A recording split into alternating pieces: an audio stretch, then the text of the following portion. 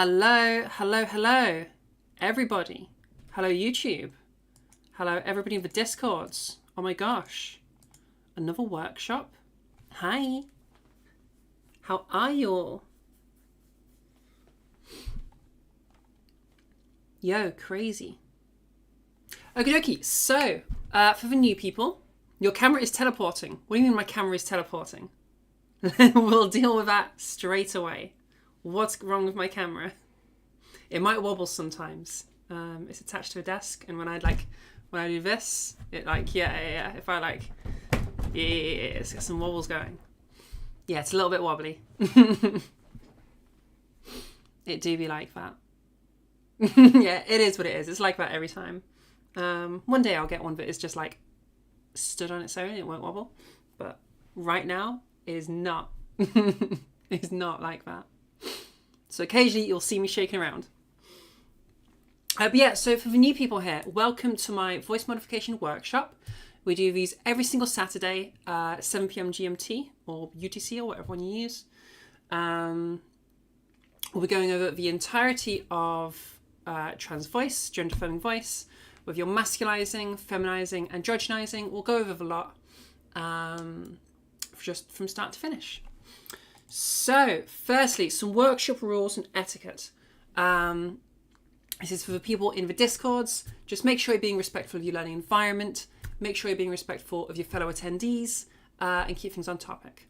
What I'm mainly meaning by that is I'm all for people wanting to, have a question or an answer or something and participating and stuff. And I really enjoy when people are taking part in the drills because that means I can engage with you guys. However, I do want to keep things on topic. We don't need to go into something about what you're doing in World of Warcraft right now. I just want to hear about your voice. There will also be a dedicated one-on-one section at the end. So with regards to dealing with people's individual one-on-one stuff, we'll save all of that at the end, where we can have a dedicated section for it. Any questions on the rules and etiquette stuff? And also make sure you're asking questions in chat. If you're thinking a question, then somebody else is also thinking that same question. So make sure you are bringing all your questions to me so I can answer all of them.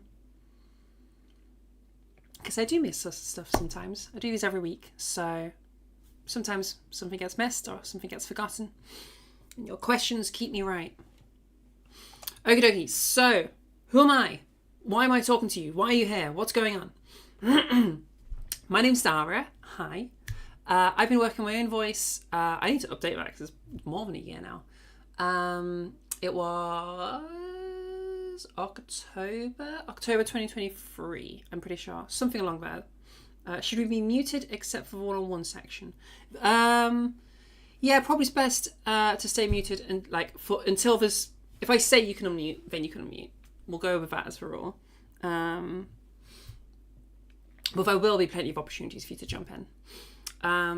Yeah, I've been working on my voice since October of 2023. Started off with YouTube videos, trans voice lessons, stuff like that. Eventually moved over to some trans academy stuff. Found their Discord, found the world of Discords, and I'm now in all of them. And then branched out from there. I got super into voice work. I really just enjoy the process. I enjoy helping other people with it. And it's just really cool. So I decided, let's help out as well. So I've been just trying to get myself trained up. I'm currently in a training program over at Singuistics, so that's insane and amazing. So yeah, right now it says I'm an aspiring vocal coach hoping to one day be the real deal. Maybe that day is coming soon.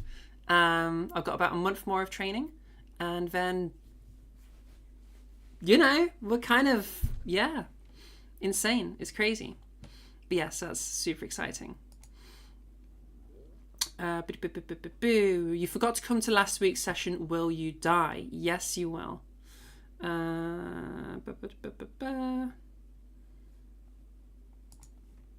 Cool. Yes, Red, you will die if you don't come every single week. That's what I want from you guys. Dedication. Okay, so who am I not? This is really important, guys. I'm not a medical professional. I've got no medical qualifications, and I can't diagnose you or treat you for any medical issues. The closest we ever come to that is if I hear something in your voice and I'm like, that sounds like something that is causing me concern, then I might ask you to speak to your doctor. It's not a diagnosis. And again, I'm not treating you. I'm just telling you to go have a chat with your doctor, see what they think. And maybe it's nothing, or maybe it's something and you need to investigate that further. So yeah, nothing medical going on right now.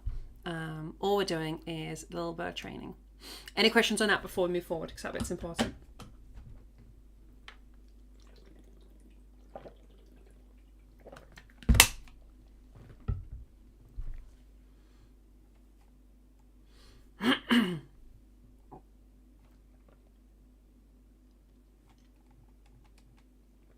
I see Fro is typing and I see Vanessa is typing. You're only confused about what kind of voice issues there'd be medically, but you think you'd find that out later. Yeah, there can be a variety of different things people have. So you can have vocal underdoers are quite common, especially in our trans community. Some people are selectively mute in that they are so dysphoric about their voice that they just don't use it ever. And if you are someone who uses your voice maybe an hour tops per day, you might become someone who is a vocal underdoer. That's somebody whose voice has atrophied and just their vocal muscles are weaker. So for those people, they have to build that muscle back again. You can also have different, there can be there's all sorts of different muscles. There could be issues with muscles. There could be issues with your larynx, issues with your tongue, all sorts of different things can happen. Look into SLP stuff. Basically all of that stuff for medical end of that. I can't help you with it. I'm not an SLP. Stream quality just dropped. For the people in Trans Academy specifically, you will have issues with that. That's because Discord only allows me to stream at 720p and seems to randomly just drop it as well sometimes. I don't know what the deal is with that. If you are struggling to view it, then head over to the YouTube. It's always pretty clear on the YouTube. And it maintains a steady bit rate.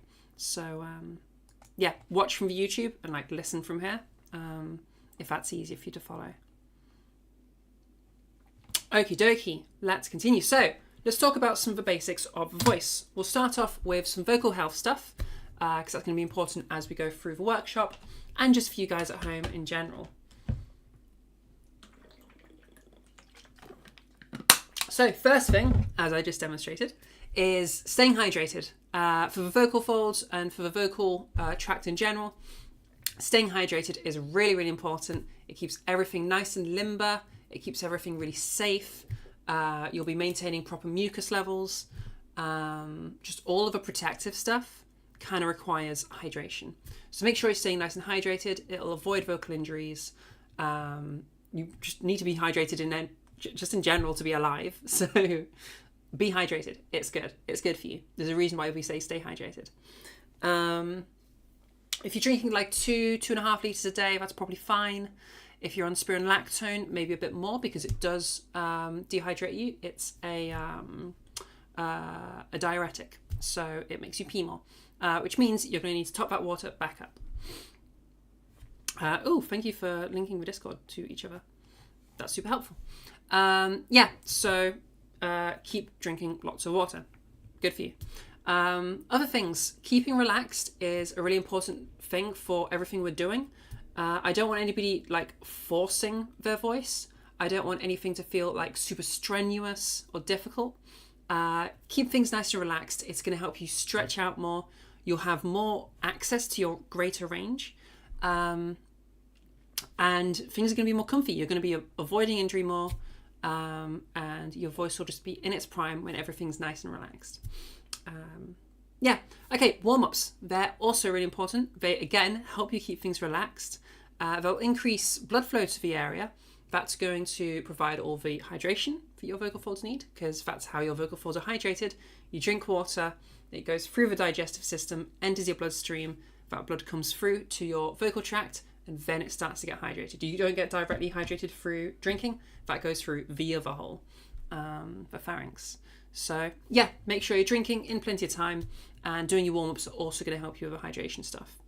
And lastly, have fun. It's like really, really useful in voice if we're just having some fun and playing around with it. We don't want to like super tunnel vision into something really specific.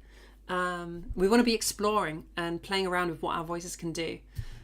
You'd be so shocked at what your voice is capable of if you just stay relaxed about it, have a bit of fun, and just, yeah, have a nice explore. Keeping it fun helps with like weird dysphoria things coming up. Treat this as we're not doing boy voice, we're not doing girl voice, we're doing weird ass sounds and funky shit. And then when all that funky shit comes together, all of a sudden you get this voice that you're liking. So don't view it super gendered, because that can trip people up sometimes. Just view it as weird shit we're doing with our voice, and it just eases the pressure off a lot. Okay, things to avoid. These first ones really don't matter that much. The last few matter a bit more. So spicy foods, there is a molecule called capsaicin, and that's what provides the spice in spicy foods. That's what binds to your tongue and you feel that heat. Capsaicin does irritate the vocal tract just a little bit, so it can be a bad idea right before your vocal warm-ups. Your vocal training. Really not a big deal. I don't mind if you eat a lot of spicy food. Just don't do it right before your training, because you might have a bit of a sore throat, a bit of a coughy throat. There just might be some irritation. Some of you might remember the workshop where I just had like a single slice of jalapeno like an hour before the workshop, and I was coughing like so much. It was horrendous. Not good. I think I'd like choked on it a little bit or something. Caffeine. Caffeine also causes a little bit of irritation to the vocal tract, and it also dehydrates you more. It's a diuretic, so it's going to have you peeing all of that good water out. So again, not a great idea right before doing your vocal exercise and stuff. Again, not a huge deal. Just don't be having like double espressos or Red Bulls and Monsters and whatever right before doing your voice work. It's just going to make things a bit harder on you. Sugar dehydrates you. We both know the issues of that. Smoking and vaping. This is a very obvious one. Everybody knows smoking and vaping damages your vocal tract. It literally causes cancer. It's kind of obvious. So it's obviously doing some damage. This doesn't mean that you have to quit smoking in order to like transition your voice. However, it isn't helping you. So just keep things in moderation, and definitely don't have a cigarette, or definitely don't do like your vaping thing right before vocal training. That's definitely a bad idea. But yeah, just keep it in moderation. If you want to quit, this is a very good reason to quit. But yeah, there are people that have fully feminized their voices, fully masculine, or whatever, as smokers. It just makes things harder. Dairy's a weird one. Dairy will just promote mucus production. I said earlier that mucus production is a good thing and you want proper mucus levels, but dairy will just make you go overboard. Regardless of, like, you could be at perfect mucus levels, and then the dairy is going to have you just excessively producing, which can just have you clearing your throat a lot more, which can then lead to a little bit of irritation and just general annoyance when you're trying to do voice work. Again, dairy is super not a big deal. I consume a ton of dairy. Just don't have like a bunch of it right before doing your voice work. Okay, those ones, apart from the smoking, those ones really don't matter that much. Like, you can almost ignore everything I just said, and I don't really care that much. It's not a big deal. These next ones, however, they are more of a big deal, and you do need to be like careful with them. Any strain, any pain or discomfort, or any tension, those things are all bad signs. They mean that you are potentially doing some damage or causing an injury, and they're also just never going to produce the sound you want. If you are experiencing like things like strain and stuff, if you're like forcing a sound and you're forcing yourself and pushing through the pain, you're most likely causing some kind of injury. If you were to continually push through the pain and just force it all the time, eventually you can cause a little bit of scar tissue to build. You can cause some nodes to start to form. If you do get nodes on your vocal tract, they have to be removed surgically. So it can be a big deal. I don't want to fearmonger on it. I've never heard of anybody actually having a vocal node thing. But if you have a little injury, it means you have to take a few days off, which sucks. So don't strain your voice. If you feel pain, stop. The whole no pain, no gain thing is total nonsense when it comes to voice. You want to just keep things nice and relaxed, nice and easy. The voice that you're hearing right now from me is going to be the voice I'm using. Well, I use it every day. You'll hear me using it through this entire workshop where I'll be doing a ton of talking, and it's not going to be an issue. It'd be no different to me using my normal voice or my unmoderated voice. This is my normal voice now, but my previous voice, they're the exact same in terms of effort levels. So it shouldn't be super physically effortful. Okay, any questions on the vocal health stuff? Questions in the chat?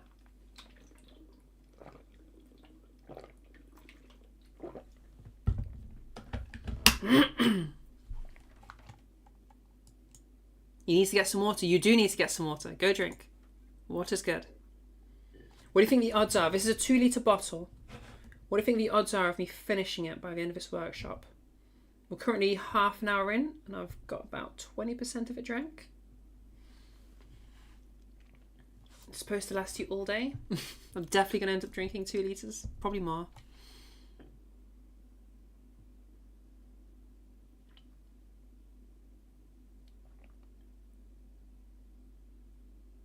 Easily finished by the end. I think so too. I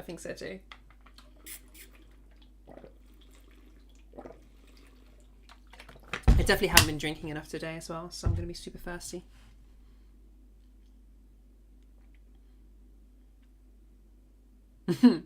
Yeah, I get that too, Fro. I get that too.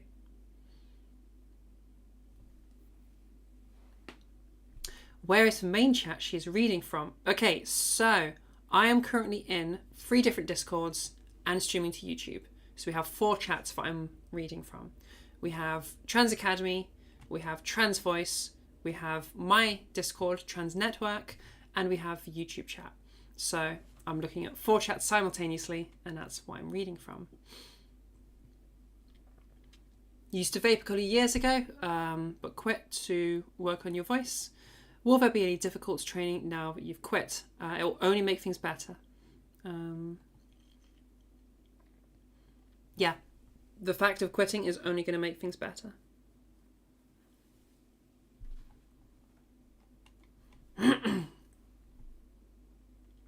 Okie dokie, let's keep going. So, how does voice work? Also, yeah, congratulations on quitting. Thank you for also saying that. I should say that. That's really impressive, Vanessa. So well done on that. That's really, really cool. Cool. So how do we do talking? This little diagram here, you can see the power source filter model. The idea is essentially the main power for our voice is coming from our lungs. You can think of that as like the petrol, the fuel for our lungs. We then have our air pushing up into our larynx, where it passes through the vocal folds. They open and close really, really quickly at like 200 or like somewhere around 200 hertz, like between 150, 250 hertz. That's like how many times they're opening and closing in a second. As they chop up the air like that, they're going to be applying sound. So now we have a sound that's bouncing all around, okay? And as it bounces around, it resonates and like changes and morphs. So we have our power from the lungs, we have the source of the sound, which is going to be our vocal folds, and then the filter as it bounces around and is morphed and twisted. Okay? That's essentially how you talk. That's how you make sounds. Now, how is this affected when it comes to testosterone and androgenization? So, as your body is exposed to testosterone, your vocal folds are going to thicken and they're going to elongate a little bit. The thickening is going to have more mass coming in, okay, which is going to make the sound a bit heavier. So, for example, right now I'm using a very light because I'm using very little force. I'll go more into that later. But I'm using less mass. So that's making less of a heavy sound, which means I'm very light right now. If I was to start bringing that sound back in, now do you hear like the buzziness coming into my voice? Now we're having much, much more weight coming into it. Okay, do we need to be on HRT? I'll move it back. Do we need to be on HRT to do a feminine voice? No, HRT will do nothing to feminize your voice. It doesn't. It has no effect. As I say, we have effects of testosterone. Testosterone does stuff. Estrogen does nothing. Okay, so even when cis women, when their voices develop, or like AFABs in general, when they hit puberty and their voice changes a bit, that's just from the small amount of testosterone that is still within like AFAB ranges. So the vocal cord lengthening, that's going to allow us to get deeper, sort of lower pitches. Okay, and then the larynx itself, people call it the voice box sometimes. It's where your Adam's apple is, this little area here on me. That's going to lengthen and expand. That's going to darken the sound and make it deeper and a bit more masculine. The idea of where the sound is like bouncing around, or if I've got a larger space, it's going to bounce around more. So let's talk about all of that in a bit more depth and what you can do to reverse all of the changes that we've just described through testosterone, or emulate them if you're trying to masculize. So firstly, we're going to do some softies. These are just warm-ups. These aren't going to affect your like voice presentation, but they're good to do to get yourself warmed up, as we talked about earlier. Softies are also really good just vocal training. They'll help get your voice, they'll help build like good habits for you, help you keep things safe and comfortable. For those of you that are vocal underdoers, these are the sort of exercises you're going to be doing to build yourself back up again. Softies. What it stands for is semi-occluded vocal tract exercise. The idea is essentially, we talked about how making sound, we call that phonation, how phonation works in the human voice. So we have the lungs pushing up that air, it's pushing up, and the vocal folds are intersecting with it. That's a lot of pressure on the vocal folds as all of that air comes up. So if we were to create a partial blockage at the front of the vocal tract, now we have some pressure pushing back again, okay? That's semi-occluded. That just means partially closed, okay? So partial closure at the front of the vocal tract, like our mouth, which is creating pressure pushing back. So you have that pressure coming up, pressure pushing back, cancels itself out a little bit. So you just have less pressure on your vocal folds. Does that make sense? So then we can start stretching them out and doing some stuff for them without them being under so much pressure. Does that make sense to everybody in terms of like what we're doing and like why we're doing it? I'll go over in a second how to do this. But does the why make sense? You keep clearing your throat. Are you okay? I'm recovering from being a little bit ill, so I'm going to be clearing my throat a lot, but we're pretty much close to okay now, so we're all good. But yes, I am going to be clearing my throat quite a lot because I should be taking a day off, but I'm not because I love all of you people. If you guys are ill though, you take a day off, or however long off, or a week off, whatever it is.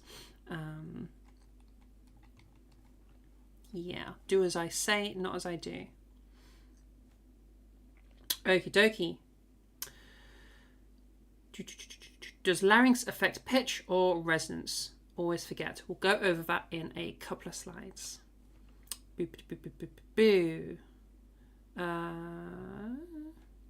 Basically, the exercise lets you get a feeling for the muscles. Not a feeling for the muscles. It's reducing the air pressure on your vocal folds. So that air pressure coming from the lungs, yeah? Do you remember if I go boop, boop, boop, boop? So that power, okay, we're going to counteract that air pressure by having a backflow of air pressure from that partial blockage. Does that make sense? So now there's less pressure on the vocal folds, so they can flex a bit more, and they're going to be in a much lower pressure environment. So we can just stretch them out a bit, get comfy, and it's going to be nice and easy for them. It just makes it easier for them. Okay, so let's get back to it. So how the hell do we do that? Right, we can cause our partial blockage in a few different ways. Most people's favourite is the lip trill. We could also have the tongue trill. We could have, there's loads of ways we can do this. There's the N, and there's the Z, Z, there's ying, ying. What else have we got? There's loads of them that you can do. In theory, you can do but that doesn't create very much pressure. So humming doesn't really create very much pressure. The others that I'm talking about do create a decent amount of pressure. There's also the special secret sauce one. Not secret sauce, everybody knows about this one. But it's the best one. Is bubble phonations or straw phonations. And the way it works essentially is you have a cup or a bottle of water and you have a straw. You dip your straw in and then you just blow bubbles.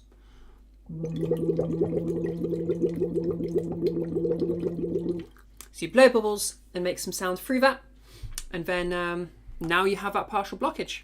So now that we have our partial blockage, we have that air pressure pushing back. Now let's stretch out our vocal folds. So it's very simple. We're just going to move up and down very gently in pitch, going from like high to low in larger and larger increments. Okay, think of it as like a pendulum but in reverse. Okay, pendulums kind of, they start with a bunch of energy and they slowly trickle out. We're going to do a reverse of that. So we're going to do slow movements up and down, getting bigger and bigger and bigger and bigger until eventually we hit the edges of our pitch range.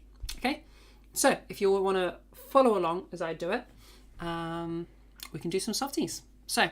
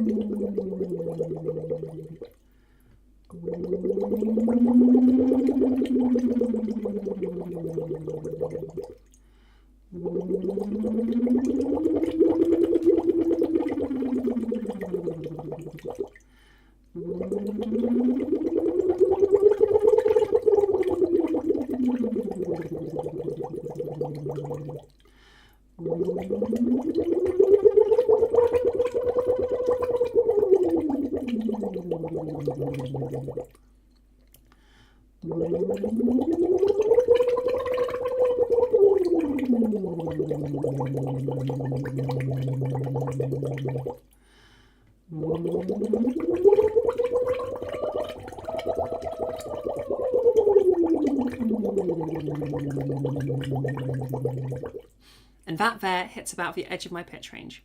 So I then have people do one more, where we're going to go up to the top. We'll do a little siren where we go like, and then we go down again, a siren at the bottom. So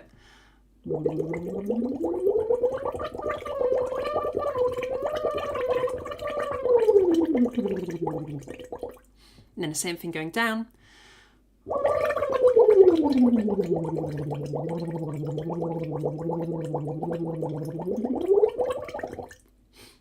There you go. That's the best vocal workout you can do. So the water creates a perfect little partial blockage because you can still pass the air through it, but you get the natural water pressure pushing back. Okay, so the water really, really nicely stabilizes you. It creates maximal intraoral pressure, we call it, just pressure in the mouth. And yeah, it's really good. The only issue with the bubble phonations is you don't always have a straw and a bottle of water on you. Also, you can already see I've splashed everywhere. They're just a bit annoying and inconvenient. So if you don't have a bottle and straw with you, you can just do any of the others that we were talking about, whether it's your lip trill,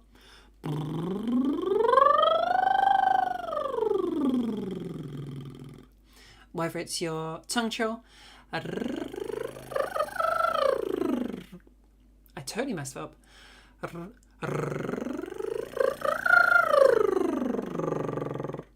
Whether it's your Z,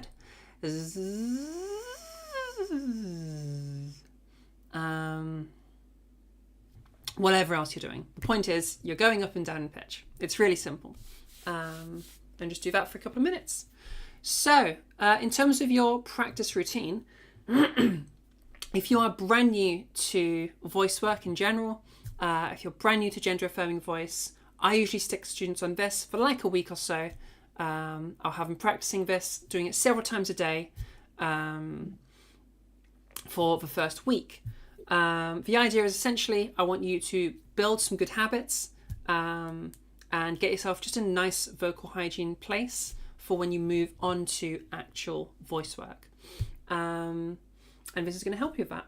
For your practice, as I said, several times a day, every single day, but it doesn't have to be a big deal. 30 seconds is fine. We did quite a long one there. I don't mind if you do half of that. As long as you're getting to the edges of your pitch range, you can go through it faster than that. Yeah, it's totally fine. With regards to practice, I'll say that now. I want little and often. I don't want big and infrequent. So if you do like one hour-long practice a day, that's trash. I hate that. Garbage. Throw it in a bin. Okay? But if you're doing like for 30 seconds, 5 times a day, that's like 2.5 minutes a day. That's amazing. I love that. That's like the best practice ever. You're like a really good student if you're doing it 5 times a day. And you're going to learn really, really quickly doing it like that. Any questions? You wish you had a straw? That's fine. Just do the lip trials. It's all good.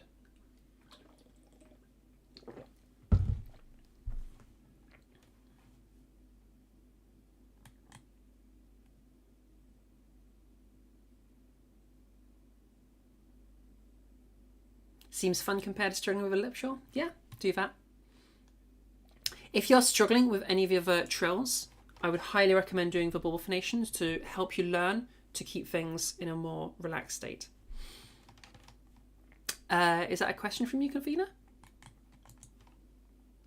By all means, ask your question. How do they help with breathiness? I'm not aware of softies helping with breathiness. I think I did see somebody mention that to you before. I'm not aware of how they would help with breathiness. Maybe it's because they're helping you control your airflow, possibly. Yeah,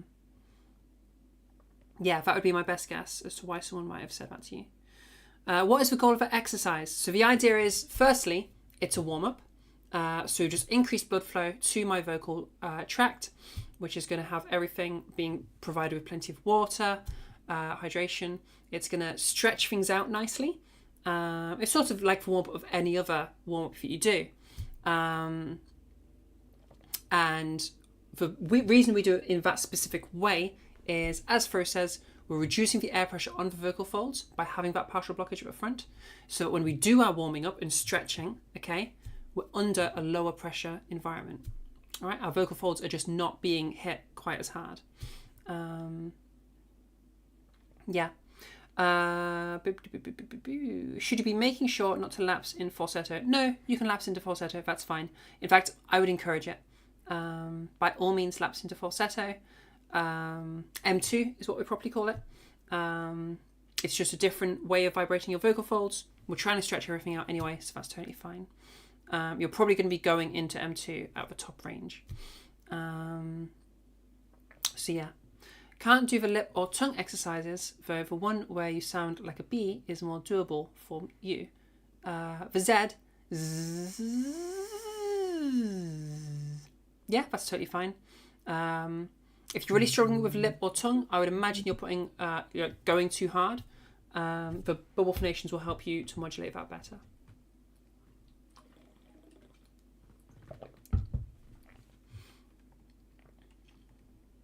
Hi, Cabby. Thanks for coming.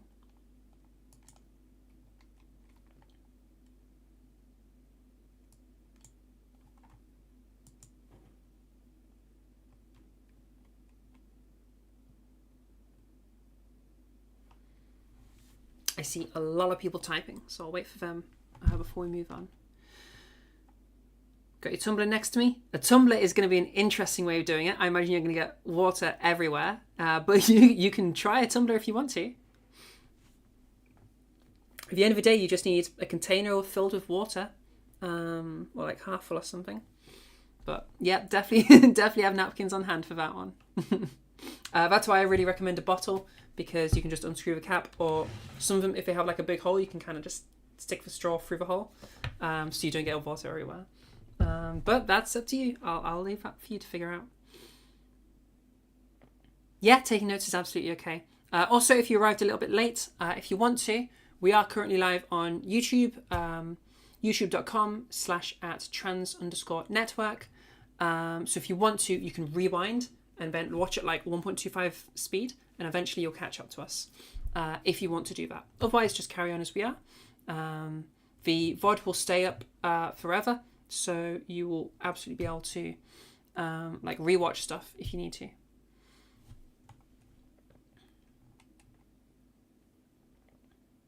What was the link? youtube.com/@trans_network. It's also somewhere below me. Is it this one? This one. It's this one here. I'm pretty sure I've updated that. So it should say trans_network. Yeah.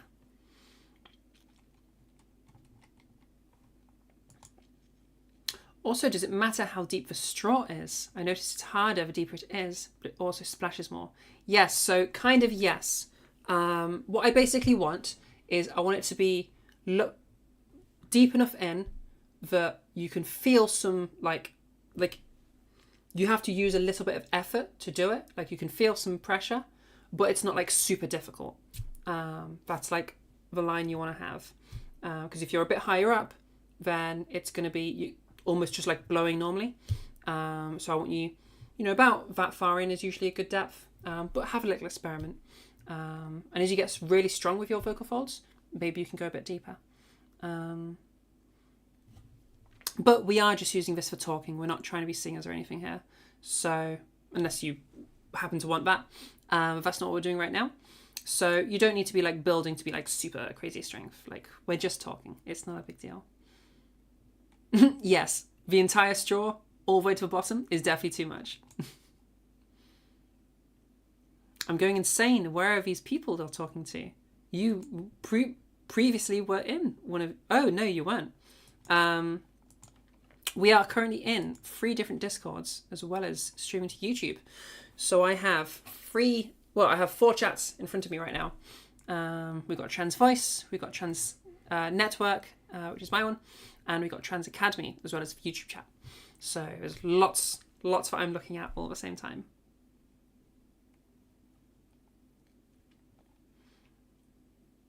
It's pretty crazy. You get used to it. Any more questions on Softies before we move on? I'm definitely going to need more water.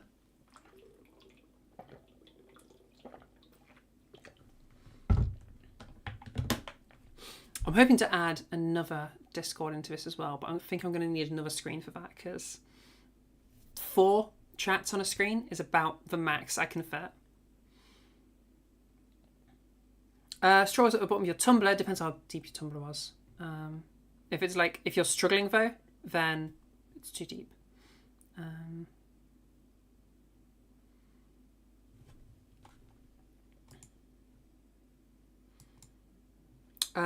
Person whose name begins with F, because I can't see because of streamer mode. We'll go over those next.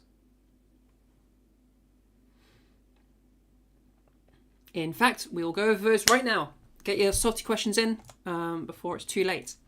So, it's never too late, don't worry. You can ask whenever.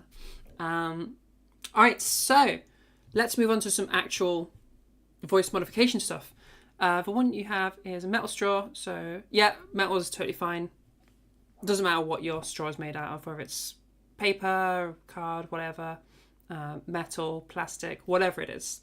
Straw's a straw. Paper ones might start to disintegrate a little bit, but you'll figure that out as you go.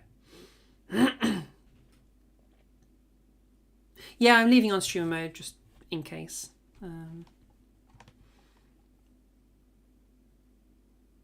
What is the benefit of using a straw? You might need to rewind because we've just gone over that a few times. If you rewind on the VOD, you'll be able to see that. Fab. Okie dokie. Let's move on. So I mentioned earlier, let's go back a little bit. I mentioned earlier we have the effect of testosterone on the voice. We have some vocal fold thickening. Okay. So that's literally the vocal folds getting more mass on them. What does that mean? Okay. In terms of the sound created by that, we have more vocal fold contact. They're just literally thicker and heavier. So we're having a greater closed quotient. What the heck is a greater closed quotient? Essentially, I mentioned earlier how as we produce our voice, our vocal folds are opening and closing. All right. Now, as we go from closed, open, closed, we call that a glottal cycle. You don't need to remember that. Just remember that that's the cycle thing. Okay. And they do that on repeat. All right. Now, let's say we tweaked that cycle. So if I was to have more of a closure, because when we close, we don't really like 100% close. But we call it a close because it's like mostly closed. But let's say if we have more of it closing during that, and let's also say that we have more time during the close, open, closed. You have more of that time being closed than open, okay, as well as that extra actual closure itself. That's going to produce a heavier sound, okay, which people are generally going to read as a bit more masculine. So I'll quickly demonstrate that. So you can hear my voice right now.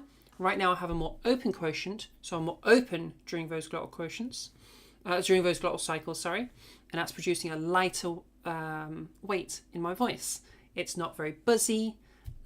It's not super it's not super intense. It's not particularly rough. If I was to start increasing the vocal weight a bit, now we're sounding a lot more buzzy, a lot more rough. Can you hear that buzz in my voice right now? Yeah, do you hear the buzz? This is your quotient. So now we have a more closed quotient. We've got a heavier sound coming out. Yeah, that's what's going on. So I'm closing the vocal folds. Yeah, I'm closing. There's more of it closing as they make those closures, and they're spending more time closed during each individual cycle. Remember, these cycles are like super insanely fast, like usually around 150 to 250 a second. So these are super fast, but within each one, we can have different amounts of time closed versus time open, and different amounts of closure. If I was to bring things back to my original unmodified voice, right now you can hear a lot of buzziness in my voice, but if I was to remove all of that, now I sound more like this. So now I have a much lighter vocal weight, whereas right now I have a much heavier vocal weight. I've got that closed quotient. Do you hear the buzziness that's going on in my voice right now that isn't in my voice right now? So do you hear that difference? And again, it's not in my voice right now, but it is in my voice right now. Yeah, do you hear that difference? That's what you're listening out for. So it's like when you tighten your lips, blow harder while doing vocal trills, but instead of lips, it's folds. Maybe, I didn't understand the question, I'm sorry. Don't worry about tightness or anything. It's just a matter of when they close, more of them closes, and they spend more time closed. And if you imagine, like, if they're thicker and they've got more mass, that's going to have them going with a bit more weight. They're literally that weight's going to make them close a bit more, and it's going to take a bit longer for them to open and stuff like that. So they're going to stay shut a bit longer just as a result of being a bit thicker. So that's why the testosterone is going to start creating that. Which is why we, with behavior, change that ourselves so that it sounds like we don't have that extra mass there, even though we do. Or vice versa, we just, through behavior, have more closure, which is going to make things sound like we've got that extra bit of mass. It just hit you, it's for weekend. Yep, true. We'll cover resonance later. This doesn't affect any of that.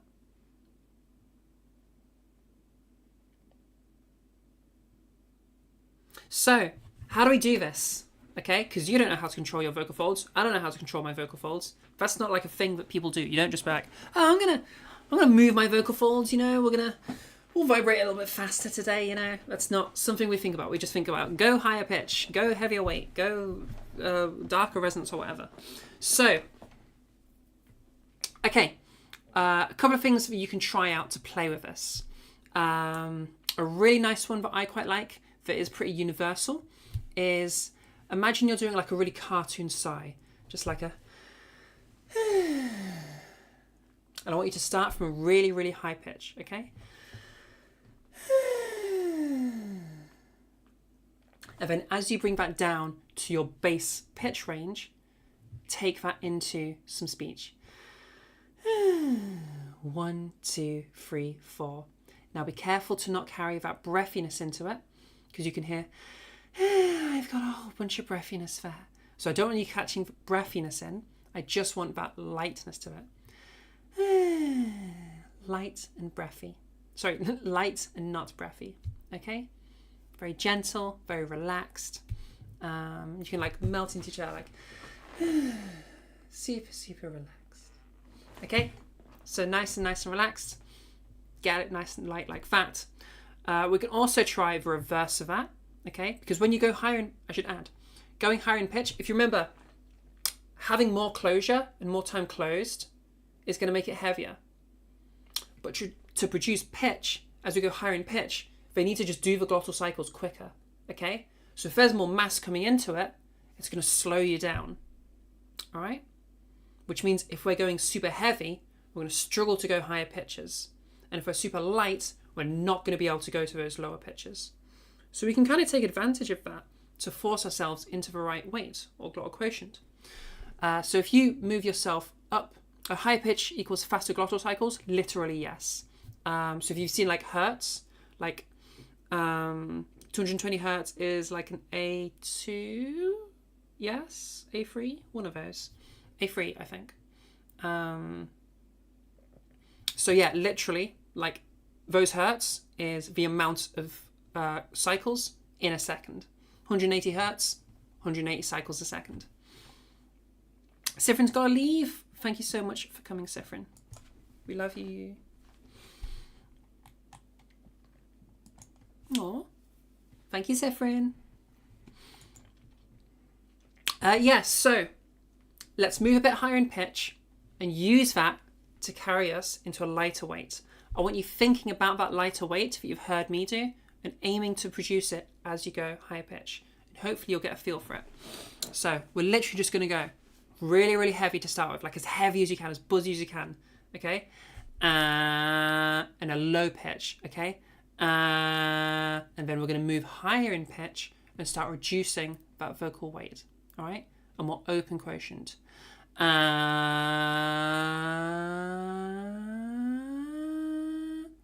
now we're at a much, much lighter weight, but we're super, super high pitch now. So let's bring it down again, but keep that lightness. And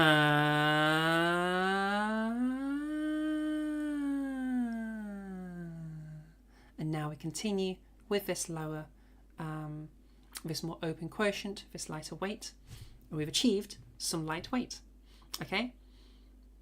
Now, if we was to move it over to our unmodified voice, or my unmodified voice, okay. 1, 2, 3, 4, 5. So do you get the idea, okay? We're getting that lighter weight, that gentler sort of a thing. You can use whatever word you want for this. If you're over at somewhere like Synguistics, they're going to call it quotient. If you're over at Trans Academy, Trans Voice, OVC, who else? A bunch of places use weight. But you could say like buzziness, okay? So we're going for that less buzziness. You could call it roughness. You could call it like intensity, kinda. Whatever seems to make most sense to you. You're confusing weight and pitch right now. Use that pitch to help you get to a lighter weight. But we'll try and distinguish them as we go, okay? One glass down, yeah? No, we're not opening our throat or tightening it. none of that is relevant at all. All we're doing is changing that vocal fold behavior. But don't you worry about any of that stuff. Don't think about your body. Listen to the sound, okay? So if I was to drop things back over to here, listen to the sound of me talking right now and me talking right now. Okay, that's what I want you producing. That's what I want you aiming for. So don't aim for a different thing in your throat or different vocal fold behavior. Just aim for going from this sound over to this sound right now, where it's much gentler. Okay? That's what I want you to go for. You just sound angrier. Yeah, okay, okay. That leads us on to our next way we can play with this. So I want you to imagine you're holding a little baby, okay? It's a little baby. It's a really freaking cute baby, okay? And you're just going to coo at the baby. Cute baby. It's very, very cute, okay? Or if I'm dropping things back into unmodified. Oh, cute baby. Cute baby. Oh, super, super cute. Okay? Now that baby's just thrown up on you. Gross baby. Or if I drop things back into masculine. Gross baby. You're just thrown up all over me. Gross. Okay, and then you can compare those two sounds.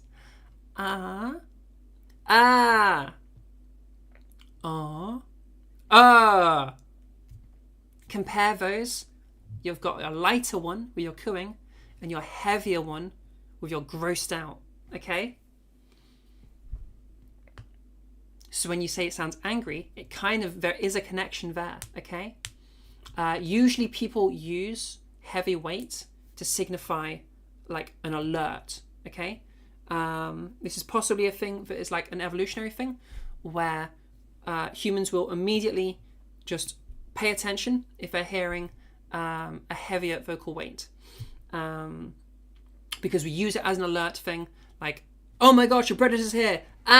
It's really intense. This is a big moment right now. So we'll get louder and we'll get heavier. We'll use a more closed quotient. Yeah? So we can kind of take advantage of that and use some of those. If we get that volume side of it out, we can use some of those in our different exercises. So like another one we can do is the ASMR voice versus the sports announcer. We can just say, pretend we're doing like some ASMR. We're talking really, really gentle, really, really soft speaking.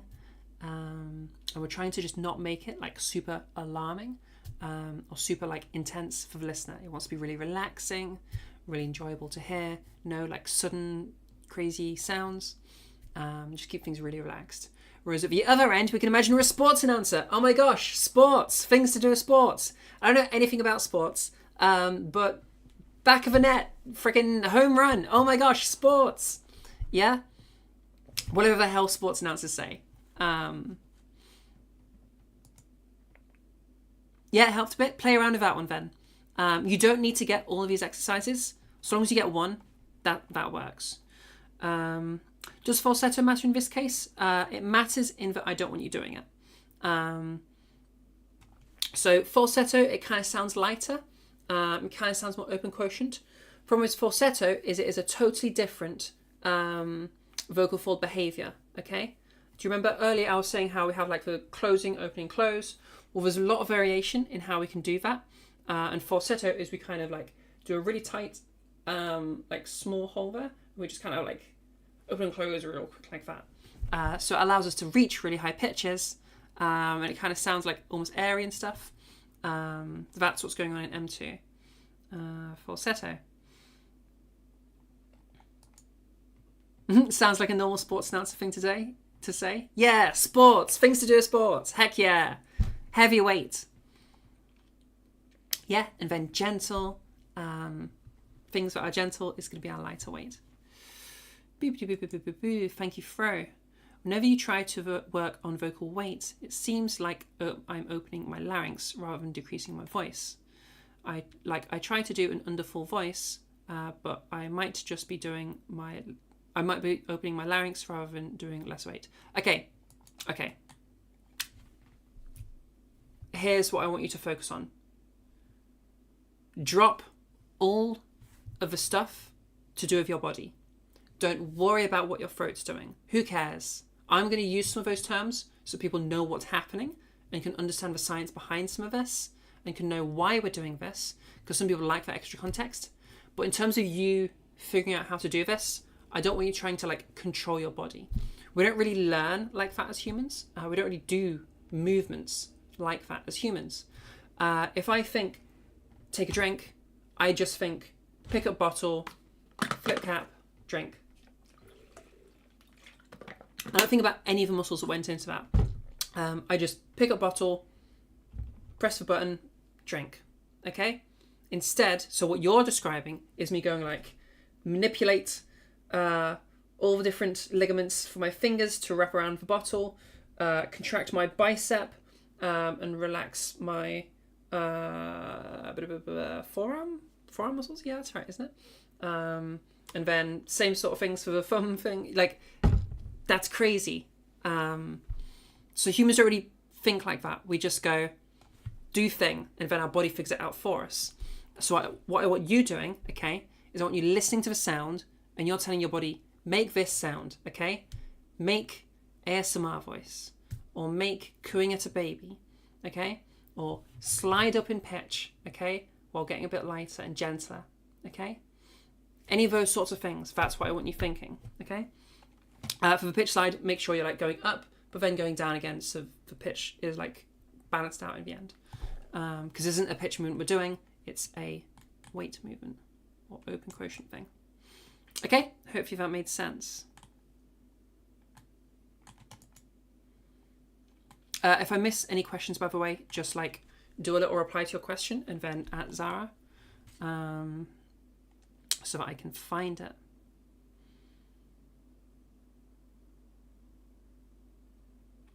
Your partner tells you you have more of a femme voice when it gets way too quiet. So a lot of people conflate volume and quotient, okay? Or volume and weight, all right?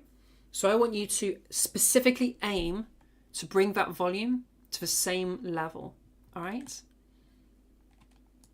Like you can hear right now, if I can go pretty loud and still be quite an open quotient. You can hear it's still really gentle, but it is still quite loud. And I can also be like really quiet with this closed quotient, with this like buzziness coming in, and I can get like kind of quiet. So like, yeah, it's different. I want you to be, they are tied a little bit, but like not much. I want you to be able to move them somewhat independently of one another. At the very least, I want you to be able to produce an open quotient or a lightweight in your like ordinary talking volume. So keep the voice, but train to increase how loud I can be while not changing pitch or anything. Yeah, just try to go a bit louder. Is volume merely the force exerted with the lungs? What is volume? You know what? I've never even considered that question. I need to double check how we actually go louder in terms of anatomy. Good question, Fro. I will look into that. I can't believe I've never even considered that question. It's just not something I've thought about. Come back next week. I'll have an answer for you. I don't think it's just more air pressure. But I need to find that out. So thank you for that question. I will look that up.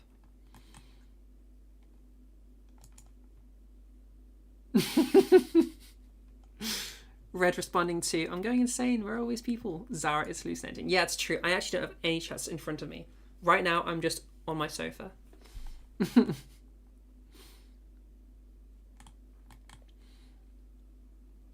How do you know you've changed quotient? What makes the difference between an open and closed quotient? Listen to the sound, okay?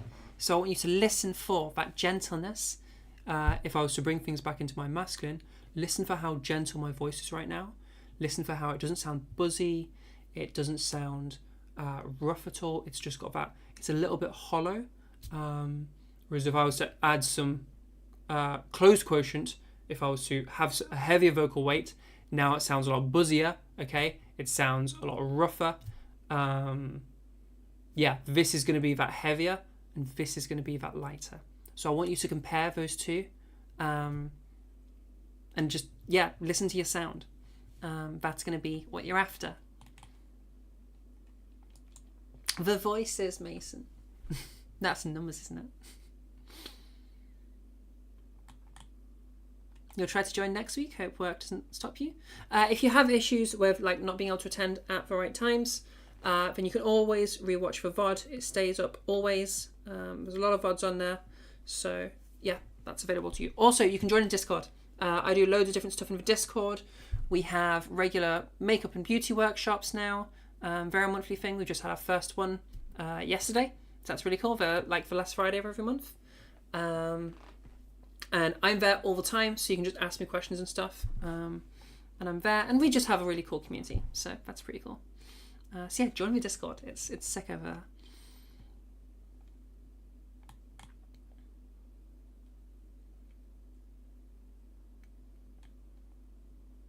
Yep, you are physically linked to joining next week. Your body will spontaneously combust if you do not come.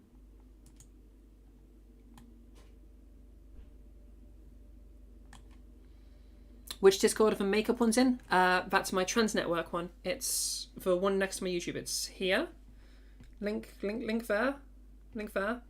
If you're struggling to find it, head over to my Zara's12 Discord account.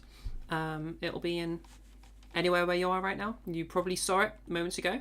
That was who alerted you about this running. Click on that profile. There's a link there. Or there's a link on the YouTube as well.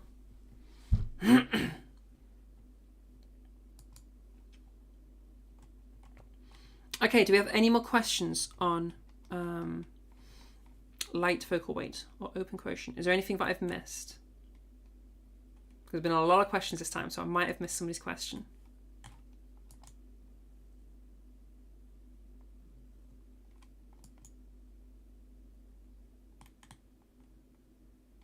Yeah, you guys are the most chatty community. So it's making a hollow sound lightweight. Yes. Yeah. So if you're going over like this, okay, that is also going to be a very, very light. That was a little bit too falsetto. If you're going kind of like this is also a very, very light vocal weight, okay?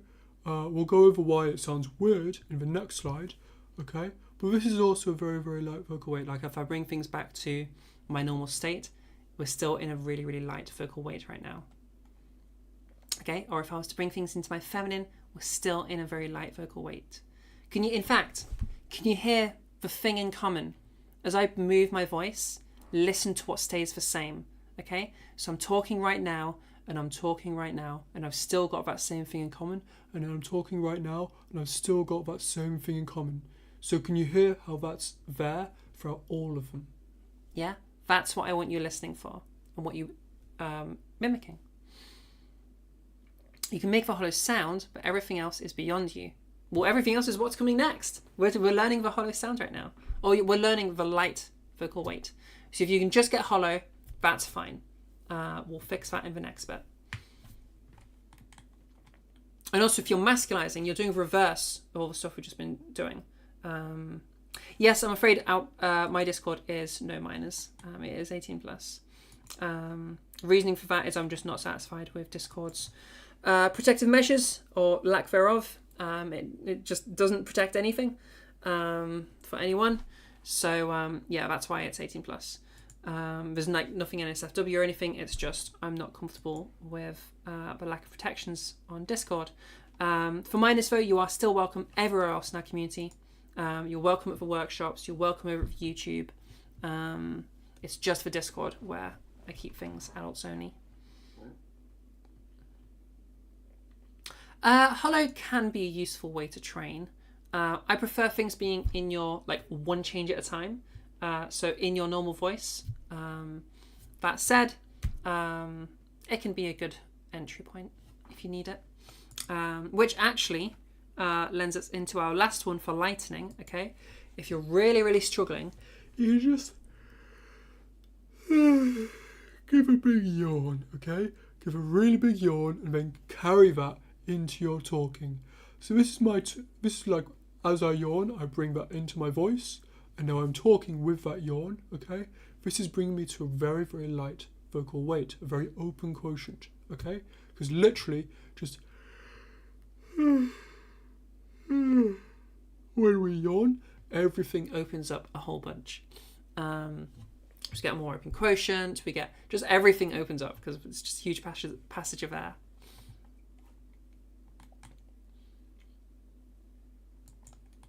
Now, if you are trying to increase your vocal weight or close your quotient, increase your close quotient, then another method for you is going to be sliding all the way down until things get weird.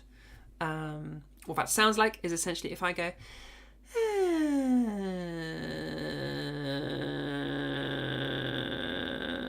now I've got much heavier vocal weight. I've also got a bunch of fry coming in, so I'm going to drag it back up.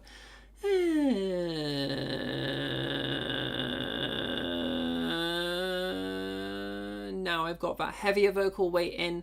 I always end up sliding into light. I'm going to do that in my original voice so that I can demo that properly, because I'm so used to keeping things light.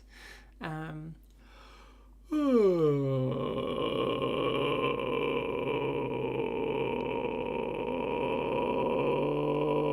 you can hear right now I've got a much heavier vocal weight coming in. Okay, so it's literally go down in pitch, let things get freaking weird, get as low as you can possibly get, sit in that gooey, weird kind of sludgy kind of sound, okay? And then start bringing things back up.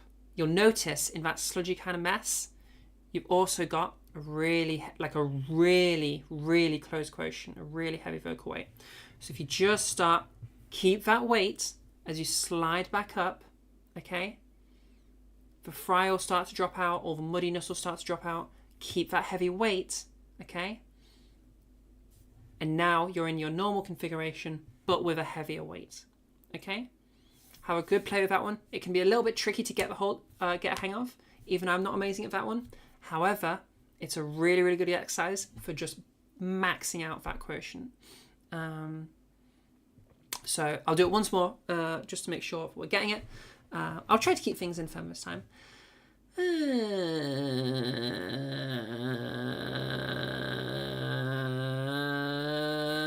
Now I've got a really, really heavy vocal weight. Can you hear that really, really, really heavy vocal weight coming into my voice right now?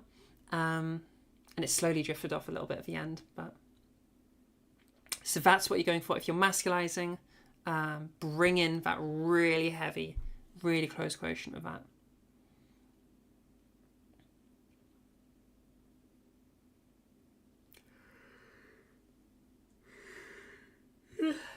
You guys just made me do the exact same thing.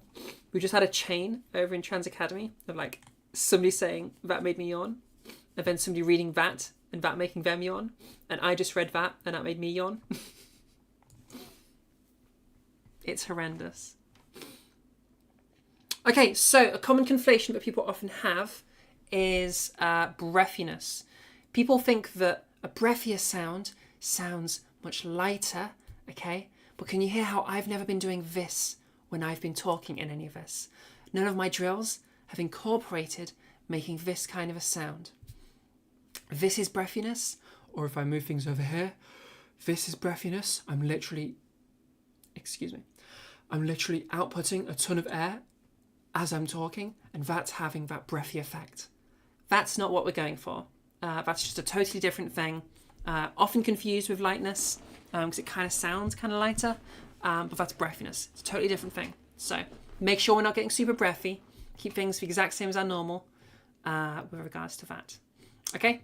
All right, get your last questions in for weight and quotient. If you're lost, if you don't understand, tell me so I can help you fix it. Okay? All right, I'm going to go pee. I'll be right back.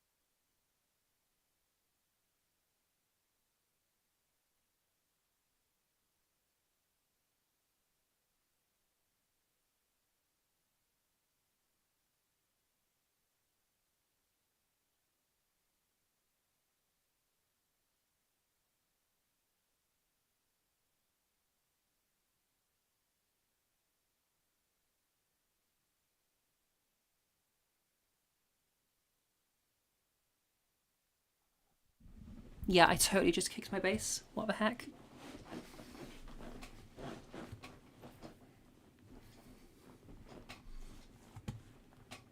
Okay, what am I doing? What's going on? What are these questions? Boo. Okie dokie. You embody breathiness, yes, and make sure you're bringing that breathiness away, okay? So literally output less air, okay? If you're struggling with a breathiness, do more so you can figure out how to do it and then bring it away again. So if you're like kind of breathy, go like super breathy so you can figure out how to do it. So you're literally exhaling like an entire breath with every single sentence, okay? Then start bringing that away again so you can start moving things off of that breathiness, okay? So if you're ever struggling where you've got some weird conflation, you just can't figure out how to get rid of it, do more of it to figure out how to do it and then start removing it again, okay? You're like gaining that conscious control. You've just realised you've been doing a lighter vocal weight the entire time. I was talking with some of your girlfriends. Yeah, that could totally be a thing. Yeah, 100%. How do you tell if you're doing it right or if you're just applying breathiness to it? And how can I avoid it? So listen to the sound. In all of these things where you're like, how do I figure out if I'm having that problem? You'll listen, use those ears, okay? So listen for these two sounds. This is me going super breathy right now. Or if I just bring it back to my unmodified original voice, okay? If I just add a bunch of breathiness, it's gonna sound like this. You can still hear that buzziness in it. All I've done is gone really breathy, okay? Or if I am doing it, but I'm adding breathiness as well, then it's gonna sound like this, where I'm still like a lighter weight, but I'm also super breathy. Like you can hear my breath in my voice, okay? If I then remove that breathiness, now it's gonna sound like this. So we have that lightness to it, okay? But we don't have any of that like turbulence going on, okay? Or if I'm in my my actual voice, right now you don't hear any breathiness at all. You don't hear any of that turbulence. But if I start increasing the turbulence, having a whole bunch of breathiness, you can really hear that air coming through. So just use your ears. That's always going to be the best tool for diagnosing issues. Anyone know how long we'll be here until the end?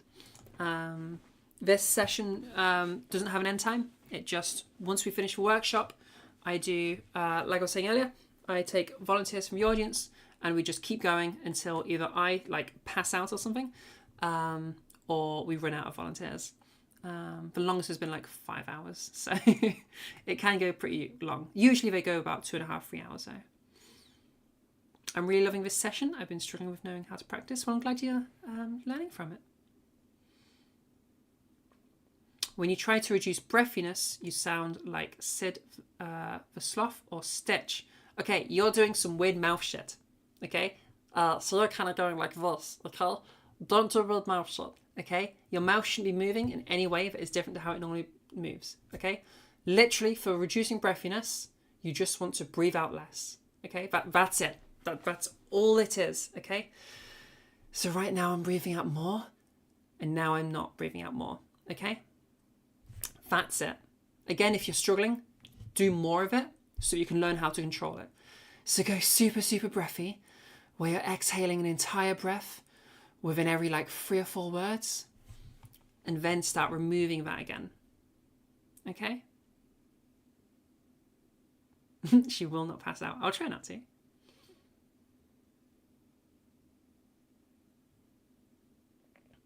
You've been doing some weird mouth shit. Zara 2025. Yeah, true. They were doing some weird mouth shit. It's called knödel. Or knödel. It's like a German word. I'm having trouble identifying the buzziness you mentioned. Is it just vocal fry, or are these different things? These are different things. I'm glad you mentioned that. So, if I start talking like this is me talking with a whole bunch of vocal fry. Now, we do have some vocal fry coming in when we go down, if we're trying to do that method, where we're going down into, it's called grave, where everything gets all sludgy and weird. So if I do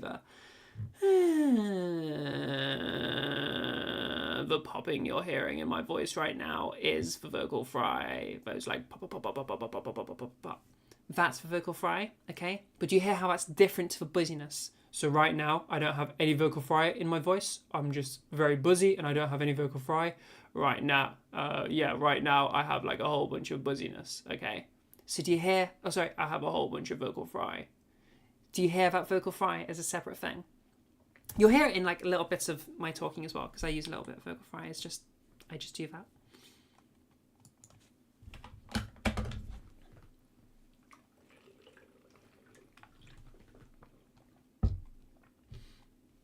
Okay, I'm going to come back to Trans Academy because I've been focusing on your questions, and we're going to head over to Trans Voice for a moment and see their questions. Is it possible, or I guess at all productive, to separate weight from pitch? I know some people aim for lower pitches with relatively lighter weights. Yeah, it can be. I would say start off, use the connection. The thing is, it is intrinsically connected to pitch, in that when you're going to super high pitches, you're going to struggle without lightening your weight. And at low pitches, particular low pitches, like super low, you won't be able to access them with a lighter weight. You'll have to go heavier eventually. But you do have a lot of wiggle room within that. Like I have quite a lower pitch for a femme voice. However, I'm still using quite a light weight. So if you want to really play with like what your range is, do that thing I was talking about earlier where we're going to go up and down. So we'll start off heavy. And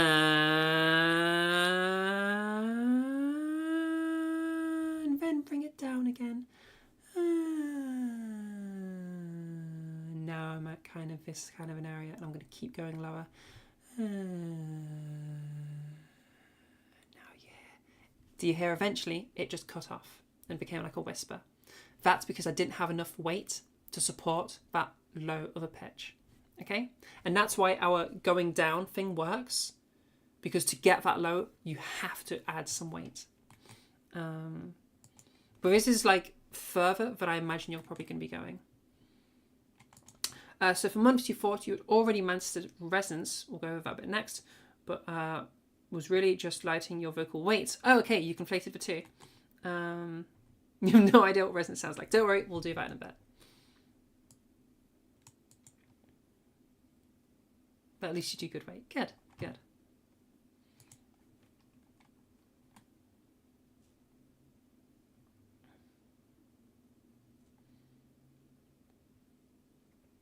Thing is, what is the buzziness? Are you asking like what it is on a technical level? Like what's producing the buzziness in terms of vocal fold behavior? Are you asking me what it sounds like? What are you asking me when you say what is the buzziness? What it sounds like. Okay, so another quick demo. You hear in my voice right now, I don't have any of that buzziness going on. Okay? Now I'm going to start increasing the buzziness. Okay? And now I have a lot more of that buzziness coming in. Do you hear how it's like rougher and buzzier? Okay? I even went a bit louder there, so let's make it nice and quiet. Okay? Do you hear how it's still like really, really buzzy, even though I've gone a lot quieter? Or if I bring it into my original voice, do you hear the buzziness right now? And then I'm going to remove it, okay? And now I don't have that buzziness at all. All right?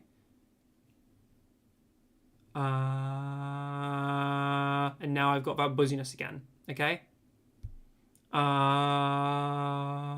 now I don't have that buzziness, okay? The sports answer versus ASMR health, yeah? So ASMR voice, we're doing like our softly spoken, gentle ASMR. Now I've got that heavier, it's sports, yeah, things to do with sports. Oh my gosh, the freaking person is hitting the ball. It's going so far. Oh my gosh, is that a home run? Did you score a goal? Yo, get the thing to do with the bat doing the thing. Yes, sports. Coming next on Sports Tube. It's basically when your mouth starts vibrating. No, this has nothing to do with your mouth whatsoever. All of this is happening because of our vocal folds. Don't focus on what your body is doing. Focus on the sound. All of this happens in your vocal folds. It's your vocal folds doing them. So remember earlier, I mentioned quotient. Quotient is literally as your vocal folds go closed, open, closed, and they do that really, really quickly as you're talking. They can be closing more they can spend more time closed, and they can have a more complete closure. That's going to increase the closed quotient, like it's the closed like percentage. So with a larger closed percentage, closed quotient, you're going to have a heavier voice. With a larger open quotient, you're going to have a lighter voice. But that's in terms of like the mechanics of this. I want you focusing on the sound, okay? Listen for that buzziness, or that gentleness, okay? So right now my voice sounds nice and gentle. It's not got any of that harsh buzziness. It's not got any of that roughness to it. But if I start adding some, in fact, I'll go quieter just to make sure that you're like understanding. If I have like, if I add some roughness to it, if I add some buzziness to it, I can like really, really get buzzy, okay? I'm like really, really, really buzzy now. And you can hear how there's a whole bunch of buzziness, or roughness, or jaggedness to it, whatever you want to call it, I don't care. But yeah, that's the point. That's what we're trying to get. And now I'm a much lighter. Or again, if I go back over to my unmodified, this is like buzzier. I could get, this is pretty buzzy. And then if I was to remove that buzziness, I could end up somewhere here where we're much, much lighter, okay? Do you hear how me talking right now? 1, 2, 3, 4. 1, 2, 3, 4. Do you hear that difference in the buzziness? That's what I want you focusing on. Are there any exercises or things you recommend that you say do to practice vocal weight? We just went through a whole bunch of exercises. Please answer Gabby's question first. I will do that first. How do I get into a femme voice more consistently? Right now it feels like you have to spend a few seconds adjusting, readjusting just to get somewhere. It feels difficult to maintain or remember. So at first, you will have to re-drill constantly. This is brand new behavior that you've probably never messed with before. So it's okay, and don't worry about it too much if you're like trickling out. Just every time you hear it, start to trickle away, re-drill, do it again, get yourself back into that heavier weight, or that lighter weight, and just constantly repeat that. As you keep doing that, you're going to train yourself to do it consistently. Also, good practice, okay? I don't want you just repeating drills. I want you talking and actually using your new voice, okay? So even reading is like, it'll do. I want you talking, like off the top of your head. So you could describe literally what you're doing. You could tell yourself about your day. You could tell yourself your plans for the day. That's what I did. So I walk my dog, and I'd do that on a morning and an evening. So 2 of my practices were just telling myself the plans for the day, or telling myself what I'd done during the day, depending on what time it was. But yeah, you can explain something out loud. You can explain what you're doing right now out loud. You can, whatever. Just anything where you're having to like think about the words you're saying. So if you're adding that bit of cognitive load and you're making it a bit more difficult for yourself. Also, VCs are great. Or VR chat is good. Heck, if you really want to practice, head over into my Discord and chat with people. That's an amazing way to practice. And no one's going to judge you for just re-drilling in the middle of a conversation. So that's like amazing practice.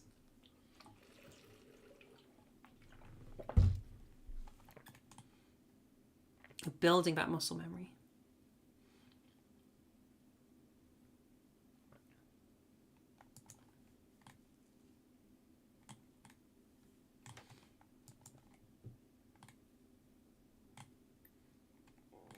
Where was that other question? Oh, there it is. Are there any exercises or things you recommend or say to do practice vocal weight? Did that answer your question as well, Fro?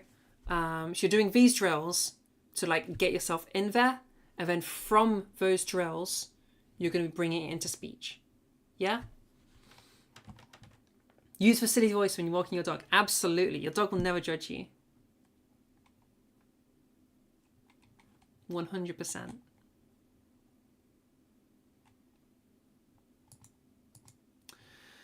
Can you drop an invite to the Trans Network Discord server? You're in Trans Academy. Literally click on me, click on my user, and in my profile, you'll see the link. But it's also below me there.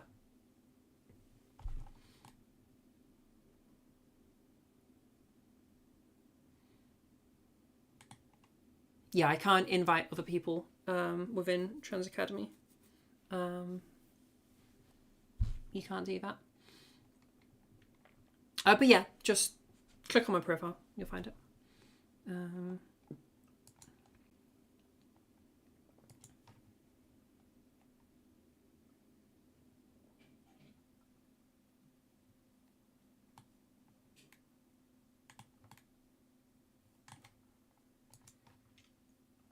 Okay, any more questions about weight / glottal quotient? And these are two different words for essentially describing the same thing.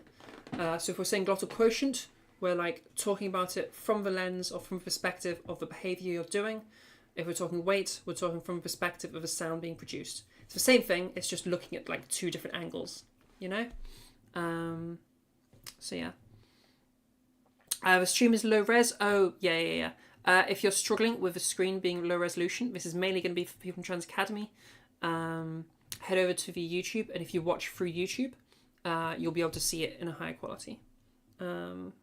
Or join my Discord, watch it through my Discord.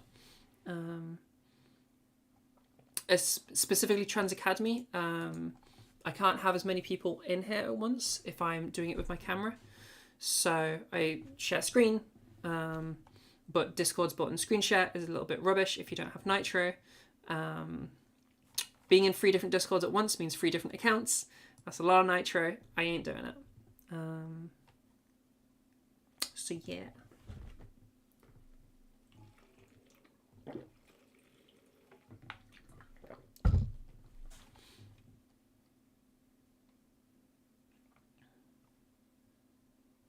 Yeah, using the video might help make it easier to read the slides.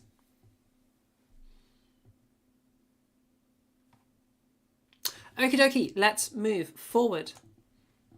Boop. Okay, so our next big element. We mentioned earlier how... Wow, where is it? Yes, that's it. We mentioned earlier how effect of testosterone on the voice. We have our larynx lengthening, okay? It literally gets bigger. The larynx is this little box here where your Adam's apple is. Some people call it the voice box. The proper name is the larynx. It's a bunch of cartilage, and it's where your vocal folds are housed. And you can move it up and down, which is kind of cool. By moving it up and down, we can change the sound being produced. Now, larger sound, all right? You remember I said the larynx gets bigger? That larger sound is messing with your voice, okay? Listen to this. This is my ukulele, okay? It's got a body, all right? This is a chamber. We can imagine it's the larynx, all right? If I just tap on it,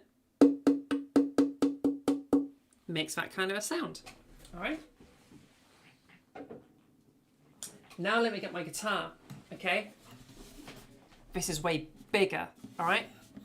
So listen to what happens when a chamber gets bigger, okay? Listen to what happens to the sound, all right? So this is like testosterone being exposed to it, okay? Totally different kind of a sound, okay? It's much darker. It kind of sounds bigger and larger, okay? That's... no, that was a guitar.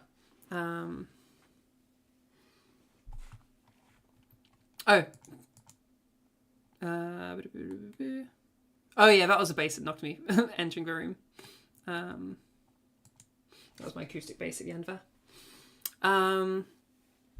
Yes, so did you hear that huge difference in the sound with the ukulele versus the guitar body? Okay, that's what's happening to your vocal tract when testosterone, when it's exposed to testosterone. Okay, so that's what you're emulating if you're trying to masculize your voice, or we're trying to emulate the ukulele. Okay, if we are feminizing our voice. Okay, now Very cool. We can change the size, kinda. We can raise up the base of our larynx, and that allows us to get that smaller size, so we have that brighter sound that came from the ukulele. Hey, sorry, I need to leave. This has been wonderful, and thank you so much. You're very, very welcome for doing it for free. Yeah, happy to do it for free, absolutely, 100%. Hopefully you'll be here again next week. Yeah, it's every single week, 7 p.m. GMT, so absolutely come along. If you want to catch up on what you missed, just head over to the YouTube and you can rewatch it. Also, I do super recommend joining the Discord, because there you can get me all the time. You can ask questions. I have a little clip submission thing, so you can like submit a clip and I'll listen to it. I do like private one-on-one lessons over there. Right now they're free, but we're also fully booked. And we're probably going to be charging a little bit for them, but it'll be pretty cheap. And I think there's probably still going to be a free option, even when I start doing that. So, yeah, also we do like different makeup stuff over there as well. So that is cool. It's not me doing the makeup stuff. You can do better makeup than this, okay? Cool. Okay. Have a good time zone. Okay, yeah, so we can move our larynx to get that smaller or larger sound, okay? Have a listen to this. I'm going to do the exact same thing as we did with ukulele and guitar, all right? Here's my Adam's apple. You can see it moving up and down. This is my larynx, okay? Here it is nice and high. Here it is nice and low. Do you hear the huge difference That has on my voice as it moves up and down? Okay? I can even do the tapping thing.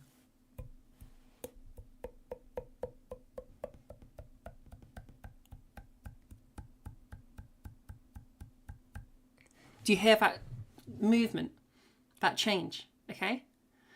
That's how we're brightening our voice.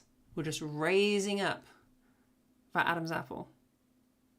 I love that little demo, that little tapping demo. You must move that ball. Move the apple. Move it up. Now, how the heck do we do that? How do you do that?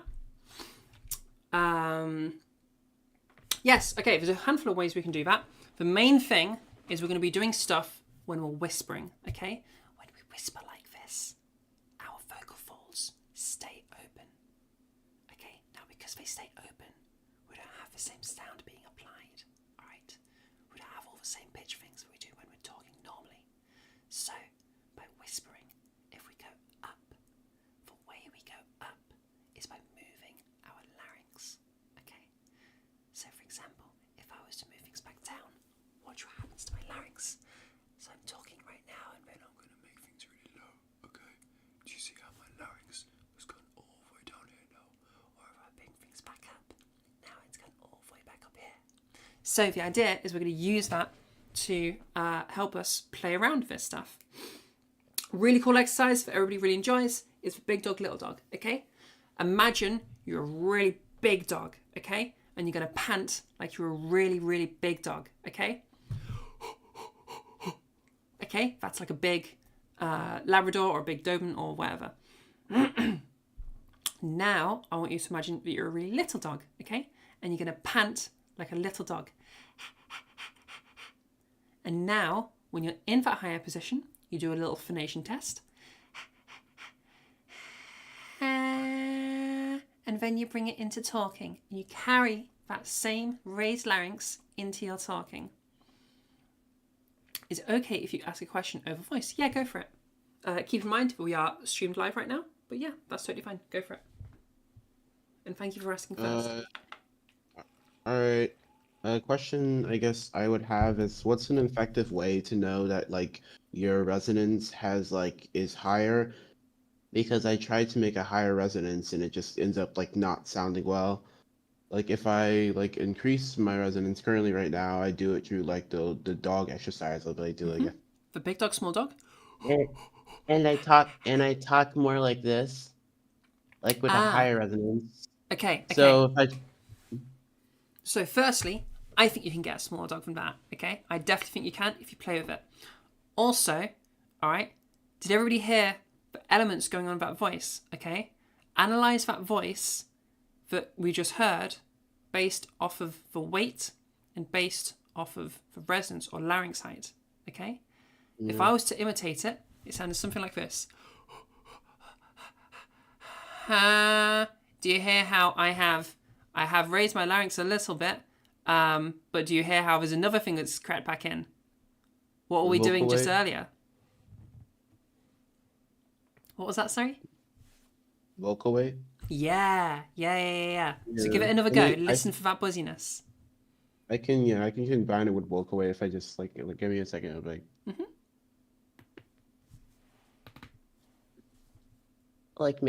Like maybe if I try something like this, would it like I combine it with like vocal weight, or at least I'm trying to combine it with vocal weight, and then my resonance Do the big dog, small dog.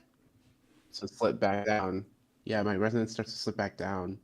Yeah, so slipping Like down I is going to kinda- happen when we're practicing and when we're learning to get good at this, okay?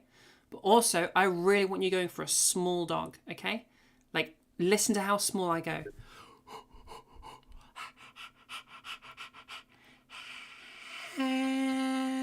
1, 2, 3, 4, 5. Now, this is me going as small as I can possibly go. I don't normally talk like this. I haven't been talking like this during the workshop. But this demonstrates how high you could really go, okay? So now I bring it back to my norm. Better. Yeah, so does everybody hear that? So Okay. maybe if I like try to go something more like this, where I'm constantly aiming to like keep like the resonance and whatnot, but it's like an active effort, which is kind of like bothering because I want this to turn into more of a passive effort. Yeah, 100%. But you're just doing this for the first time. So it's going to take some practice and you're going to have to think about it actively, constantly. All right? So really pay attention, really focus up, okay? And every time you hear it starting to drop, re-drill, go back over your big dog, little dog, and go again and keep going until eventually it's going to become more of a passive, more of an easy thing. Remember earlier I mentioned that my voice took me, October 2023. It's now February 2025. I can't believe I've just forgot the year. Also, it's March now. It's not February anymore. I would say this became fully passive and automatic for me at like sometime in January. So that's like a good 13 months or 14 months of like learning before this became automatic for me. So like give yourself time. This is like a crazy skill what we're doing right now. But you did a really good job. So Yeah. I think you're going to do really well. Like Just keep practicing and really Like, yeah, go like- for it. When we're getting for that brighter voice. Thank you for the question. yeah, like basically sorry, do I No, go for it. Like I've started voice training around in like December or something, like very late December. Like currently it's like I guess it's March right now. Like and like I guess I made some progress like if I try to talk into a femvoice, like give me a second. Like if I try to talk in like more of a fem voice, I guess like I have made somewhat of progress, but I still have like ways to go. But I'm definitely I think it's like, just a matter of you need to keep practicing. I think yeah, you're I'm- getting there. Yeah, I'm And I think just trying keep to practice. keep I think that is my recommendation for you. Just keep on practicing. Yeah. Like last time I was here, you recommended me to work on vocal weight. Yeah. So I think your vocal weight still needs some work, but you're getting good at this. So just keep going. That is my prescription. Just keep going. Okie dokie, everybody. So that was a really good demonstration of Big Dog, Little Dog, and you heard it being done in real time. Some more things we can do. Whispered vowels are a pretty good one. Sometimes people distort the vowels a little bit. Excuse me. Because sounds like an... Am I good? Yeah, I'm good. I have these like weird like solitary hiccups. It's just like a single one. I don't know what it is, but it does it sometimes. So whispered vowels. Yes, sometimes people will corrupt their vowels a little bit. It's like they're like becomes closer to an e. They start like smiling a whole bunch because it kind of sounds like it gets a bit brighter. I don't want you doing that. I want you focusing on the larynx being raised, okay? If you're smiling all the time, that's going to be really awkward. If you're at a funeral and you're smiling all the time like this and it's like really, really amazing, and you're at a funeral and it's so sad. So I don't want you messing with that stuff. Focus on that larynx being raised, and bringing your voice to that raised position without messing with your face, okay? Whispered vowels are a really good way to practice this because we force ourselves to not distort the vowel, okay? So let's say that we're trying to do an ah. We're going to stay on that ah, okay? It has to be ah at the beginning and ah at the end, right?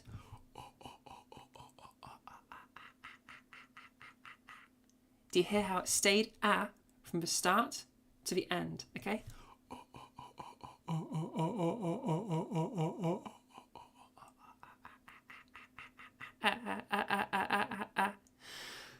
I ran out of breath there, but you get the idea. Okay?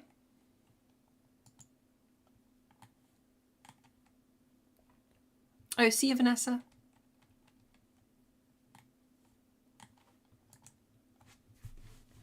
Okay, so I think a major problem that you have is that you don't know how to lower your pitch when your larynx is all the way up. You end up sounding like a squeaky toy. Do you have any tips on how to lower it back down while keeping the larynx up? Okay, yeah, absolutely. Oh, Gabby's going. Bye, Gabby. Oh, yeah, I see it now. Okay, bye-bye, Gabby. Thank you for volunteering. Yes, have a play with your pitch at your original larynx height. So just like if I bring things back over to here, just have a little play with your pitch range, okay? Okay. Now bring it back up with your larynx higher, okay? Okay, and just play with those as individual things, okay? Eventually, when you get really good at this, you'll just be able to go,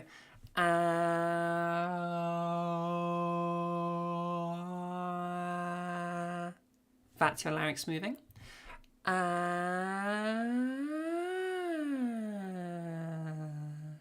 That's pitch moving.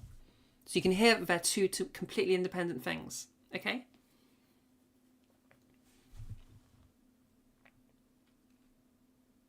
So just play with pitch in both, okay?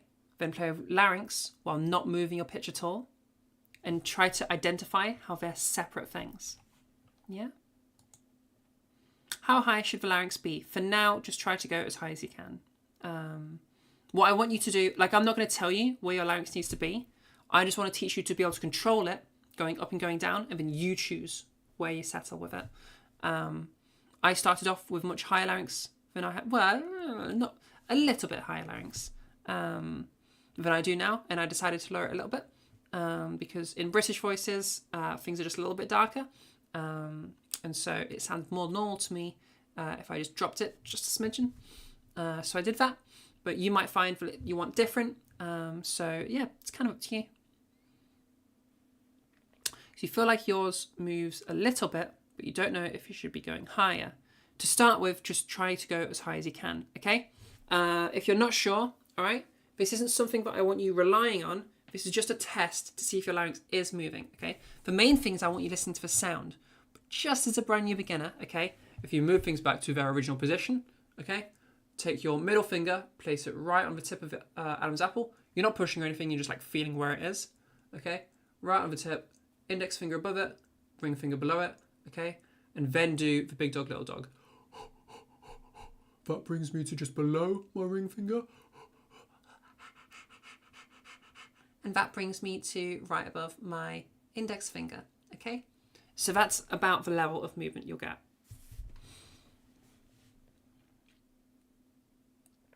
At first, it was hard for you to find yours.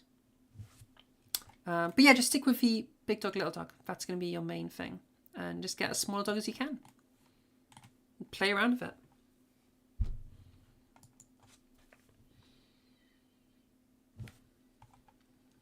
For big dog, small dog, and other voiceless exercises, how do we make sure we're not constricting our false vocal folds? I've had issues with that before. Is it just a listening thing to watch out for? So if you're having constriction things, go back to your softies. especially your bubble phonations. They're really going to help you to bring all of that away again. You'll know if you're having it because it'll be uncomfortable. Okay, if I was to bring my false vocal folds in a bunch, and I get like a really bunch of constraint coming in, it'll sound more like this. If a really good like way you can like test out what that's like. I don't want you doing this much. Don't practice this. You can do it once every so often. But really, it's like you do it once so you know what it is, so you know not to do it. Okay. If you imagine you're lifting like a really, really heavy weight, it's like too heavy. If we like enunciate that in a cartoon way, we're going to kind of go like. Okay, that was me going really hard on it.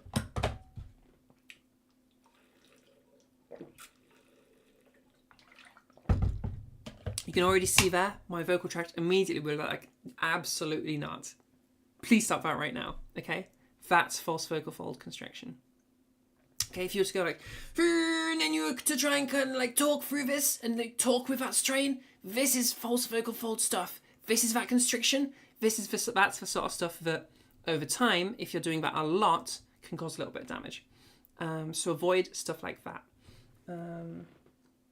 Again, that's not something I want you to like practice doing, because like you're doing damage when you practice that.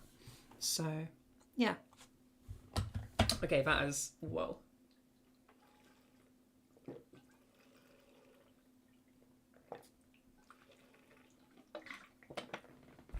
For every workshop, there is my voice pre-doing the false vocal fold demonstration and after doing the false vocal fold demonstration, and we are now in the after. You've done it yet? You're super, super welcome.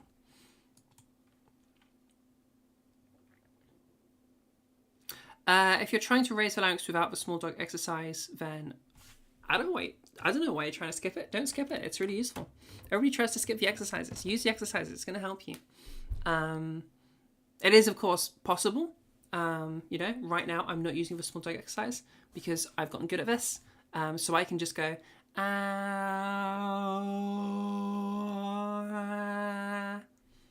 that's me doing it. But while you're learning, use the exercises. That's what they're there for.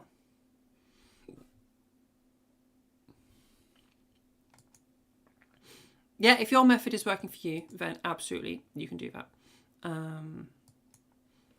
But I would be careful to make sure you're definitely doing the right thing. So like, if you're doing it right, this is what it sounds like. And I'm going to keep things perfectly monotonous. So you need to make things perfectly monotonous to make sure that it's definitely not pitch.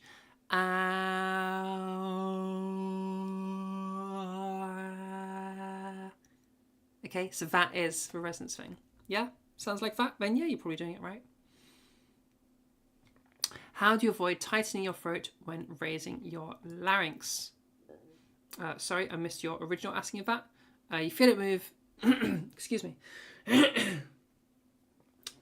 You feel it moving whenever you do the ha sound, but you're not sure how to do the motion without the exercise. Yeah, so stick with the exercise. That's totally fine while you get used to it. And make sure you're doing the phonation test of and then bring it into some talking. Okay, while you're getting used to it. And then eventually you can start moving things away from just having a monotonous pitch.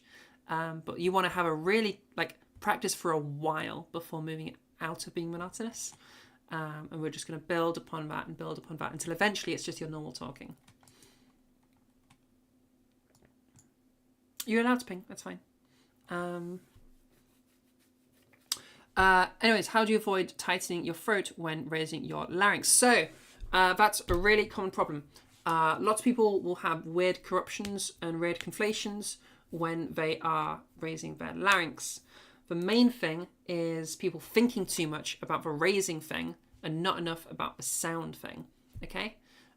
So really focus on the sound. But people do sometimes have weird behaviors coming in. I had when I was trying to do this, because this is something that's new to you and you're not used to doing it, you don't really know how to do it.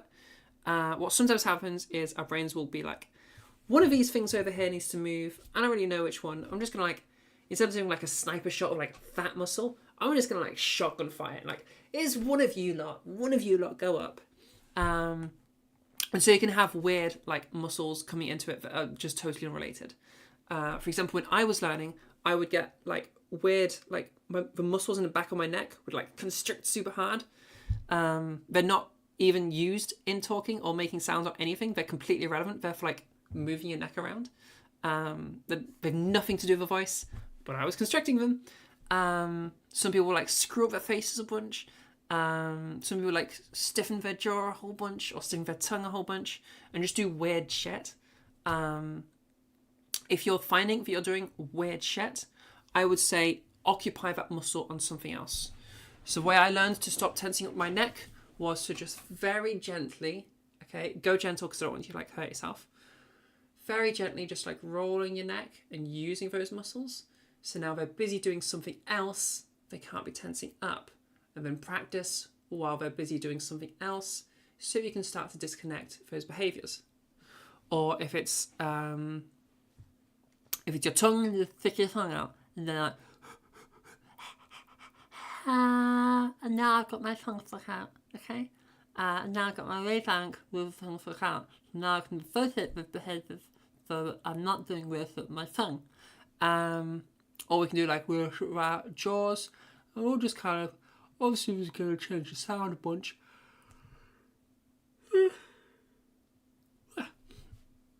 Obviously this is going to change the sound a bunch when we're doing weird shit like that. But as long as we can dissociate those behaviors, then that'll help. So yeah, whatever muscle it is that you're finding activating, just occupy it with something else. You can also find just sort of massaging the area, wherever it is. So if you have tensions here, for example, just massage the area a little bit and it can kind of distract a little bit and help you to relax those muscles again.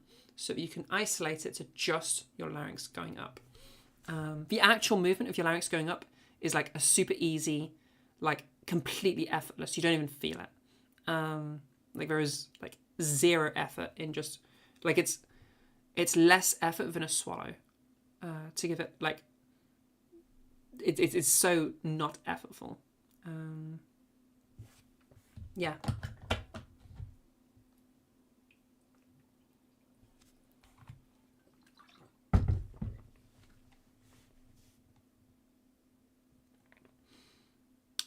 Is it normal that you feel your larynx is resting a bit higher now than it was before? Like it's not really going back to where it was unless you try to. That is not necessarily the point of the exercise. You might find that as just like a habit you're building. We aren't like making the larynx sit higher. We're gaining control so we can put it wherever the heck we want to put it. Like my larynx, eventually, like if I just relax, it'll just go back to where it is. Like when I'm sleeping, my larynx isn't raised. But when I talk, I raise it up. Generally mine sits higher like most of the time because why move it down again? But like, you know, if I'm not talking for a while, I'll probably find that it's moved back to its original position. And then as soon as I go to say something, I already instinctually will just raise it up. I don't even think about it anymore. So you've probably just built a little bit of a habit, and it's just kind of chilling where it's chilling. I wouldn't worry about it too much. It doesn't matter.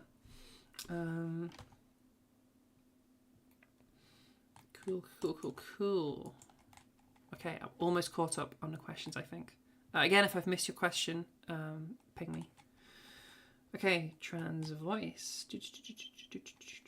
Okay, I think I've made a problem. Don't know how to... Oh, I've read that.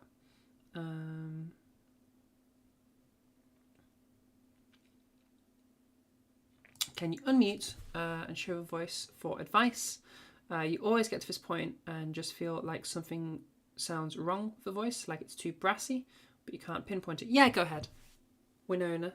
Let's have a little listen. Remember, we are streaming live right now, so just keep in mind that YouTube can hear you. Yeah. All right, cool. Hi, can you hear me? Hello? Hello. Hi. Hi. Okay, so this is where my voice is like naturally supposed to be, and then generally my talking voice, like where I just kind of default to, is kind of like up here. And And when I try to do like go higher with my resonance, like, or if I try to change my voice in any way, I still feel like it just has this brassy quality that I don't like. So hold on, let me try So go through the drill. ha ha ha ha ha. Okay, so this is like Go we'll through the whole crack a drill. little bit. Go This through is the whole drill.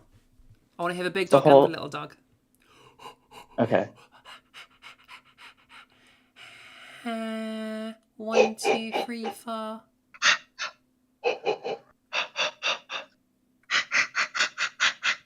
Ha ha. That's the full drill. I'm up here now. I think. Yeah, okay. Right? Okay. Pause. Did anybody else hear that? So you were doing really, really well. You went. In fact, I'm going to repeat it back to you and tell me what happens. Okay. Okay.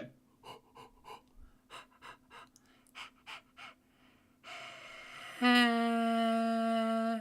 1, 2, 3, 4. What happened? I don't know. Okay. Listen for the larynx height. Listen for the darkness, okay? So again, this is me if I'm like at my original larynx height, and this is me at my raised larynx, okay?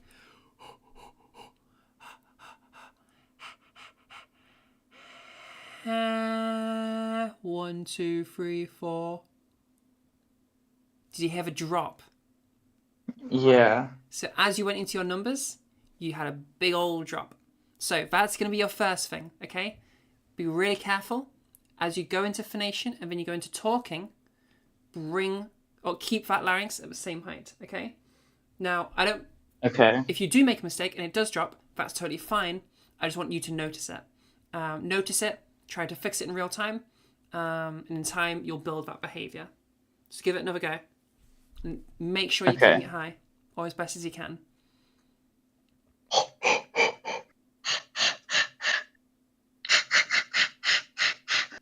Ha ha. 1, 2, 3, 4, 5.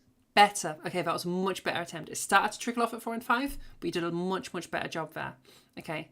Now that brassiness that's coming in, that's just that vocal weight being in there as well, that closed quotient. Okay. So you just need to, and I don't really, for those that are working on larynx height for the first time, resonance for the first time, I don't really mind if you go super heavy. Just get a hold of this first, and then once you can do these two things of lightening your weight and raising your larynx, or vice versa, increasing your weight and dropping your larynx, bring them together once you've got a good hold of both. So if I was to demonstrate that, if I go back over to here, and now I'm kind of here with my really, really heavy vocal weight. I don't really mind if it sounds like this for now. But as you get a good hold of this, you then want to marry both of the things together so you can have a nice and light vocal weight whilst also having the raised larynx. So yeah, it's just going to be a matter of practice and practicing both independently of one another and then bringing it together afterwards. Okay? Okay. Thank you. No worries. Thank you so much. Eden's got to go. Bye, Eden. Thank you so much for coming. Excuse me.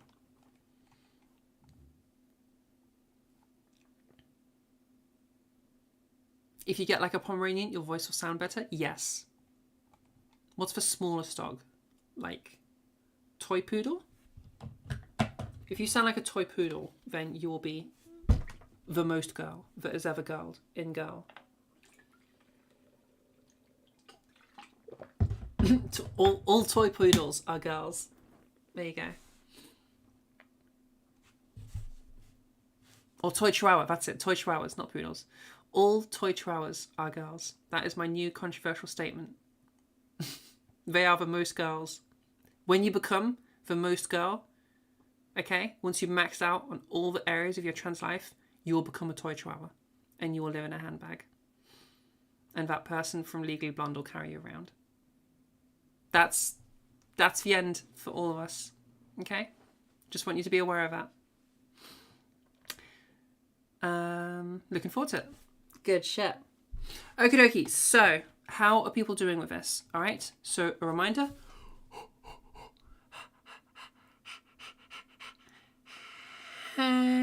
One, two, three, four. Now, it doesn't have to be of this really high pitch either. 1, 2, 3, 4. 1, 2, 3, 4. 1, 2, 3, 4. So it can be at any pitch you want it to be at. Okay. But what we're wanting is that brightness coming through. All right. Also learning how to pant. It's like a whisper. Whispering like this, yeah. Oh, also learning how to pant for other reasons. You don't know if you're confusing vocal weight with raising your larynx. It raised, but you feel like you're having higher breathiness. The breathiness, higher weight. So there's a little bit of a thing where raising your larynx kind of, I don't know the reasoning behind it, but people will just usually go a bit heavier when they raise their larynx, and they'll go a bit lighter when they lower their larynx. It's just kind of a thing we do. Over in linguistics, they call it cursive transvoice. In that, like, they have this inverse effect on one another. It'll just take practice. As you keep practicing, you'll overcome that. Yeah.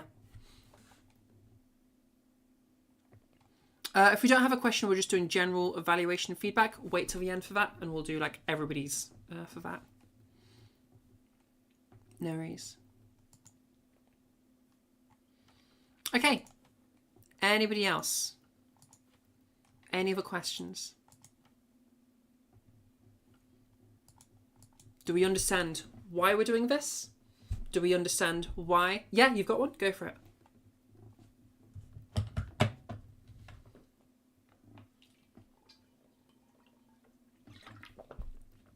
I'm really hoping my boyfriend comes and replaces water, because we have like 20% left. Ploughed throughout water. Seconds to get your train of thought. Yeah, that's no worries.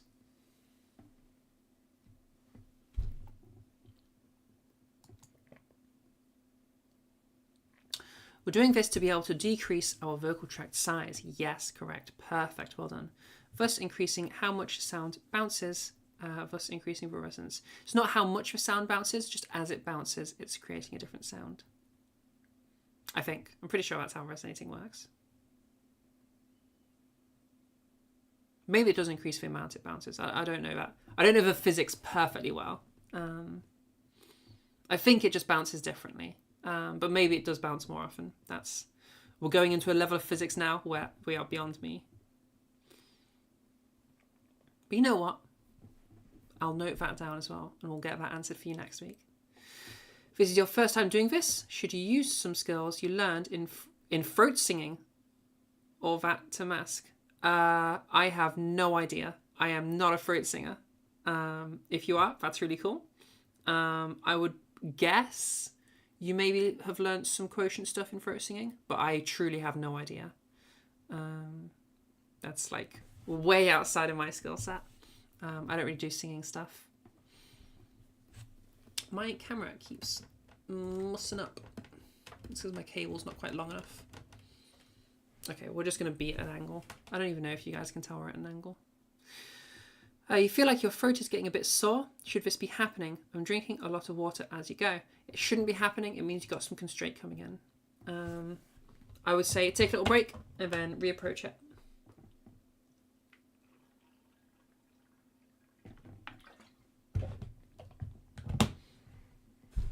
Also, if this is your first time doing this, I don't expect you to get all this way across of everything we're doing. So like I usually, as I said earlier, I start people on the softies, just stick on those for the first week or so, build those good vocal habits from that. Then I'll usually say for my trans femmes, for the feminizers, I stick you on weight or glottal quotient. Once you've mastered that, I move you on to larynx height stuff. If you're masculizing, I normally do it in reverse. So we'll get that darker resonance, we'll lower that larynx height, and then I move on to some weight or glottal quotient stuff. People just seem to have an easier time with that. Really though, it doesn't matter which way around you do these. I just find that tends to be more successful for people. But if you do it either way, it doesn't matter whatsoever.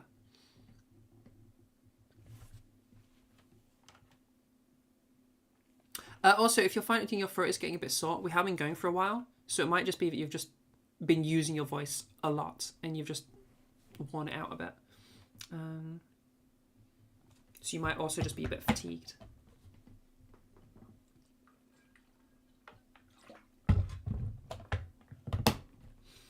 Okie dokie, if there are no more questions, let's keep going.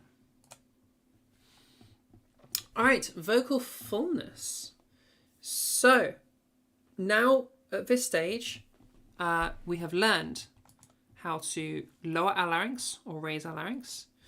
We've learned how to play with our glottal quotient, produce a lighter or heavier voice. Now we're going to sort of bring these things together in unison. Okay?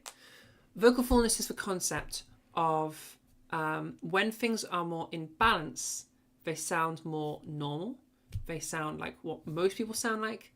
And they sound less sort of cartoonish. They sound more full. That's why we call it fullness. Okay? To really demonstrate this, If I was to go into a really, really low larynx sort of like low larynx position with a really light vocal weight or really open quotient, can you hear how my voice doesn't really sound like how anyone talks? This isn't like a super masculine, this isn't a super feminine, it's just a bit odd, okay? The reasoning for that is my vocal tract size, my larynx height, is out of sync with my vocal weight, my quotient, okay? If I was to bring them back in sync, either by raising my larynx, I'll go back down again, or if I was to increase my quotient, okay, my closed quotient, then things become normal on the other side of it, okay? So we can have all of these little things, but when we're in balance, they sound more quote-unquote normal. You might also notice that when we move to our sort of not full areas, like the extremes of that, things start sounding more cartoonish. You'll probably literally be able to identify some cartoon characters it sounds like. So if I bring things back over to here, this kind of is how Yogi Bear talks. So I'm smaller than the average bear. We have Yogi Bear like this. If I add some breathiness, now we have Pooh Bear, Christopher Robin. Oh, I do like honey. Or if I take away that breathiness again, if I add a little bit of vocal fry, now I kind of sound a little bit more like Patrick. Okay. We can have all sorts of different things like that. If I was to go the other side, okay. If I was to have things a lot heavier, now it sounds a bit more like SpongeBob kind of sounds like this. I can't think of anyone else off the top of my head. SpongeBob is the go-to. Or like a nerdy kind of a sound, or like a gnome kind of sound. If you've got like a nerd character, they usually kind of sound like this. Nerds or gnomes or elves can often sound kind of like this. So yeah, all these different things, we can bring them to less cartoony and more normal by bringing it in balance. Okay? Can you eat a macaroon now, or not good during training? You can have a macaroon, it's fine. It's not a big deal. Don't have a ton of them though. Or at least stay hydrated.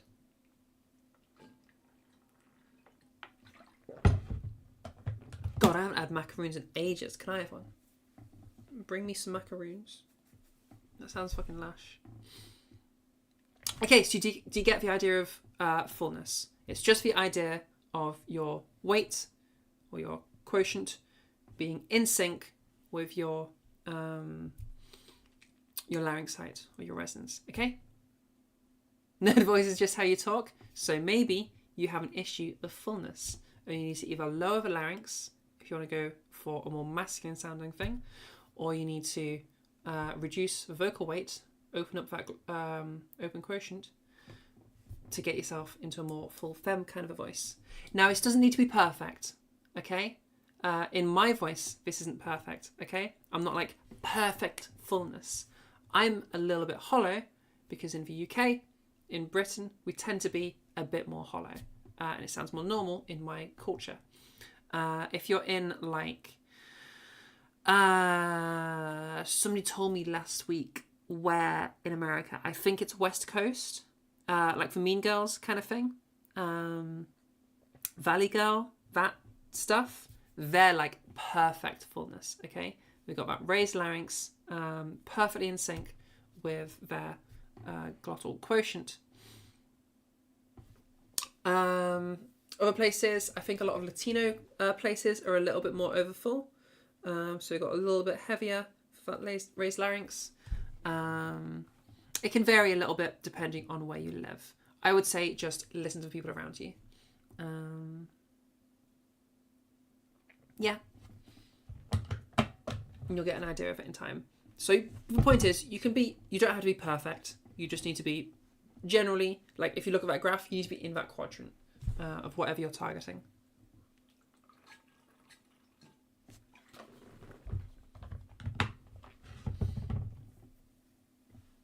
Matt Kruin's going to carry you for a couple of hours. Any questions about fullness? I feel like it's a reasonable, simple concept. That graph can be really useful for practice as well. You can just practice moving around in that graph. So go from your original, or let's say my original is over here. So I'll go from over here and I'll bring it over to like a hollow. And then I'll raise my larynx up to get it to like a full fem. And then I'll increase my closed quotient to bring it back over to a over full. And then I'll drop that down again so that I'm in my full mask. And now I've just done a full circle. So play around with that graph. It can be really good for practice.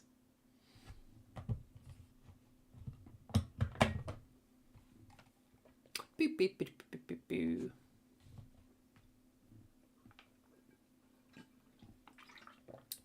boop. So to rephrase, you think it's just a combination of vocal weight and resonance to keep it in somewhat balance. Yeah, that's it. Keep the two in balance and they'll sound more quote-unquote normal. You're struggling to understand what fullness is exactly. So it isn't like a physical thing. It's just, to most people, things are going to sound more normal when your weight is in balance with your larynx height, or your vocal tract size. To combine resonance and weight to achieve different results? Yeah, kind of. How do you know if it's in balance? It'll sound more normal. So for example, again, I will do a little circle around, okay? If you can hear the difference in these different sounds, then you can know. You just pick the one you want, essentially. So right now I have my reasonably full, reasonably full fem. And then if I bring in a bit more vocal weight, now we're in a reasonably overfull, okay? And now if I bring my larynx back down, now I'm in that masculine full. And now if I reduce that vocal weight, I'm in the hollow area. And now if I increase my larynx height, then we're back into full fem. So if you could hear a difference in all of those four voices I just did, then you know how to do this. And you just pick one you want, essentially. But that's how I'm getting to all of those. So that through line is going to where things sound more normal. If you're androgenizing, you just go somewhere in the middle. There obviously isn't like it's a little difficult to androgenize sometimes because you have to kind of guess, because we don't have like a biological thing you can compare to. But just play around. Eventually you'll find something you're happy with. You just use overly complicated vocab and insanely long sentences, so that's fair enough. I feel like that's what I did. You put it in a much more concise manner. You live in overfull? Yeah, so have a play with your glottal quotient if you're wanting to feminize that. Just open things up a bit.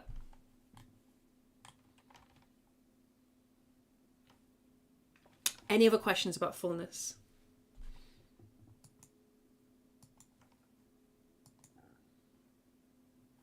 It sounds like a few of you are struggling with the glottal quotient thing, so maybe that's where you need to practice.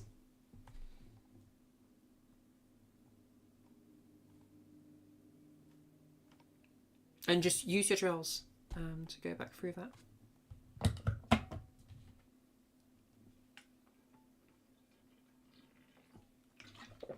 Okay, let's keep going. We're almost at the end, guys, don't worry. So, all of that is going to be your gender affirming voice stuff. You did the trans voice thing, okay? So once you have achieved a femme voice or a masc voice or a androgynous voice, you're in the end game now. This is going to be, some people are just going to be happy where they land. Some people are going to want to customize a little bit, making a voice into your voice. So there's a few different things that can come into the customization stuff. None of this is necessary. This is all just pick and choose whatever the heck you want. We can have some of the popular ones are going to be vocal fry. We mentioned it earlier. So if I have like Raven from Teen Titan, her voice is permanently in fry. So if you like some fry, you can add some fry. You're hearing my voice, it just kind of trickles in every so often. So you can play around with fry if you want to. I find that typically when voices get more tired, when you get more tired, when you get sleepy, you tend to add a bit more vocal fry. Some people like it, some people don't. You can decide whether you want to keep it or whether you want to get rid of it. Or if you want to add more of it. Pitch, I call pitch gendered 0.5 because there are averages. So on average, female speakers have a higher pitch. On average, male speakers have a lower pitch. That said, if you break that trend, if you're using a femme voice at a lower pitch, you'll just sound like a femme voice at a lower pitch. On the flip side, if you've got a masculine voice at a high pitch, it'll just sound like a masculine voice at a high pitch. Like my voice right now, this is about as low as I can go. This just sounds like a lower pitched feminine voice. Or if I bring things back over to here, and if I kind of talk like this doesn't sound like it's not masculine. This just sounds like I'm talking at a higher pitch. So yeah, pitch, it doesn't really matter that much. Put it wherever you want to put it. Breathiness. Breathiness we went over earlier. Some people do like to have it. I would like you to have control over it, just to make sure, or at least if it is something that you plan to use, or if it's something you naturally do, I want you to be able to turn it off and on, so that when you go to do your weight stuff, you can turn it off during there. Get a good hold of your weight that isn't a part of it. That is the most horrendous screenshot anyone has ever taken of me.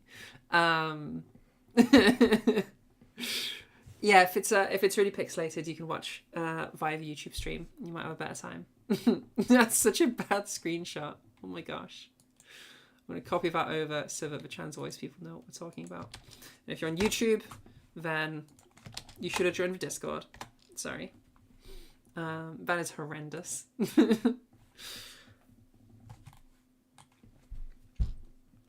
Yeah, so breathiness, if you do want to have breathiness, then make sure you can turn it off as well, so that you can learn vocal weight or quotient in turned off breathiness, and then bring it back again once you've mastered it.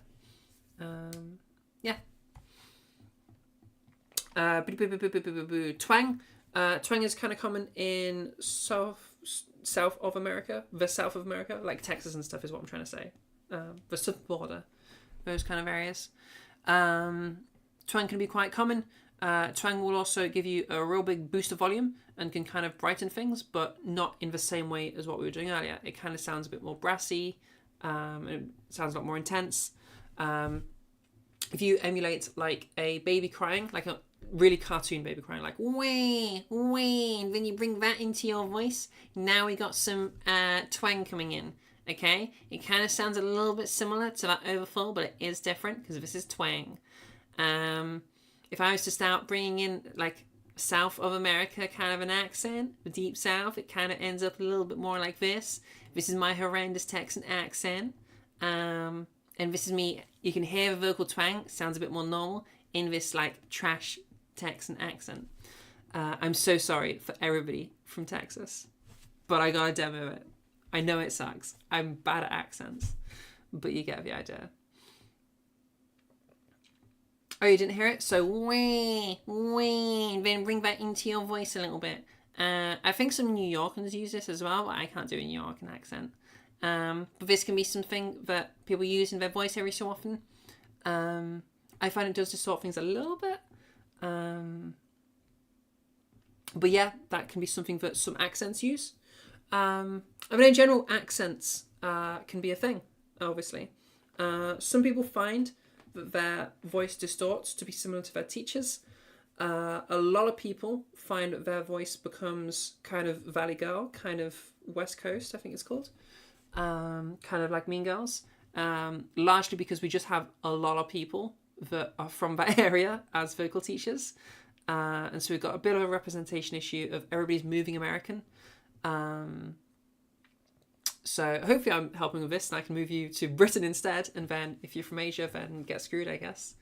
But yeah, hopefully as more and more vocal coaches get trained in trans voice, that will balance out. But yeah, so if you're finding your accent is being distorted, you might just need to think a bit more about how your accent works. Listen to the people around you. Listen for what their accent is and try to bring that accent back into your voice, if that's something you want to do. Or if you hate your accent, freaking change it to whatever you want, you know? But the point is, it's optional and you can change it if you want to. I don't think you sound that American, Red.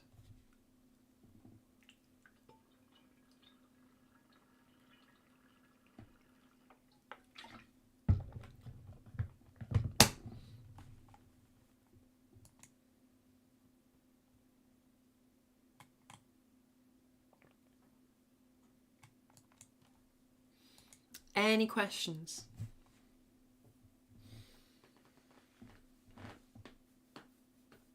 And we're going to be moving into one-on-one section real soon. I'm getting big EP, people. We can keep going for a little bit.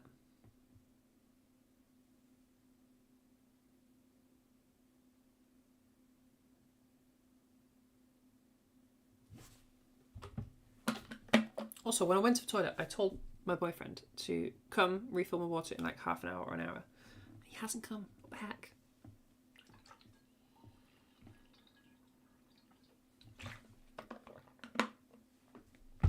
You've heard people talk about projecting. Is that kind of the same thing as increasing volume? Yeah, pretty much. I think there is a slight difference, but it'll do. Projection is essentially a really good practice that I find is like literally practice, like role play, okay? So imagine you're in like a busy car park and you need to like shout to somebody at the other end, okay? You can literally just do, I don't want to be too loud because I've got neighbours and thin walls. I'm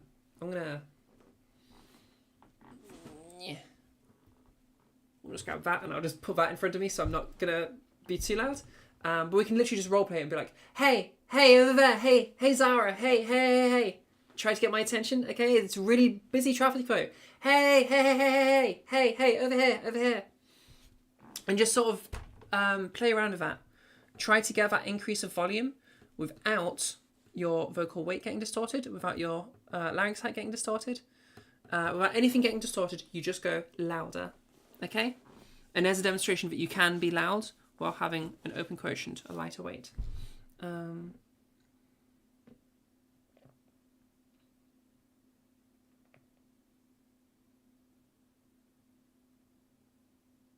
Yeah, you can work on it. I would say get good at the other stuff first. Like get good with your quotient, get good with your larynx height, and then bring in some projection. But yeah, it's definitely something that you, I would say, should practice at some point. Yeah, if you're tiring your voice out, give yourself a break. We've been doing a lot of stuff today. You've been doing a lot of stuff today, so it's okay to take a break. Like my voice is starting to go now.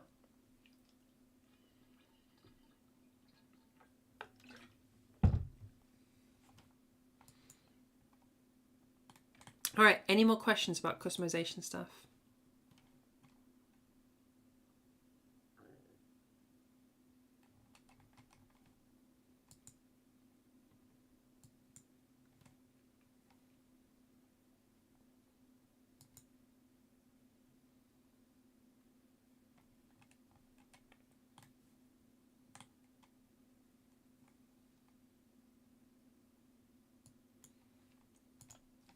Okie dokie. All right, let's move forward. So, firstly, I want to give a super special thanks to all of our Ko-fi supporters.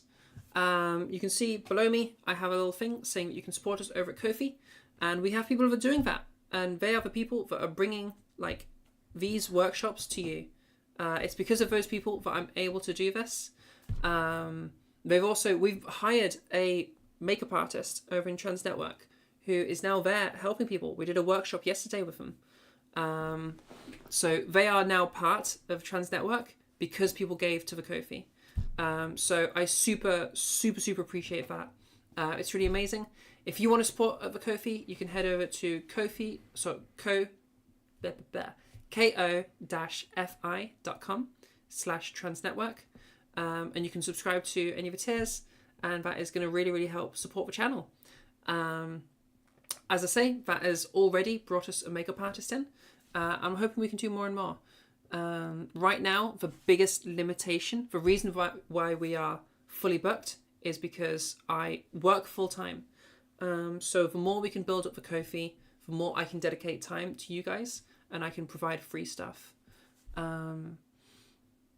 So yeah, super thank you to everybody that supports at Ko-fi. At tier 1, we have Red Kitten, we have M, we have Mihuggy, and we have Himori. At tier 2, we have Lanmisa, and the superhero, tier 3, Beth. Thank you guys so much for giving, because like you're making this happen right now. So huge, amazing thank you to those people. Vanessa has a question about breathiness, but we've already gone over them, and you'd just be repeating. I would kind of be repeating. If you have a more specific question about like something more specific, if you're just in generally struggling with it, I would say try to do more of it. Go like super insanely breathy, so you can learn how to do it, and then put it away again, and like gain that bit of, even if it's just a small bit that we've done there. Like we've gone from like breathy to super breathy. That is still you learning to control it. You've learned to control that range. Now you just remove more and more and more. Everything you do feels wrong. Jump in it for one-on-ones. And we'll have a little look at it. Okay. Huge, amazing thank you to the Ko-fi people. Also, huge, mega, amazing thank you to Crammed Charles at Synguistics.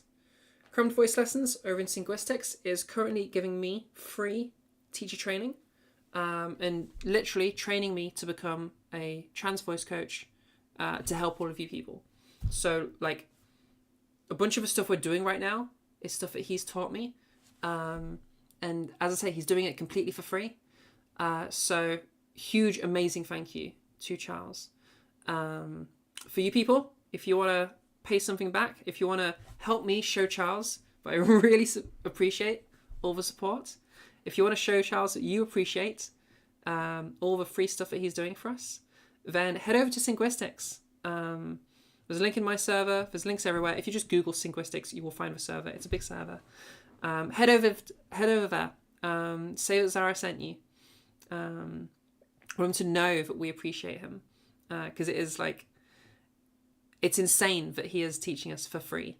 Other people literally charge like over $1,000 for what he's giving me for free. It's insane. Like I've seen a course similar to his, and they were charging $1,500. So like, it's really insane that he's doing it completely for free. So head over there. I highly recommend their server. Also, they have loads of really useful events and really cool events for you guys. The Trans Voice Practice Lounge is really good. They'll just take like one of the drills, like larynx height, and it's essentially they'll have like conversation with somebody moderating who will give you feedback constantly. So it's really good. Yeah. Can we swear on your channel? Yeah, it's fine. Don't worry. Just don't go like super crazy, but like no slurs or anything like that or anything crazy. But yeah, I've been swearing, so I would say if you're in Trans Academy, then don't swear in text, because that's against Trans Academy's rules. But I don't care. I swear. Okay. Yeah, let's go for it. All right.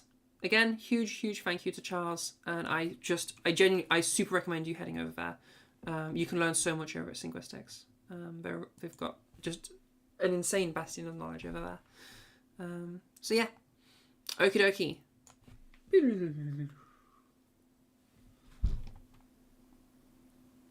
Hello. Oh my gosh. That white box over there is still broken. We still don't have YouTube chat on there. One day I'll fix it. It's been months and I still haven't fixed it. One day. So, the way I usually run this one-on-one bit is speak first to go first. Whoever speaks next gets to go next. It's as simple as that. YouTube chat with Streamlabs doesn't work anymore. So it's not even just that I'm being lazy. I mean, it is that I'm being lazy. But I can't do it even if I wasn't being lazy. There's got to be another way I can do it. I think I was using Stream Elements. Maybe they work. I don't know. One day I'll fix it and like set it up. We used to stream on Twitch and now I stream on YouTube and I just never switched over. Time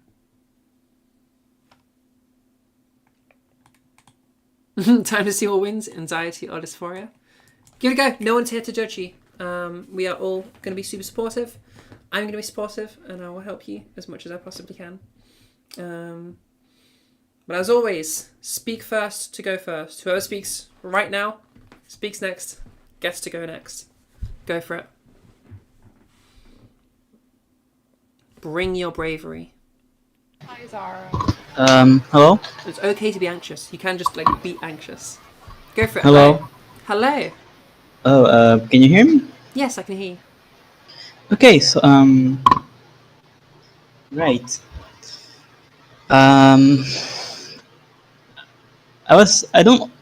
Okay, let me think of what I'm going to say. Take your time. Yes. I'll answer the About question the- while you're taking a moment.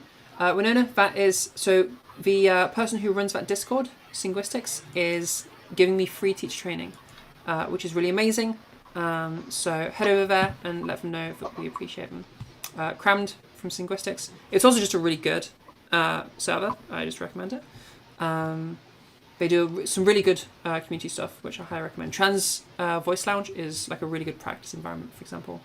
They've also got like trans voice Q&A something. I can't remember the exact wording of it, but it's also really useful. Also, they do like constant I think like every day there's going to be a lesson that somebody has allowed you to shadow, and so you can just like listen on someone's lesson, and you get to ask questions as well.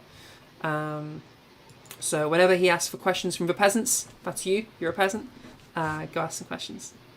And right now we're doing one-on-one section. So, person who is talking to me right now, carry on. Okay. About the resonance thing. I'm just not sure if I'm doing it right or if I'm getting Yeah. there in the like. Give it a go. Okay, like, can I pause you real quick? That's not whispering. That's not panting. You've never heard a dog go Dogs don't do that, okay? What dogs do is they go like. Okay?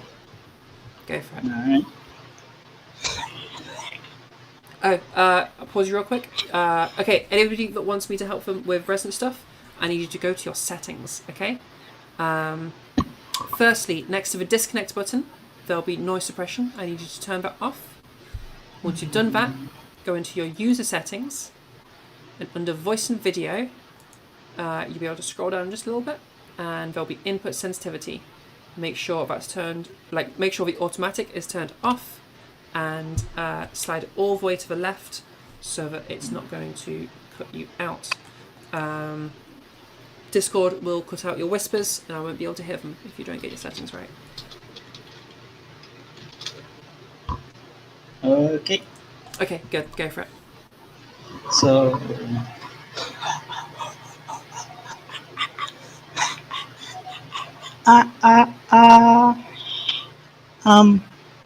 Okay, so is this supposed to be it? The I think you got resonance a little bit of a thing? raise there. I think you need to practice a bunch of it. So keep doing the drill. Stay in the drill for a little bit and like explore that space for a little bit.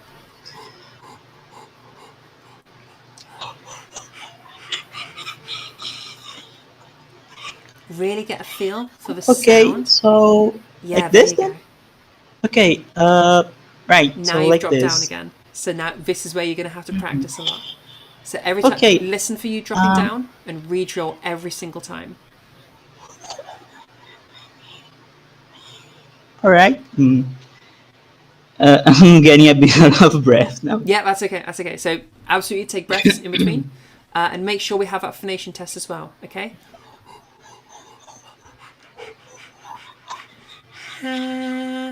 Or one, Okay. 2, 3, 4. And then go 1, for it. 2, 3, 4. So like this then? Yeah, that was really Am I good. doing it That was right really now? good. Yeah. All right. So, okay. Am I managing to keep It's it? starting to drop now. So Okay. re-drill. Yeah. Okay. 1, 2, 3, 4. Don't skip Okay. a phonation. Don't So, skip a phonation test. And then carry on with what you're saying. 1, 2, 3, 4. Okay. So, I feel like it's starting to drop again, or am I keeping So it there? as you said that, you brought it back up again. But if you feel like it's starting to drop, just re-drill again. I know this feels annoying, but we have to like every few seconds do it. But as you're learning, this is what it's going to be like. The thing, this is really good. the thing is, when I'm doing it, I just get out of breath before I can say anything. Just take another breath. If you want, during your drill, like incorporate taking in a breath as well. Like it could go like.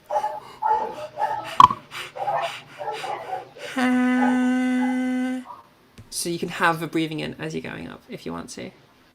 Another thing is, I feel like I'm making so much effort in just keeping the larynx up.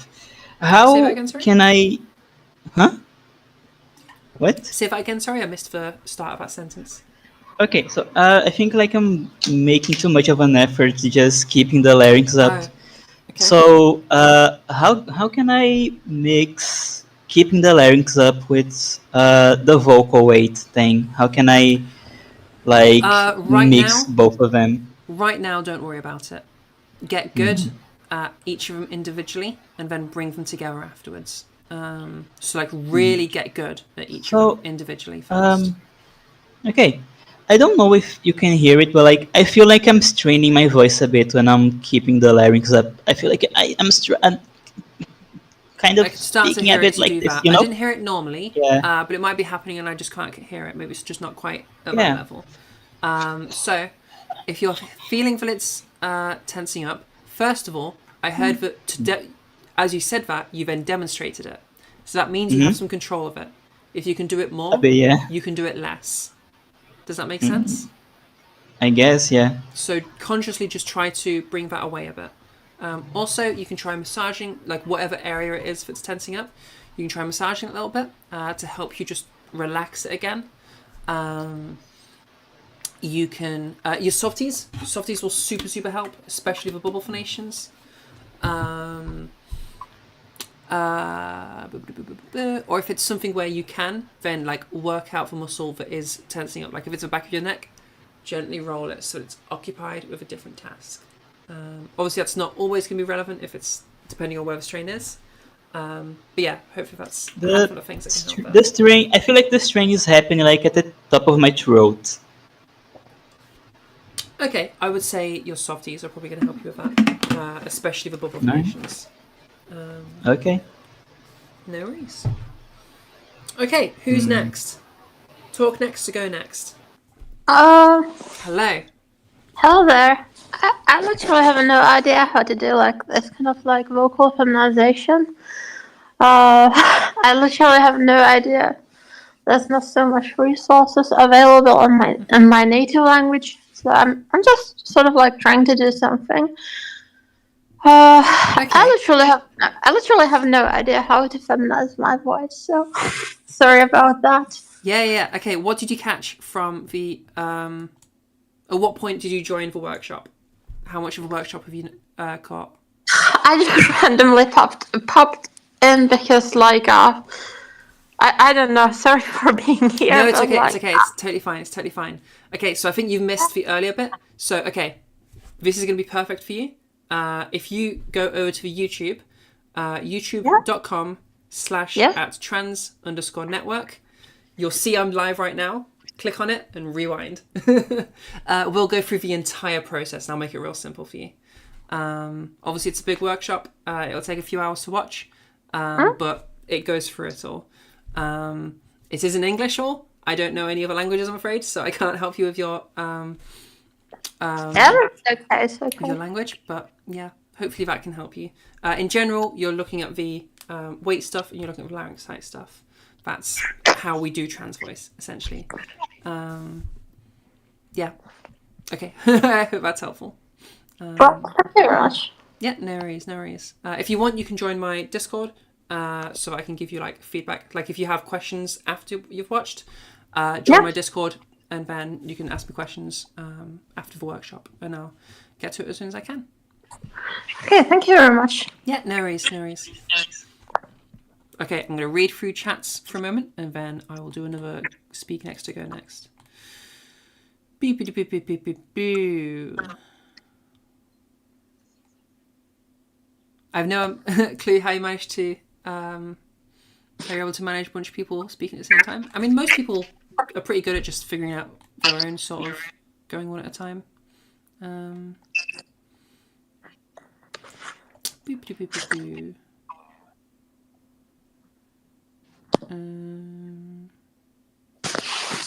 Your sister just walked past your door while you're doing chores.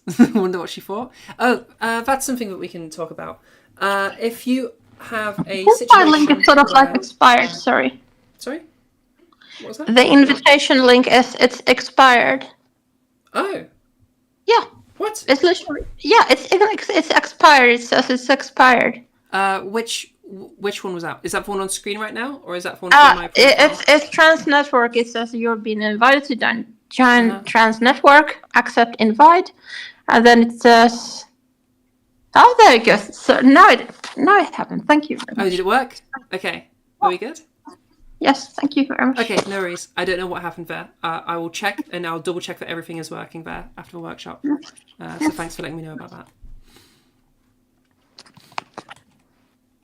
Okie dokie, what was I talking about? Oh yeah, if you are in a situation where practicing is a problem, if your parents aren't supportive, if the people you live with aren't supportive, which is a real thing that people deal with sometimes, a nice little just hack is telling a little bit of a white lie. What are you talking about? I'm not doing a trans voice. This isn't trans anything. I'm just learning some singing. I'm doing my lip trills because we're singing. I'm learning to move my larynx because this is for singing. Or this is for a character in D&D. Or this is like for some voice acting stuff. Maybe there's a theatre role that you'll be able to say that you are wanting to try and like apply for or whatever. You can pretend you're doing something else to do with a voice. It doesn't have to be a trans voice thing. In fact, I have a person in my Discord who joined to learn D&D voices. Like, and he's a cis dude. There's a whole bunch of people that do that. So, yeah. If you have Can I also ask a question? Or... Yeah, go for it. Okay, it's actually somewhat similar to Sarah's question in the chat. That basically I was wondering, is it a good idea to like model your voice after somebody else who's singing, or I don't know, just singing, like singing. Try out singing for a different voice, if that makes sense. Sorry, say that last bit again. Like basically, trying to find somebody that you want to model your voice afterwards, and then like trying to sing as them. So like going for artists or people like that. Yeah, sure. So, I think you're going to have an easier time if you can hear them talking, because it's going to be more that's to break fair. down. That said, if you are a singer and you know about singing, then you'll probably be able to differentiate what is their singing and what is not their singing. So I would imagine so. You probably can, yeah. Okay, that's cool. Also, during my can journey, Sarah as I was- ask a question? Like, I mean, I don't know if they want to, but I mean, was that, I'm just sorry? asking. Like, can they? Sorry, what? Yeah, like, can they want to like ask a question about like a person whose voice I want mine to sound similar to, but I don't know if it's a realistic goal, and I wanted to ask more about it. Oh yeah, go That's for in- it. Absolutely ask. That's in her Yeah, words. yeah. So, I mean, okay, if Sarah, if you're open to it, go for it. I don't know. Oh, okay. So yeah, I have this. It's like you're talking about. It's a singer that I like her voice. I like the. I don't know. It's her tone. I like how it sounds, and I want my voice to fall like in that area, Okay. like that she does. But I don't know if it's like a realistic goal to have for myself, or like if it's possible, or if I shouldn't try to do that. I just Yeah, wanted I to think know it's if it's totally like. doable. Hmm. I would say unless she has like some weird, like anatomical thing that's making her voice really weird, I mean, I don't then know. Her voice is kind of unusual. I mean, at least I don't really uh, listen to a lot of people that sound like her. That's mostly why I want my voice to sound like that. It's like a bit raspy, it's like more of a growly voice. yeah, you can totally learn to do that. Yeah, I would say 100% learn talking first because singing's a lot more complicated and there's a lot more that goes into it. I mean, yeah, In terms of what I can teach you, I can help you with talking. I don't really know anything about singing, so I can't help you with that. But if you seek it's that not. knowledge out on your own, then yeah, you can absolutely do that. 100%. It's not really about the. I've lost you. I think your mic muted. Oh yeah, I don't know what happened there. Okay, Yeah, you're back. Don't worry. it's not really about the singing. It's more just her general The other tone, elements I of her guess. voice. Yeah, Yeah. 100% yes. Yeah, the answer is yes. Okay. Thank you. Voices, unless somebody has like some like crazy anatomical thing going on, where like they have like some weird diagnosis of some rare thing. Like, if anyone has standard anatomy, then yes, you can mimic it. Wow, I am like super tilted. I'm now seeing myself. Let's just see if we can fix that a little bit. If you're Don't know why that's wanting not- to like emulate someone else's voice and you're using singing to practice, how do you avoid accidentally going into falsetto with your speaking voice? Because I know that like speaking in a falsetto isn't like it's not conducive to like a speaking voice. How do you know like when you're about to go over that threshold to where it's like not conducive to speaking? Yeah, so firstly, I would say learn the difference between falsetto and normal talking. So M2 and M1. Oh my gosh, my panels are all falling apart. I'm so sorry, I'm distracted. Just get good at the difference. So, be able to talk in your falsetto, in your M2, and be able to talk in your in your M1. Okay? So use that to like get an idea of like have both of those as concrete things you can do, and then as you're learning, you should be able to just turn them on and off whenever you want to. How would you describe the difference between falsetto and modal voice to somebody that doesn't like super understand it that well? How do I describe it to somebody who doesn't understand it very well? I'm usually going to get them to try to do it and feel and hear that difference. Because usually most people have just some understanding of it from like a qualia thing. So if you were to try to do like a Mickey Mouse impression, that's usually going to bring in some falsetto. It's like, Oh, I'm Mickey Mouse. Mickey Mouse sounds like this because he speaks in falsetto. or you can just, if you have some understanding, if you're saying that you might conflate going into falsetto, that sounds like you can go into falsetto. So I'd hope that you'd be able to go back again. If you want to know like what it is, literally. Yeah, what it is literally. Literally, okay. Well, it is literally. Do you remember? I don't know what point of or how much of a workshop you've seen, but earlier I mentioned the glottal cycle. So we have our vocal folds starting off closed, opening, and closing again. That is the glottal cycle. Now that's a really oversimplified like model of it. In reality, it's not closed. It's somewhat closed, or like mostly closed. And as it's closing, we can have like different ways of closing. So we could close in a nice little like flurry, kind of like this, with like a Mexican wave kind of thing coming in, where it's like doing that or something. So you're normal modal speaking, it's kind of like this, okay? with your vocal folds kind of doing a little wave as they flap in the wind or whatever. In M2, okay, the vibrations change. You've got a much tighter across kind of thing, and they're just doing like little openings and closings like that, okay? So that's what's creating that falsetto, that M2. You'll hear me using terms like M1, M2. What I'm referring to is a vibratory mechanism. So the way that your vocal folds are vibrating is different, okay? You also have the M0, that's fry. So that's where we're opening in like little pockets of air, of like just little bursts of air are the openings. And so that's what those little pops are in vocal fry. There's also M3, that's a whistle register. I'm definitely not going to do that because that will be very loud for my neighbours. But the whistle register is like some like high-pitched screams can get to there, where it's like a really like high whistle. And that's where vocal folds just kind of make a little parting, and like it's this little hole with like really intense air coming through. And that produces like a whistle kind of thing. It's not literally whistling, it's like we call it the whistle register because you're with your vocal folds, it's almost like you're whistling with your vocal folds. So in terms of the mechanics and like literally what's happening, it's vocal fold behaviors that are happening.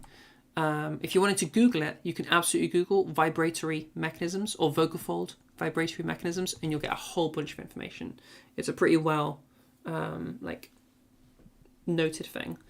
I would say if you are looking up stuff, make sure they're using language like M1, M2. As soon as we get to, I can accept falsetto. As soon as we start getting into like head voice versus chest voice, we are in pseudoscience, because do not Google vibratory mechanisms by itself. True. Yeah, there's no such thing as a head voice or a chest voice. It's just your voice. It's all the same things that are moving around. It's the same muscles and stuff, but being used in different ways. This is just some like nonsense that people say. Yeah, does that answer your question? That answers my question like 4 different ways. I really Okay, appreciate cool, it. Cool. Yeah, thank you so much. Yeah, you're super welcome. Crow, if you're interested in that element of stuff and the science of stuff, I super recommend Linguistics for you, because this is exactly I what already they're joined all it. about. Yeah, okay, cool. And absolutely, Charles loves questions like this. So if you see him doing literally anything, just ask any of those questions and he will absolutely find the time to answer them because he loves that shit. So yeah. Well, I hope I'm not like interrupting anything. I just saw there were people in the voice training channel and decided to join. Yeah, no. I mean, we're doing a voice workshop, so yeah. Cool. Cool. Okay, who is next? I'm gonna have a quick look through chat, just in case anybody has typed something and I've missed it. Zara, real quick, I'm sorry that I'm That's opening my It's mic okay, go again. for it. Yeah, when Crow joined, I was about to tell you that like, I sent a video on the chat that's like, if you can and if you Yep, want just to see what I kind of want my voice to sound like, that's what I'm going for. Not really the singing, but like just But her the voice. yeah. Okay, let's give it a listen to. All right. Video unavailable. What? Sorry. Oh, bruh. Um, I can get another one, I guess. I video wouldn't contains think. content from UMG. I don't know what that means. Oh, it's Here, I can play the it song. and I can stream it if you'd like to hear it. Yeah, go for it. Oh. Go for it. Yeah. Got Right, it. thank you. Okay. No problem. Let me just full screen this. Yeah, make sure that everything- just means the song isn't available in your country, I guess. Oh, sure. Right. Okay. Cool. Also, do I call you Zaraz? You can just call me Zara. That's fine. Zara. Okay. Okay. Let's see. This is the part where I stream. Some of these dogs are not happy. Oh, they're mine. Sorry. It's okay. Okay. Should I start at the beginning? Yeah, That go makes for the it, most go for sense.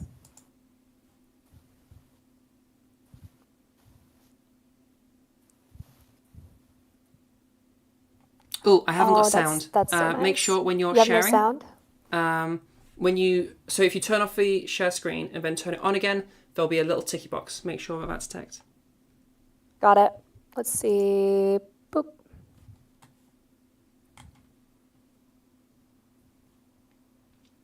I'll be alright. We won't listen to enough that copyright will get struck.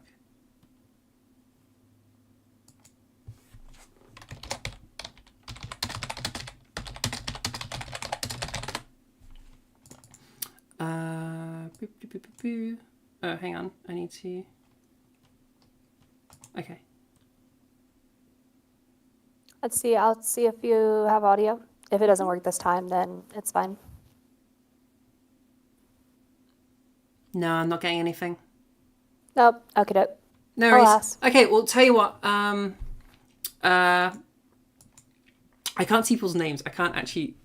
I don't know who I'm talking... Or I see your name starts with S. The person we were talking to, that we're going over this.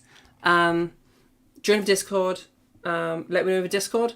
And I will do my best later to find this. And I'll help you with it. What I'll say, even without hearing it, though, is yes, you can, essentially. We can sound like pretty much any voice we want to sound like. It's just going to be a matter of skill. If she has a lot going on with her voice, then you might have more skill coming into it. Oh, is this an issue that Discord is having at the moment? Okay, fair enough.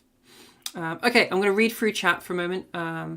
So give me a minute, guys, and then we will have Vanessa going next, I think. Boop, boop, boop, boop, boop, boop, boop.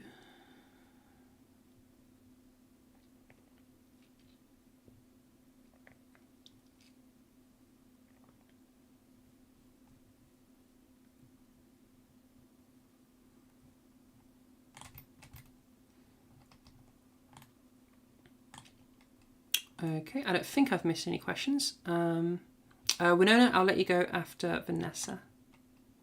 Boop,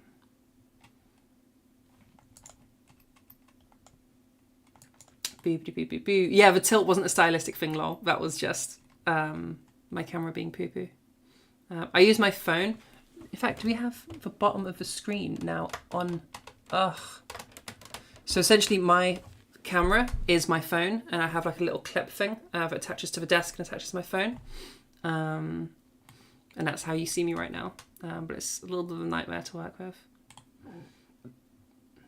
Especially because it drains my battery super fast, so I then have to like get it plugged in the whole time, which then the cable's not very long. It's a nightmare.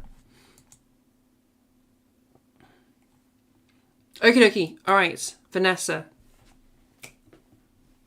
Let me know what's up. Hello. You know what I want to say. My breath.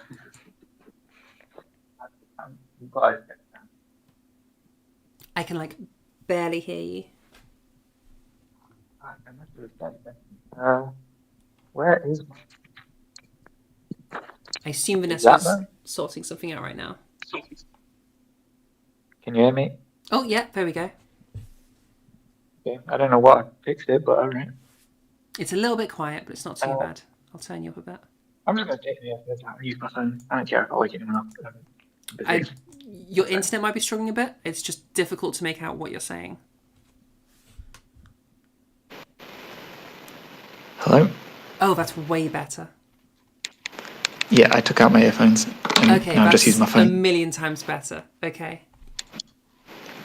How can I help? Yeah.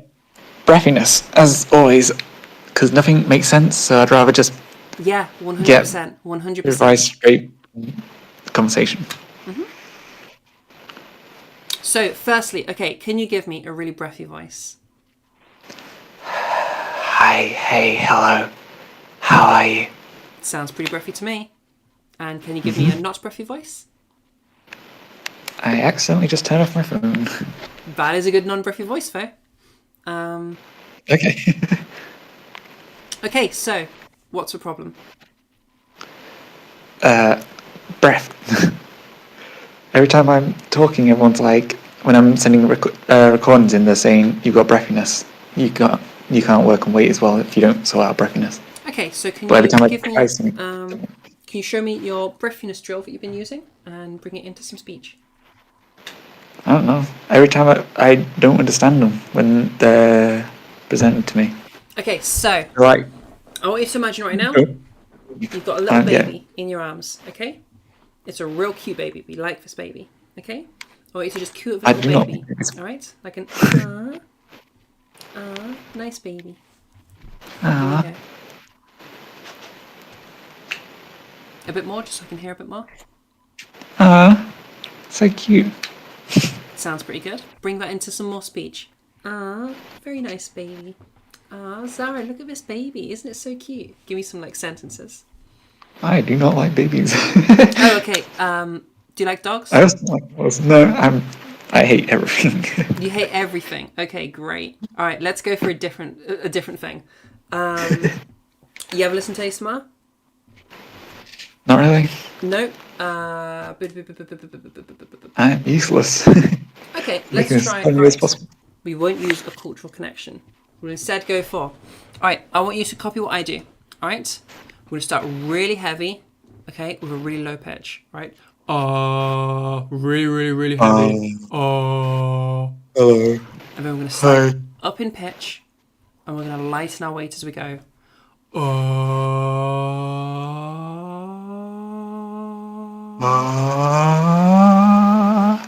Okay. Now I want you to take that pitch down again, but keeping the light weight. It'll sound like this.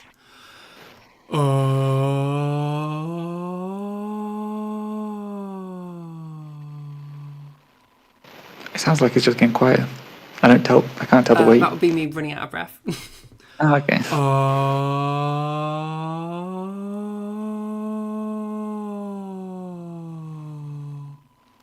So did you hear how the buzziness left as I went up and stayed gone as I went back down again? Not really. I took out my earphones so you could hear me, but I can't hear you now as well. Oh, no. Okay. Do you want to just pop them back in and then listen and then take them out again to respond? I know that's annoying. No. Because even when I had them in, you was doing the examples, I couldn't hear it. I can hear it, but I can't hear it in my own voice. You can hear it in my voice, but you can't hear it in your voice. Yes, so either I'm just not changing my weight or I'm deaf to my own voice.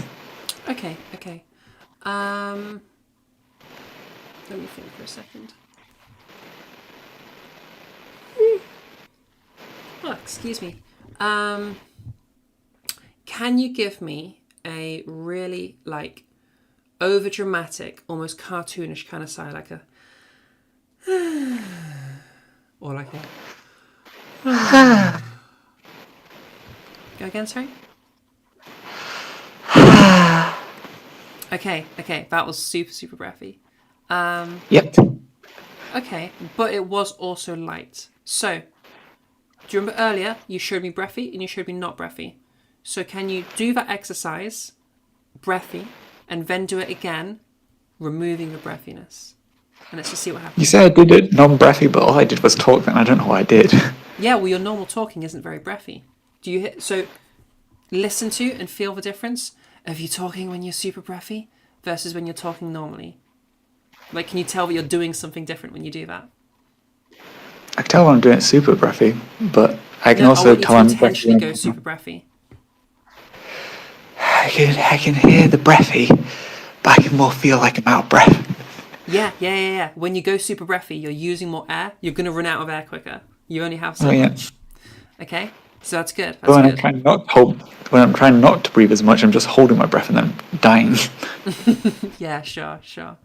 So do you feel how you're literally like exhaling as you're talking when you go breathy? Yes. Yes. And do you hear how when you're normally talking, you're not doing that? But I feel like I am doing that. But you're not like doing a whole like exhale thing where you're like Well, draining yeah. your lungs. Yeah? Mm-hmm. Yeah? So that's what I want you to not to be doing. It's not necessarily that I want you doing a thing to become less breathy. It's that I want you to stop doing the breathy thing. Does that make sense? Yeah, but my brain does not comprehend. Yeah, sure. Which is why I keep going around circles, because I keep asking and looking up, saying things, So doing them, and then not being able to tell my difference. So you definitely can do this, because in talking, you can do it with no problems at all. So you definitely can do this, okay? Let's try... Okay, I'm going to word things differently, and I'm going to see how you interpret it, just to see, like, how you think. I want you to... Okay, first, I want you to sigh like you're doing... No, I want you to do the talking breathy. You're going to talk breathy, and then you're going to do the breathy sigh, okay? I don't think I'd have enough breath left to do that. You can take it. You can breathe in if you need to. Okay. Hello, how are you? And now a big sigh. Hi. Make it longer, like a really like. Very good, very good. Now talk normally, and then do a sigh like you're talking normally. Hi. Hello. Longer. I'm just getting heavier though. Better, better.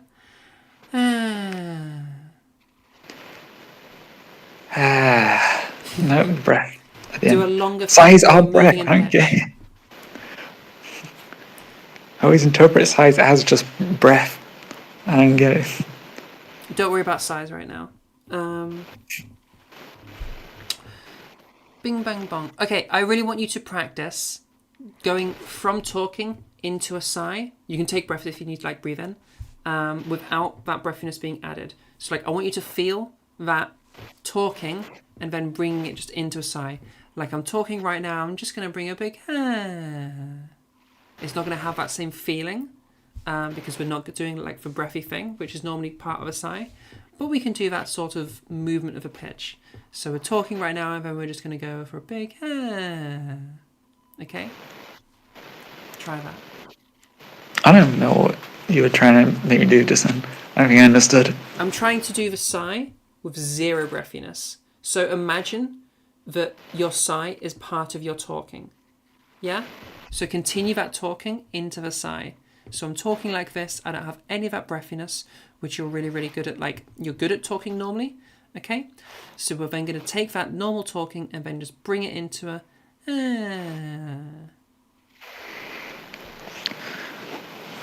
So just talking normally and then basically kind of like more of a fuck words. Yeah. More of the musical thing rather than an actual exhale. Yeah. Let's just see what happens. Alright. So yeah, I'm just talking and then and then just Okay. continue on. That was better. That was good. That was good. Okay. Now, let's do the super breathy.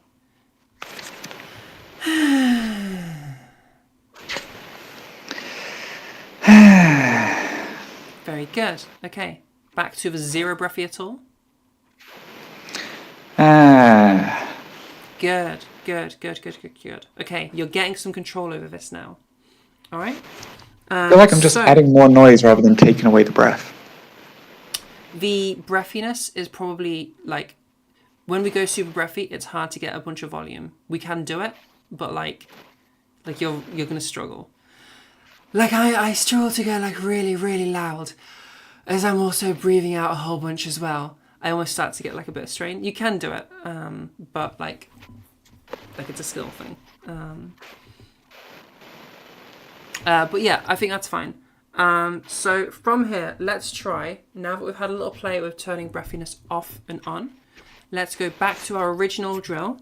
We're going to go all the way up in pitch, kind of like when you were doing that sigh with the talking.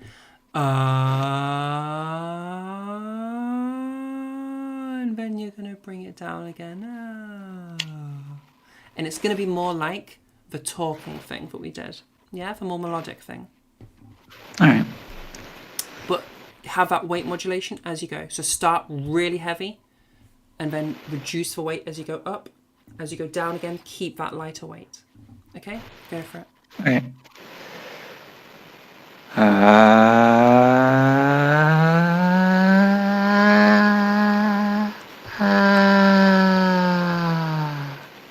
And now talk. Alright. Talk more. Okay. I didn't know what you said afterwards. Okay, so what I want you to do the drill, and then talk to me. You can Okay. tell me about why do you hate puppies? What the heck? Tell me all about why you hate puppies. Okay.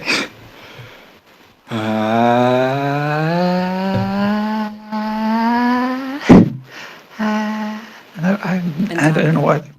So we're going to I go don't up know. and then down again. Yeah, no, but my voice just went at the end, so Oh yeah, I that's stopped. fine. That's fine. I think you're getting this.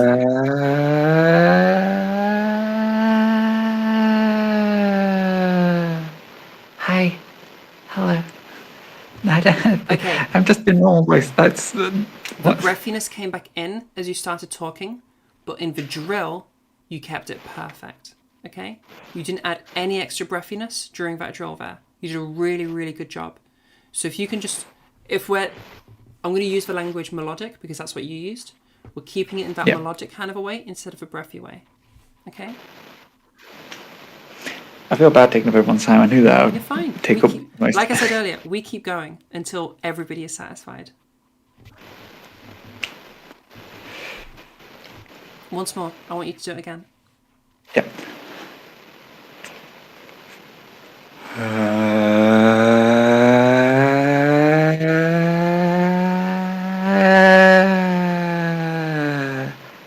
Hi. Hello. Okay. I don't know if I'm doing it. Yeah, so you're definitely okay. I want you to so in your practice, use this VOD, go onto YouTube, re-listen to this segment, okay? You're going breathy Alright. as you go into the talking, but the drill, you did go heavy again, like briefly, just for a moment as you tried to start going low again, and then you took it away again and started going down. Your drill is really good. So I want you to listen for that lack of breathiness. We'll call it the melodic thing that you're calling it. Listen for that and bring that into the talking afterwards. You're doing a really, really good job of it. You got the drill down. Now bring it into your talking. Yes. Okay. All right. Good luck. You got this. Yes. You Thank you. absolutely can do this. You've just gotten to you just done 60% of the work. Great. Thank you. Alright, good stuff. Good stuff. Okay, let me have a quick read through chat. Winona, you wanted to go next, didn't you? Winona, go. That was so aggressive. Winona, it's your turn now. Hello. Hi. I don't have any specific questions. I just so like earlier, okay, you know how you had that graph that had the size fullness graph. large and small, and then I was practicing on that, moving from the down here voice and then up into a more feminine voice, and I had some success with that, and I think, and I just want to use you as my rubber duck, if you know what that means. Yeah, I do. Yeah. Mm-hmm. Yeah, so just explain what I'm doing, I guess, just to practice. Yeah, go. Okay. Use the drills as well to help you if you need to. Okay.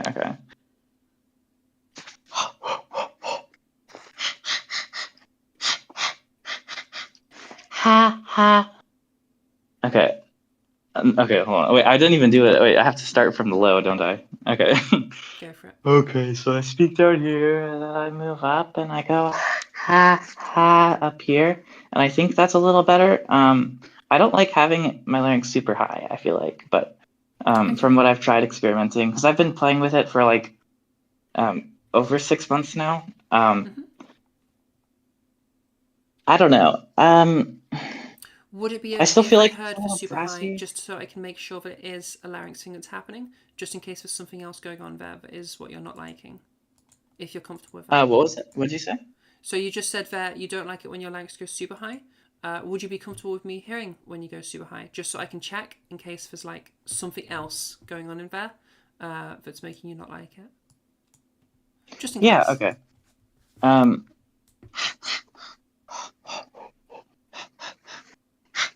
Ha. Okay, this is my voice when my larynx is as high as I can possibly get it, I think. Let's see, ha. 1, 2, 3, 4, 5.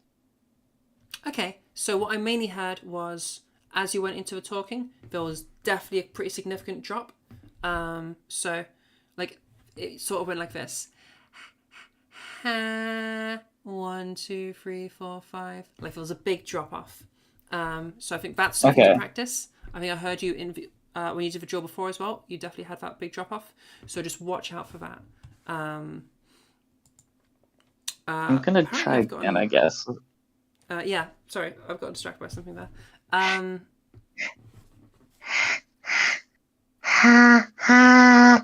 1, 2, 3, 4, 5. Way better. Way better. Okay. I think for you, I'm going to say start off practicing going into that really high resonance, just so you can get good at it. It's much easier when we're doing the extremes and we can like fully get your range. Once you've gotten really good at that, pick wherever you want it. That's going to be my advice for you.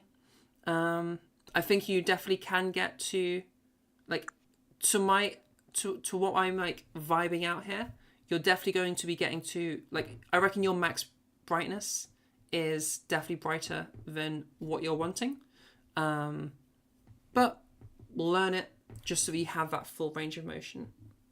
Does that make sense? Yeah, I think I want my brightness like almost where you're at. I think a little lower, if anything. Yeah, so mine is pretty bright relative to what you were doing at first.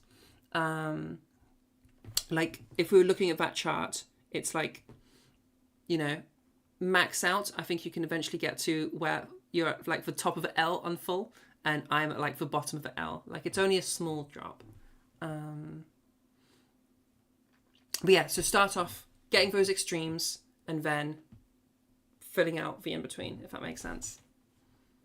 Yeah, okay. Yeah, no worries. Alrighty. Who is next? Are there any questions in chat that have been like typed out questions that I've missed? So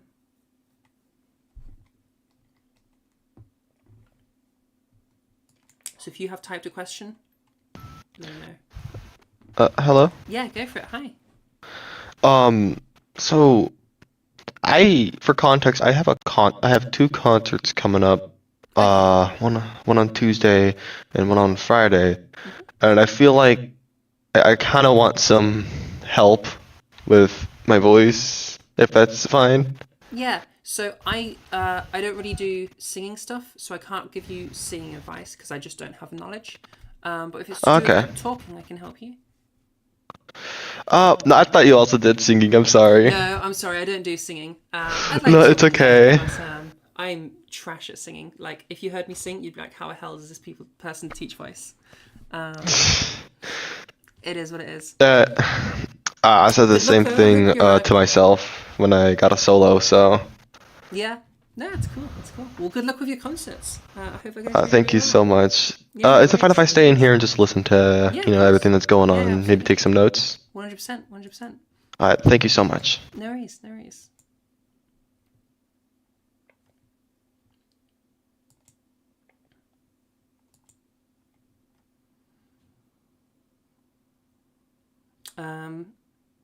Nur 7H124T4. I always forget how to say your name. You said you feel lost. Tell me, what's up? Finally, you can eat. Could you explain going from hollow to fem a bit mechanically in fullness graph? Sure. So, hollow to fem. Okay. All we're doing is raising the larynx. What you're doing more. Yeah, so in terms of the mechanics that are happening, literally, the larynx, as I was saying earlier at the start of the workshop, or earlier in the workshop, larynx go up, larynx go down. So I'll quickly re-demonstrate that. If I go over to the hollow, my larynx is lower. If I raise it up,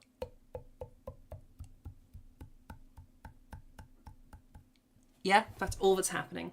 Remember, a small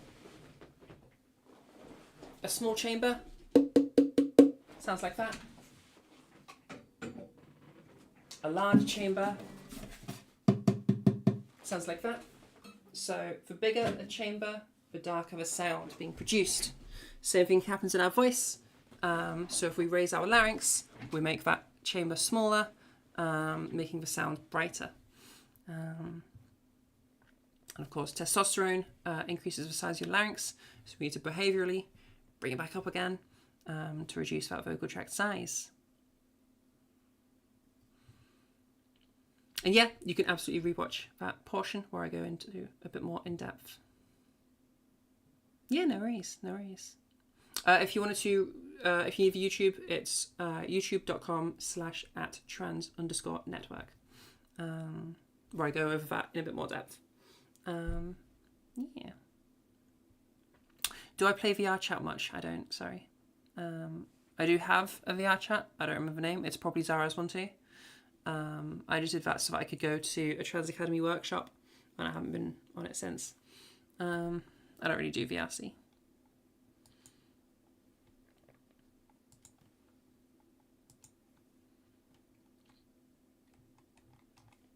Assuming you're using a moderately light vocal weight, how much can you hollow out your voice before it gets strange?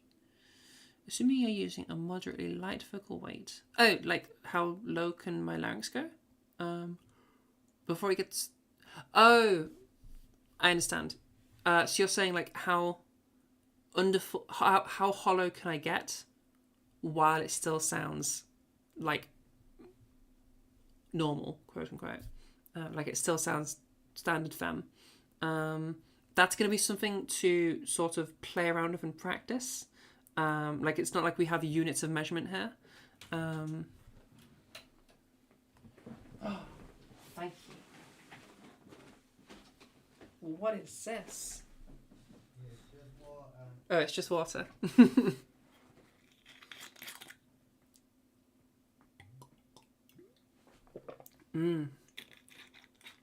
Oh, it's just water and just a little bit of juice.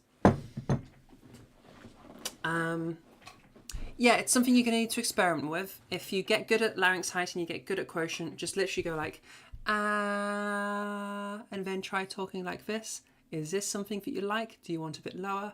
Ah, or is this something you like? Or do you need to go a bit lower? Just play around with it. Yeah, it's just going to be a matter of play until you figure out where you want to get. Okay, I need to pee. I'll be right back.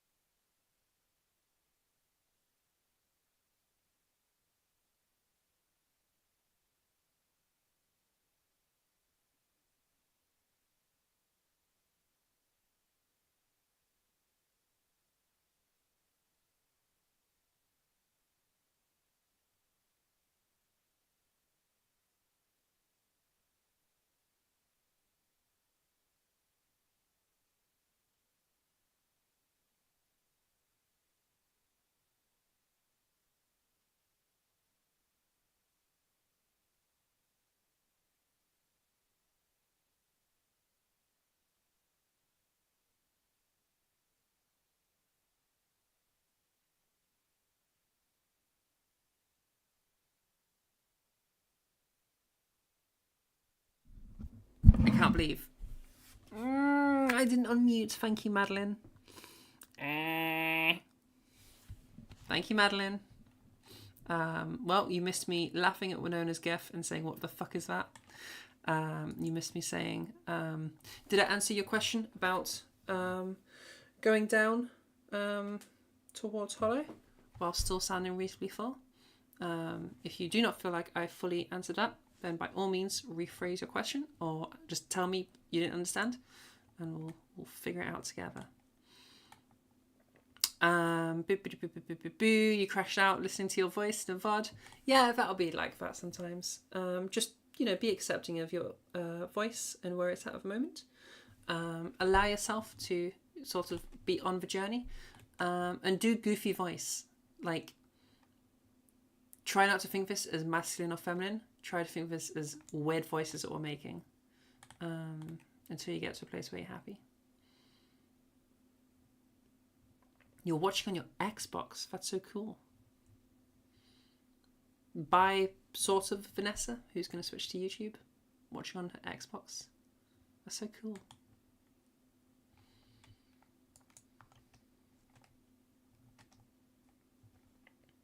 Winona's going to dip. No worries. What days do you do these lessons? It's every single week.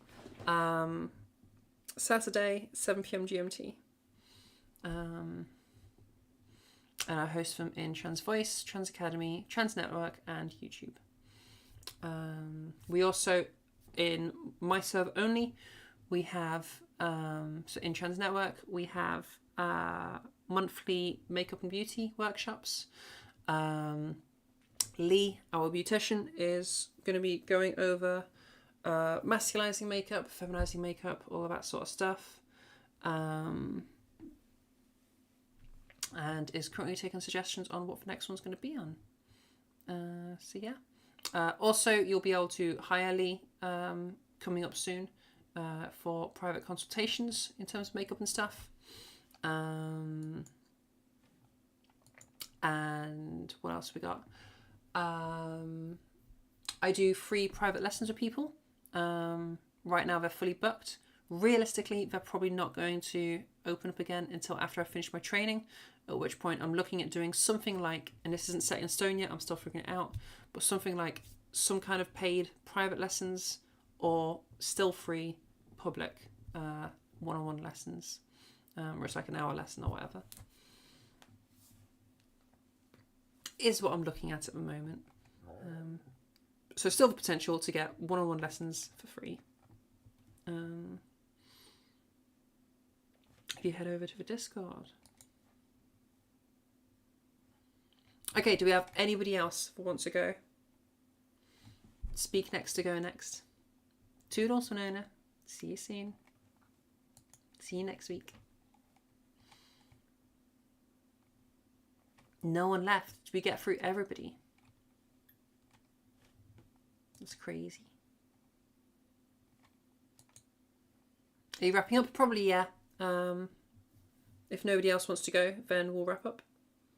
Unless that's asking if you want to go. Yeah, go for it. Go for it. Oh, hello. Okay, so while I've been listening to everyone's sessions and stuff, I've been trying the larynx exercises and stuff, and I'm still not sure if I'm doing it right. Okay. I'm still not sure if I'm getting is as high as I should be getting. Okay.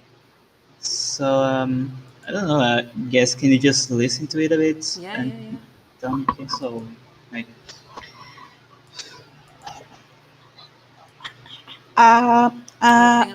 1, 2, 3, 4.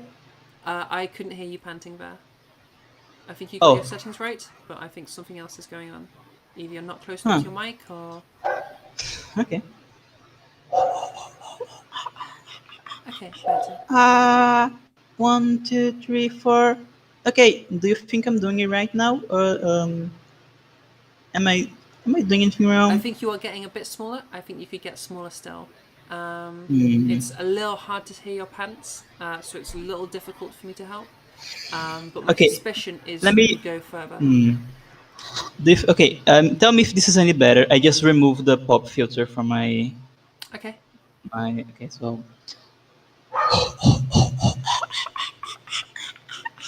Okay.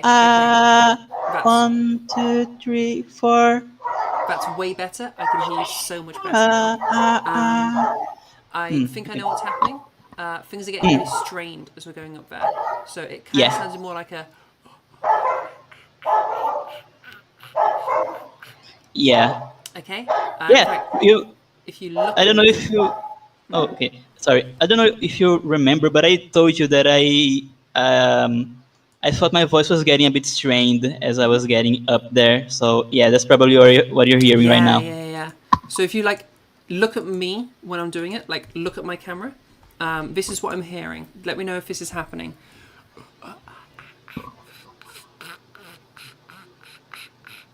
Is it like that? Like your mouth is going really wide and it's getting like really constricted in the back of your mouth? Okay, I didn't notice. Let me. Okay, I'll just do it again and like see if it's because I wasn't paying attention to my face. Yeah. Okay. So instead of raising your larynx, you're basically opening your mouth really wide and like constricting right at the back. So I want you to not do that. Right. Keep your mouth the exact same. What we're going to try is, let's use a vowel, okay? Yes, that thing where you're like choking on the back of your throat is what we don't want. So the vowel thing is basically what I was doing before, and I was So I want you to try it with okay. Try it with see what happens. Is that an A or an E? In whisper. Okay, pause for a moment. Do you hear? Okay, listen to these two sounds. Oh. Do you hear how the second one's different? Oh, I think I'm doing it right now. Okay. Okay. 1, 2, 3, 4. Okay, pause. You're getting better at it. Did you hear? Okay, slow it down. Listen to the make sure it stays on you started becoming an okay, so this is what's happening. You're changing your vowels and your mouth shape instead of raising your larynx. Now you did get some more larynx movement there. I want you to be really strict. Make sure you stay on an okay, do not move from that go for it.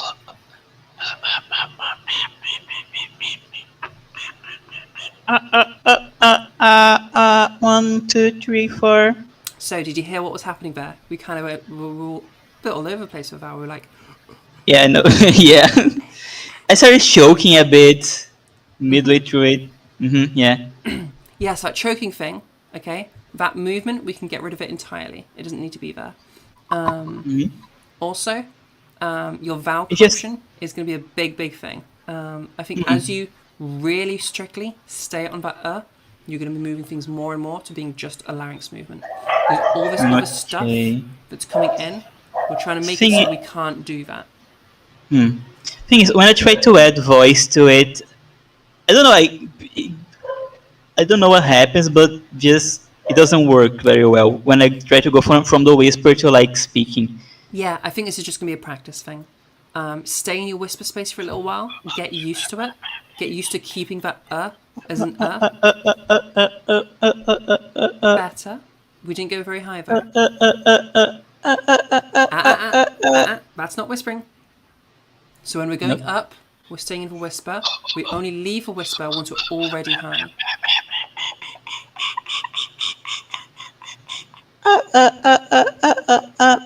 So we then had a drop as we went into phonation. So that's something else to look out for, okay? So make sure we don't go... Make sure we keep that going. 1, 2, 3, 4. So we're getting better. I think this is just practice now. Just keep practicing that. Really listen to that whisper. Listen for the brightness in the whisper. And try to carry that into your speech. Just keep practicing it. 1,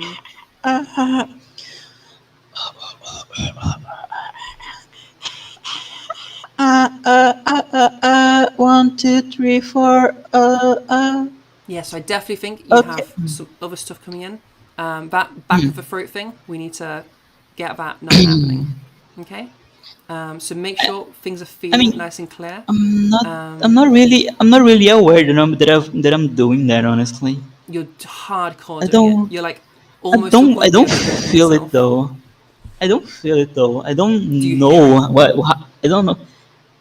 Not really. Like if I go, yeah, do you hear that? Like, Wait, is that not supposed to be in? no, that almost like choking thing. Like, is that not supposed to be there? No. All we want is the. So listen to mine. Oh. We're not moving to an eh. We're not going to any kind of like. Let me try.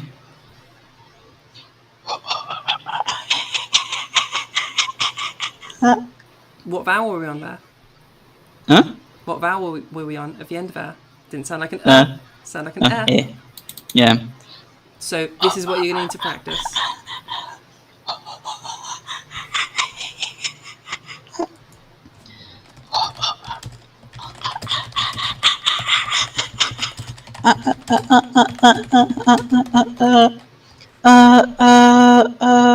One, two, three, four. Better. Yeah. You're getting better at this. Okay, so I'm going to tell you. Okay, this is going to be something you practice. Make sure we're keeping the vowel the same the whole way through. Okay. Make sure we're not Let having me- that super tightness. Let me type all of this. I'm just yeah. opening something to type. So free thinking, Okay. Vowels staying the same. Right. Not dropping as you go into talking. And not having that choking at the back of the throat thing. Okay? And a lot of that choking at the back of the throat thing, I hear, is turning your sound into an eh. So I think number 1 is going to help you with number 3. Maybe. Okay. Alright, good luck. You got this. Thank you. No worries. Okay, from YouTube, Daruha is Yes, saying that they have joined. hi, that's me. Hi. How can I help Hello. you? So, basically, I'm sort of stuck in this space where I don't see any room for improvement. I mean, clearly there's room for improvement, but I just find it really difficult to understand exactly what I have to do next from this point in my voice. And I've definitely done quite a few things wrong. But I was uneducated in the past, and I don't know. Basically, yeah, I just don't know exactly where to go from here. Okie dokie. Let me think about how I'm going to answer this.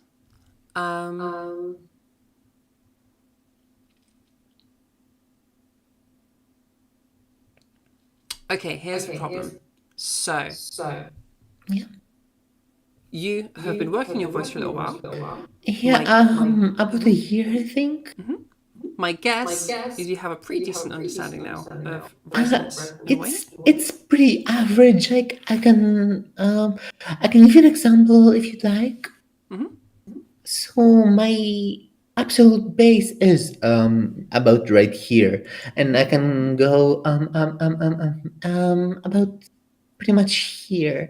It's mainly the vocal weight, the vocal fry, and I have a issue with accidentally doing too much pitch, basically. Yeah, I heard some pitch going up as you were doing That's really one problem that I'm trying to train myself out of right now. Okay, so you're wanting like a bit more pitch movement in general. Yeah. Okay, cool. All right, well we can definitely do that. Okay, here's what I want you to do. As you're talking, and you can literally just do this in front of you if you want. Your finger is going to go up and down like a wave. Okay? This is going to symbolize your pitch. Okay? Now, you can vary the speed. It can be slow if you want it, or it can have like some faster bits.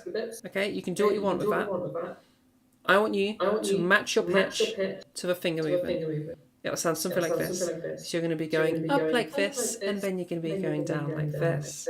And as you're moving through your sentences, I want you moving your pitch up and down. Do you hear how my pitch is following my finger right now? Yeah? Yeah, I think I got that. Give it a go. What kind of text should I read though for this?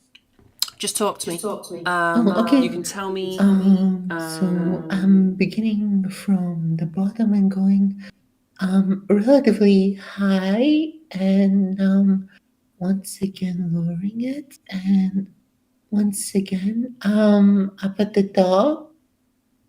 Can we go more dramatic? Can we Lowering have it, some I'm really high dragging my stuff, finger. and then like some really lower stuff, and some really, really high stuff, and some Yeah, really, really low yeah, stuff. okay. Going higher, higher, higher, higher, higher. And once again, lower, lower, lower, lower, lower, lower. And yeah, higher, higher, higher, higher, higher, higher, higher. And once again, lower, lower, lower, lower, lower. Okay, we're starting to get something now. Okay, So here's yeah, what I want you to I definitely practice. got something from that. Hmm? I definitely got something from that. Yeah. So basically, just practice moving your pitch around. I see. I think you'll get a lot from that. What you can try, a really nice thing you can try is pretend that you are a kindergarten teacher or a nursery teacher, okay, and you're reading out a fairy tale to some little kids. Okay, they're like 3 or 4, so you need to keep them really engaged. You need to make it really interesting with like different inflections of your voice. I have that kind of ability, sort of. Let me showcase. Once upon a time, there was this little tooth fairy, and this tooth fairy, yeah, that kind of thing. If that's what More you dramatic. More dramatic. Okay. For example, Once upon a time, like that. Once upon a time in a land Once upon a time, in a far, far away land, there lived a tooth fairy handing out money, single-dollar coins for each little child.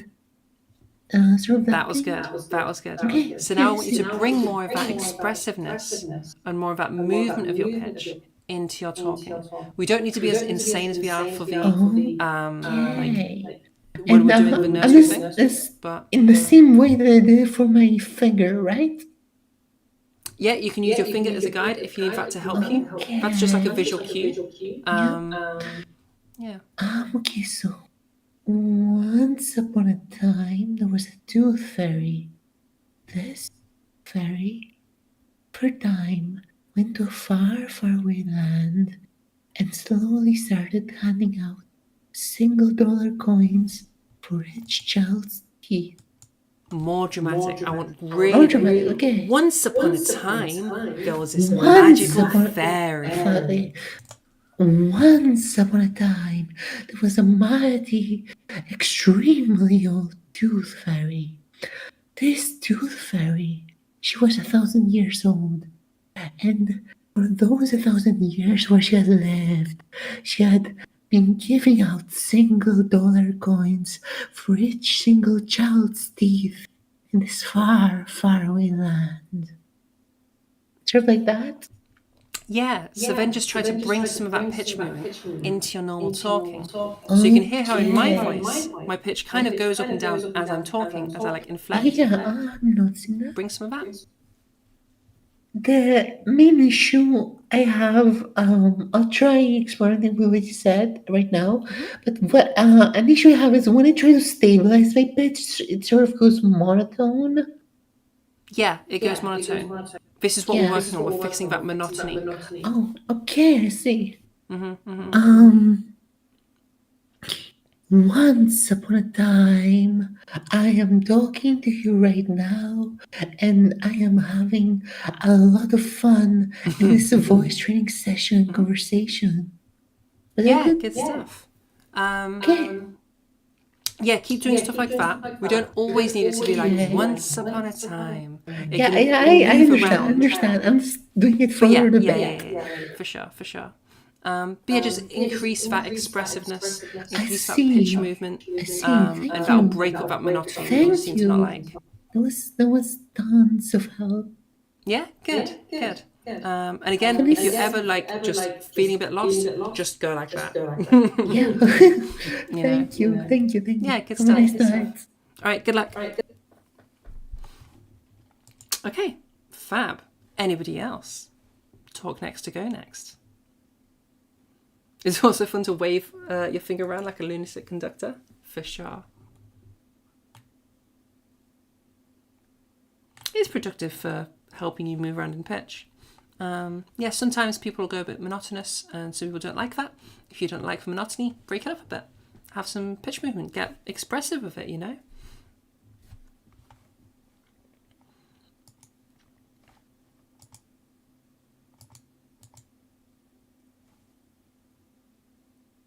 Yeah, go for it. Ask your question. Go for it. Okay. I remember that I had some questions about like voice breathiness and voice weight and stuff, and I was struggling to know if I was getting my weight to the right place or if I was just adding breathiness. I think it was Vanessa that was talking to you about it earlier. Yeah, I think it was her. But yeah. Yeah, so can you go through one of the weight trials? Okay, let me remember what was the. I don't remember what the weight So, was. Imagine you're holding a little baby. It's a really cute Oh, yeah, baby. We like this baby. Okay? I want you to just give me a really nice. Aww. Oh, lovely baby. Aww. Sarah, how cute is this baby? Oh, it's so cute. Mm-hmm. Like this? Okay, that was okay. Yeah. Right. Now that baby has just thrown up on you. Hmm. Gross thing. Like that? Give me some more talking. Oh, baby, gross, stupid creature. Yeah, we're not getting super Right. heavy there, but we're getting reasonably heavy. So listen to the difference between that and that Okay, when I was trying to bring the weight down, basically All what I that was said, doing just to was add a little bit real quick, this. I think your voice is already kind of light. Oh, I think okay. you wouldn't need a huge adjustment to already be where you're trying to get to. Okay, so basically I just need to focus on raising my larynx and just keep my tone You do have basically what it some is. lightening to do, but you don't have a lot. Alright, okay. So Like in certain words, like that. All right, okay, that was already pretty light. But in some words, you do end up getting a bit heavier. But, alright. so yeah. Okay, when I was trying to get the weight, my voice weight, is it down or is it up? I'm confused with the It's lighter or heavier. what is what lighter. Oh, okay, lighter. Okay. Or a more open So, quotient versus a more basically, closed quotient. what is basically okay? This is my like normal voice. Basically, how I speak normally. When I was trying to get lighter, I was basically doing this. I don't know if I am adding too much breathiness. I don't know if I'm doing it right. I don't know if any this breathiness is. at all. Okay, so this is right then. This is basically So breathiness sounds like this. lighter. So if you exhale Okay, so as yeah, you're talking, that's that's breathiness. okay. So yeah, this would be breathiness then. What I'm doing right now. I'm not really hearing much breathiness. Exhale more. Oh, okay then. Okay, It so might be that your this mic- would be the breath. Huh? I was It just might be saying, what? It might be that your mic was just cutting it out as you went there, though. Yeah, I did maybe. hear more breathiness. Maybe. Okay, so right. Let me think. What is the how do you lighten up your vocal weight? Yes, Exactly. we can use the drill we were using just before with the baby. Huh. We try the Okay. I feel like when I do the thing, I'm raising my pitch as well when when I that's do fine, that. that's fine. So I don't mind you oh, raising is the it? pitch. Oh, okay. So voice waves raising the pitch is fine to Yeah. modify the voice. To start with, yeah. Eventually, I want you to Hmm. deconflate those, but early on, Okay. it's totally fine Hmm. because as we go higher, we're probably going to lean on lighter anyway. So to teach you it, I'm Okay. fine with that. Okay. So right. Am I doing lighter now? Am I doing better? Is it any lighter? Let's have a go with another drill. Let's try the one I was doing with the other person, where we're going Right. to go for a heavy low pitch, and as you go up in pitch, you're going to lighten. Okay. Wait. Was it like the person who was just here right now? So for one where we go, And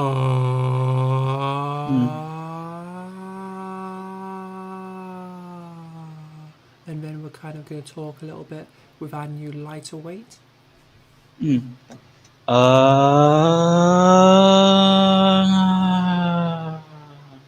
Okay, so this? Okay, so it started to trail off a bit. I started to lose, not be able to hear it, probably because you ran out of breath. But as we were going up, I guess, yeah. Yeah. As we were going up, I didn't really hear much lightning. But then as you went down again, you just shedded it all. So can we start shedding it as we're going up? What do you mean by that? I don't know. Like removing that weight, lightening.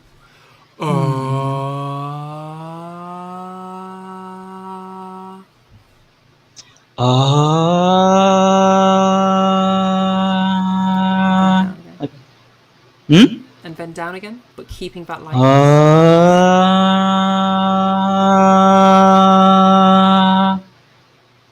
Like that? So.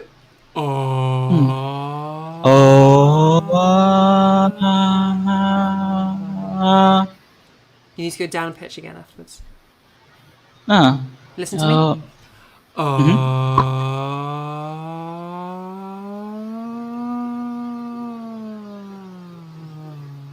And you okay. hear now I have that lighter vocal weight. So Yeah, whereas I before see it. I was like this, now I'm like this. Yeah.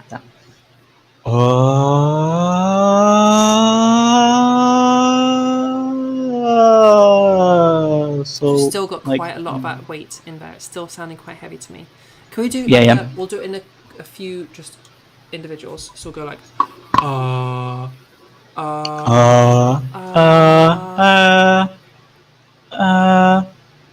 Better.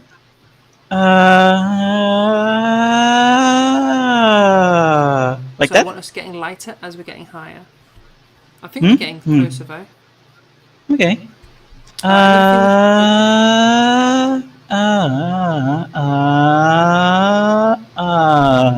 Like this? Kinda. Okay. A bit higher and just like I heard like that and then that. I want like connection. Right.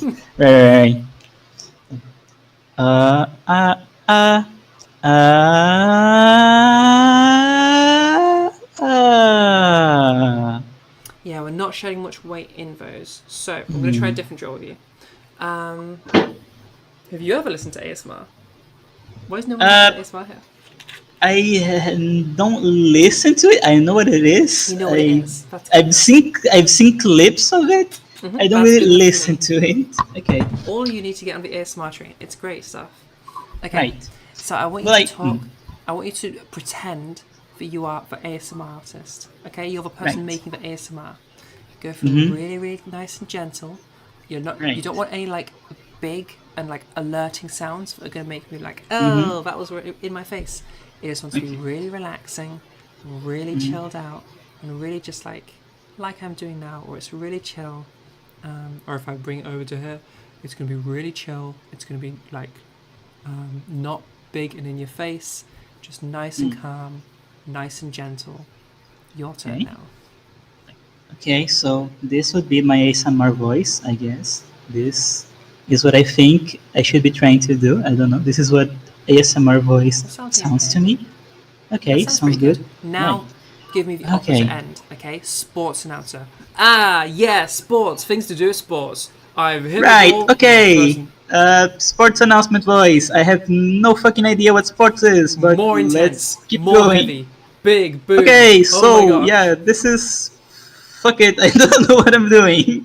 Let's. Right. Fuck. What good things happen in sports? The person is balls. about to score the goal, and I want like something's about to happen.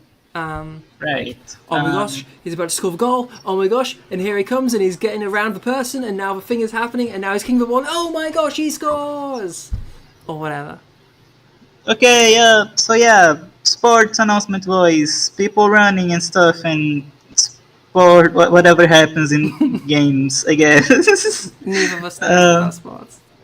Huh? Yeah. No, I have no idea. I think you are getting some movement. I want you to bring that out a bit more. Because because we're not going super heavy and we're not going super light. So can we just increase the amount we're doing each of them? You're getting a bit of movement, but I want more, which is probably going to be a practice thing again. Okay, I'm sorry. My mother just called me a bit, so That's fine. That's fine. I wasn't listening for like the last, 20 seconds or so. Can you repeat that, please? You're getting some movement. Excuse me. You're getting some movement. I want more. So like we're getting lighter and we're getting heavier. But we're not getting like heavy and we're not getting like light. So I want big movements, which just can come from practice. Big. What do you mean by big movements exactly? Like you're getting like, if I was to make, these are made up numbers, they're not real, but I'm just going to give them some numbers. You're going like a +2 heaviness or a -2 lightness. I want you to get to like a +8 heaviness and a -8 lightness. Those are made up numbers just to give you an idea of like, I want more of what we're doing. Does that make sense? So It does, and heavy. but I don't really know how to get more lightness out of my voice. Part of it's going to be practice. So just practice going. So if you can go a bit light and you can go a bit heavy and you can feel how they're different, try to just go further in each direction. So like whatever you did to go lighter, do it more. Whatever you did to go heavier, do it more. Part of it's going to be some exploration, and yeah, practice. Okay, so with the what was the voice you were doing before, like the full? Is it full voice? I don't know, like the hollow. Hollow, yeah, hollow. Okay, the hollow voice thing, is that like? So hollow's a light vocal weight with a lowered larynx. Okay, so light weight. Okay, so the lighter voice would be something like this then? I don't think that sounds very hollow. I think that sounds quite full. Hollow. Okay, so something like this then? Sorry? Something like... Okay, so something like this then? Something more... That's better. That's a lot more hollow. Right. That's a lot more hollow. So you hear how this is very, very gentle. It's almost like a big, gentle giant, you know? Yeah. That kind of thing. That's that gentleness that I'm wanting to hear. Okay. Right. I feel like... I don't know if... You said to like kind of ignore like the mechanics of what is happening, like... What to your body, but I feel like the hollow voice, you kind of make your mouth a bit, the inside of your mouth a bit bigger, so that it can like be like that. So I'm not that sure. is a thing, but that's a different thing that's happening. That just happens to happen in that particular voice. This is why I don't want to focus too much on mechanics in case you conflate things. So that's your oral space has got bigger. So do you remember earlier I said we are getting basically hollow is that darker resonance, that lowered larynx and stuff. There are other ways we can darken our resonance, so it's not just lowering our larynx. Earlier I showed you the guitar thing. You're doing the guitar thing in your mouth there. So you're kind of, your mouth is really big, which is making your...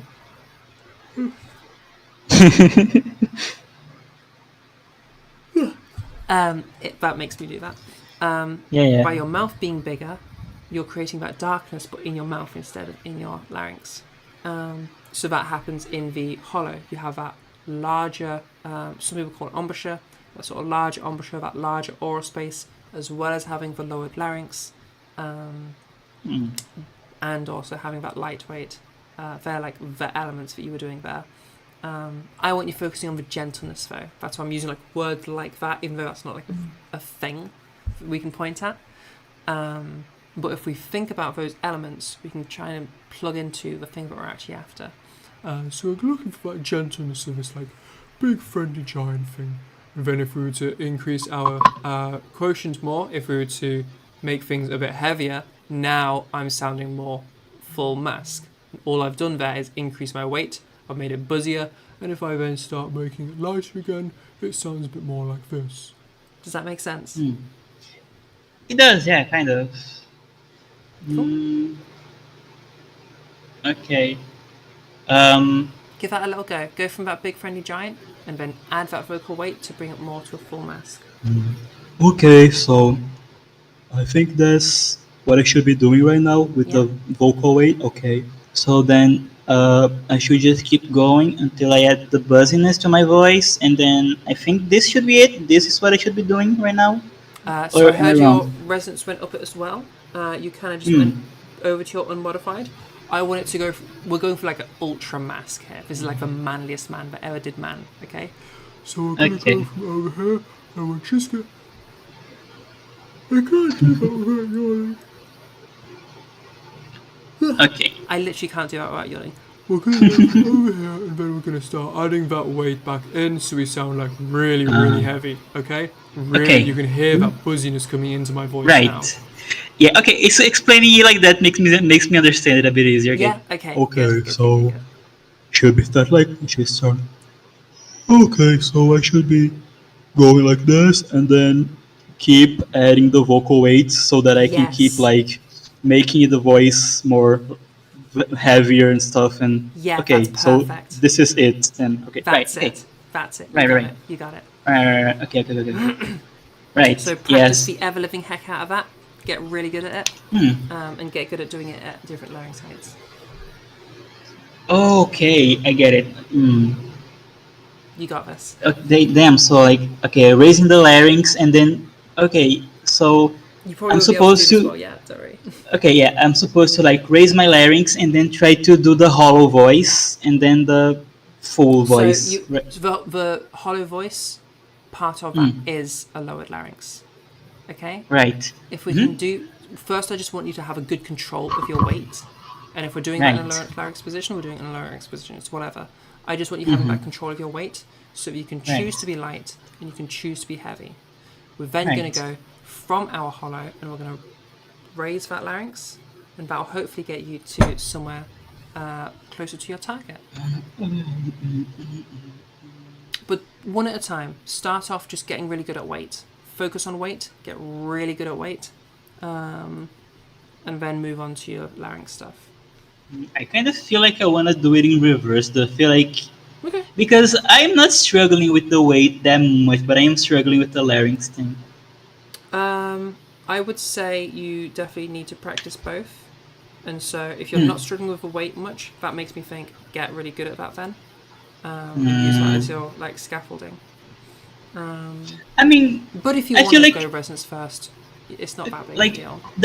the thing is, I feel like there isn't really anything difficult with, for me at least, to shifting the weight. Like it was just a matter of you explaining Knowing it in the a right way thing. that like, huh? Knowing the right thing.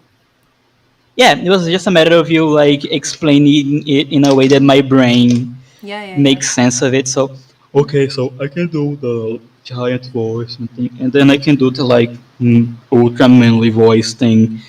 It's like it's not really a difficult thing for me That was to good. That was good. do. Okay. Okay then, yeah. Have a So little focus on your larynx stuff then. all right. Okay. Yeah. Before I'm sorry for taking so much time. You're fine. Like, You're fine. but about the larynx thing, going back to that, uh, how do I really get to controlling it? Like, is it really just doing the painting exercise? Oh, not really, not the painting exercise for me, right? You said the thing whispered would be, vowels. yeah, Yeah, it is just doing Okay. that. Okay, Because so essentially when we do the whispered vowel, what we're targeting is that larynx moving up and down. As you get good at that, and you get good at producing the sound, as you get more familiar with that sound, you'll be able to just move between the two. thing is, I'm noticing I can't really get it to go down much. Yeah, that's because, well, you probably can't get it to go down much because you're starting at a lower larynx position. You'll be able to get it to Yeah. go down a little bit, but you're already starting with that lower larynx. What you're mainly learning is going up. Yeah. Like if I start on my Yeah. bass, I can, Because I go from about here to about here. Like it's a little bit of movement. It's like a finger of movement. Because I kind of struggle with doing the big dog thing. Sometimes I try to do that and it just doesn't sound like the big dog that everyone usually does. Mine sounds like a bit. I feel like I'm a bit stuck in the middle with it. Like I can't really Yeah, go I think so. much I think lower. your main issue with resonance is you're doing too much in the oral space and you're not doing much in the larynx space. Okay, you're doing too much shit with your mouth. Okay, and you're not enough here. Okay, so all of the shit you're doing with your mouth, I want to not be happening. That's why I've got you on for vowel, because if we're keeping that on an when you do shit with your mouth, it's gonna make your go weird. So by forcing you to stay on that we're forcing you to not have weird shit happening with your mouth. Yeah? Does that make sense? Yeah, I think it does. I realize I kind of move my tongue a lot when I'm trying to move the larynx as well. Exactly. Yeah, I imagine that's probably the case. So I want you to ditch all of that. I just want that larynx going up. Eventually, it's going to click. And you'll be like, oh, that's how I do it. And it'll get a lot easier from that point. But for now, it's going to be a lot of exploring and figuring it out. Try different vowels as well. Like, do the do do an do an it, do all the different vowels and okay? Making sure that you stay on the same one as you're doing it. Yeah, I feel like Do you that hear keeps how that's, happening. like, super like strained, like Yeah, like struggling to that do keeps that the thing keeps. It's like adding vocal fry to my whisper. It keeps happening, and I'm not. Also getting super strained. It keeps happening, and I'm not sure why. Not sure what I'm doing It's wrong. for with distortions. It's the distortions. You need a little explore. Hmm. You need a little explore, and make sure that vowel stays the same. Yeah. Okay. Listen back to this VOD afterwards. You'll hear all of your vowels get distorted as you try to raise up. So right. you typically go like. So, what should I do to make it better? Is it just a matter of keep doing it, keep practicing, or like, am I doing something wrong that I need to avoid? So you're doing something wrong that you need to avoid, but the thing you're doing wrong is letting your become something else. So you need to practice keeping an and it's going to be really difficult, and eventually you're going to get good at it. Okay. Thank you for no worries. all the help. Like, good luck with that. I've been looking for like something like this for a while now. I couldn't really find anyone to like help me one-on-one with this stuff. I had a lot of questions asked, so. And you can always submit clips whenever you want to. I don't always get to them same day because sometimes I'm busy, but I get to them as soon as I can. Yeah, I've joined your Discord a bit ago. Yeah. When I tried to send you the video, actually, I don't. Okay, do you wanna just end this now, or like do you wanna like check the video out quickly? See. I'll check that out at a later point because I'll have to probably play around with it to try and find it properly. Yeah, sure. I mean, did you try watching it through Discord, or did you click on the link and like open it on your browser? We did both, and I was having issues. So. Okay, now, yeah, fine then. Well, I'll find it though. Don't worry, I'll find it. Sure. I could try streaming it. Maybe okay, it's fine. It's fine. We'll figure it out later. It's fine. Anyway, I was gonna say that I joined your Discord already, and my name here on Discord is Sarah Slash. You mentioned before that you can really see the names of whoever you're talking to. Once I'm not streaming, I can see it properly, so it's all good. Yeah. Oh, you can see it? Oh, okay. You can see it now then? I'm saying once I stop streaming, I'll be able to see it properly. Oh, right. Yeah. So yeah, Sarah. I leave streamer mode on just to make sure that everything's okay. Right. Okay. So yeah, Sarah Slash. I've in there now. Where should I send you the link to stuff there? Have a little explore of a Discord eventually. Oh, for the link, sorry. Just pop it in general chat. I'll find it. Okay. Or voice discussion. Voice discussion. Should I? Voice discussion. Okay. Should I ping you in there, or should I just leave it there and you find it? Huh? Can do. If you want. Okay. Sure. Fab. Voice discussion. Okay. Right, I think I've got... Yeah, thank you for everything. It was very, very helpful. Yeah, you're super welcome. You're super welcome. Yeah, I feel like I understand a lot more now than I did before this class, so thank you. Good. Well, I'm glad. That's the whole point of these, so that's good. Hey, thank you. I think I've got about one more in me if one person wants to go next.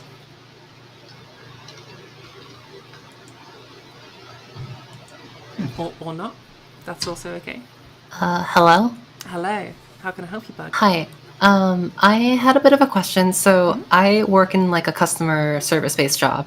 The main thing I'm having is I'm often not loud enough because there's just so much ambient noise. And the problem I've had with increasing my voice is sometimes, or the volume of it, or the perceived volume, is that sometimes there's like some turbulence, like that affects the purity, or I like put too much weight, or it also kind of wears out my voice too much and I start like frying every single word.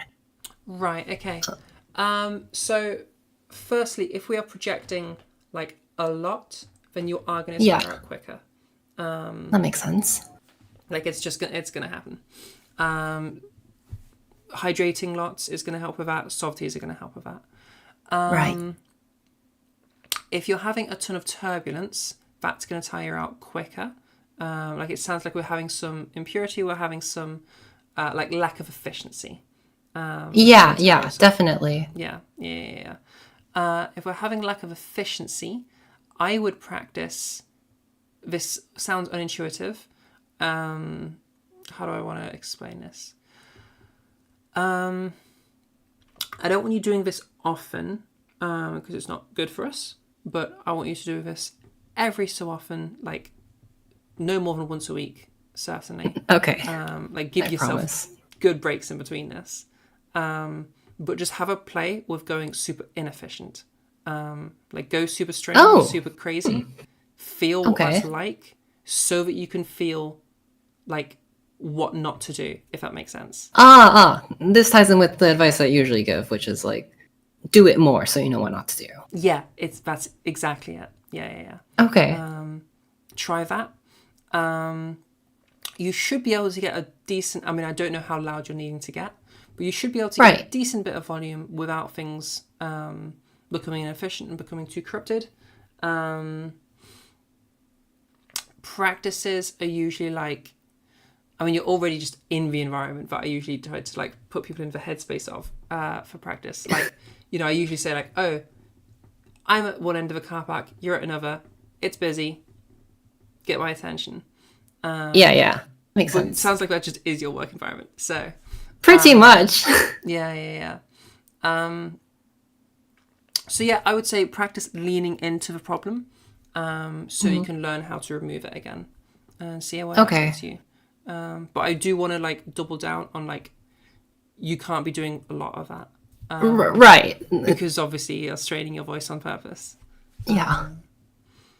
I've heard some things about like adding twang to help with loudness, or like some ways to get a little more closure about the vocal folds. So twang is going to help you with loudness. It's also going to change the sound. So you need to decide how you feel about that. If you want to practice twang, I would say,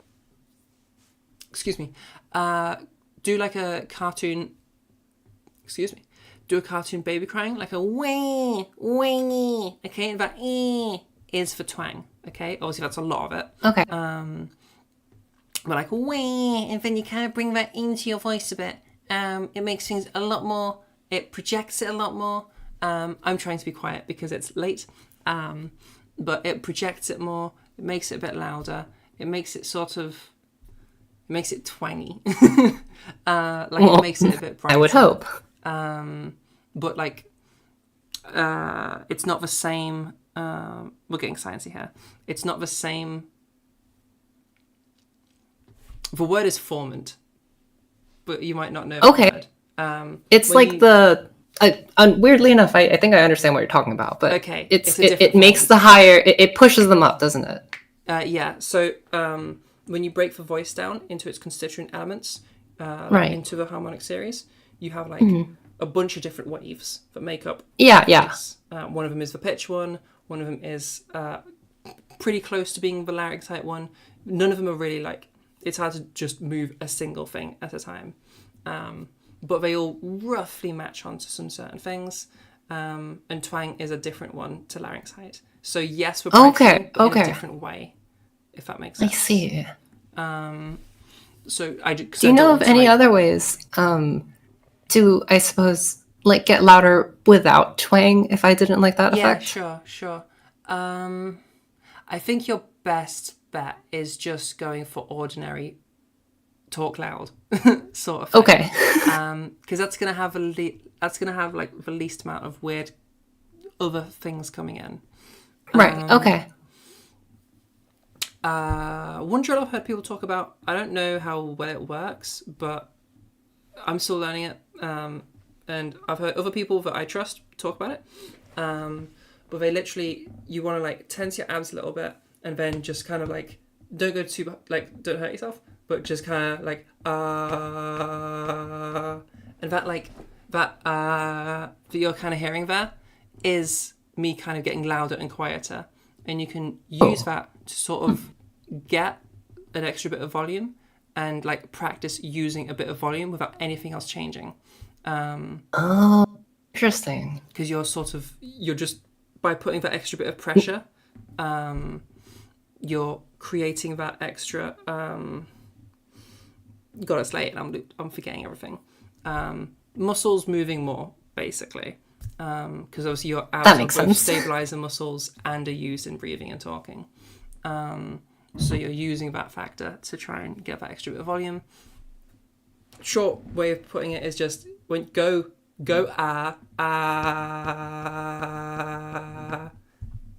gently tap against your abdomen and use that to familiarize yourself with just a volume increase. You can use that to try and increase a bit. It doesn't give you a big jump, but it'll give you a bit of a jump, and maybe you can use that to step up. I certainly appreciate it. Yeah. I think your main thing is going to be leaning into inefficiency so you can learn to become more efficient. Okay, got it. Oh, and softies. Softies will always help. Oh, right. Okay, good shit. All right, thank you, everybody. Thank you very, very much. I am going to finish up now because I'm getting pretty darn tired. It's been a good workshop. I'm pretty happy with it. So we'll do some little self-plugs first. If you have enjoyed the workshop, if you have learned a lot, then Ko-fi is the way that you can support what we're doing. I do these workshops for free every single week, and the reason I'm able to do that is because people support at the Ko-fi. I also have been for the past 3 months giving free private lessons. Can you share the YouTube channel's name again, please?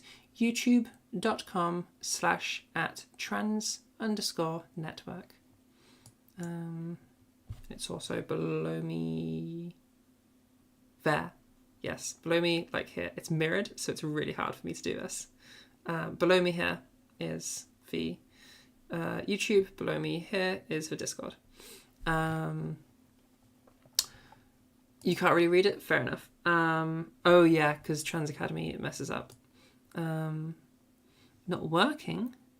youtube.com/@trans_network. That should work. I don't know if I'm allowed to link it in Trans Academy, but oh, you're in Trans Academy. Just click on my profile and there's a link in it. That's correct. What do you mean it's not working?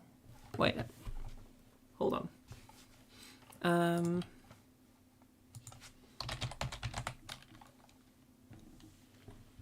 Oh, you missed the @ youtube.com/@trans_network.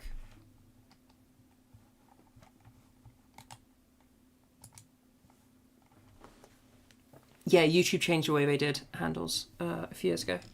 So you have to have the @ on everything now. Yes, we do these because people support it with Ko-fi. So if you appreciate this and you want to support what we're doing, then head over to the Ko-fi, ko-fi.com/transnetwork. I super appreciate everybody that does that. That's like really huge and freaking amazing. So thank you to those people. We also do, I'm being quiet right now because it's very late, but we also do makeup and beauty stuff over our Discord. We had our first ever workshop yesterday. You can see the VOD of that on the YouTubes. It was really good. So send some love for that. And if you do join the Discord, say a big thank you to Lee for hosting those. because they're doing a great job. What else we got? Yep, subscribe to YouTube, join my Discord. If you feel like giving some money, head over to the Ko-fi. People that do that, you are amazing. Yeah, okay. Thank you very much, everybody. I love you. You did a really good job. Okay, you did great. Thank you so much for coming. And have a good night. All right. Bye bye. Oh, what the heck? Bye bye, stream.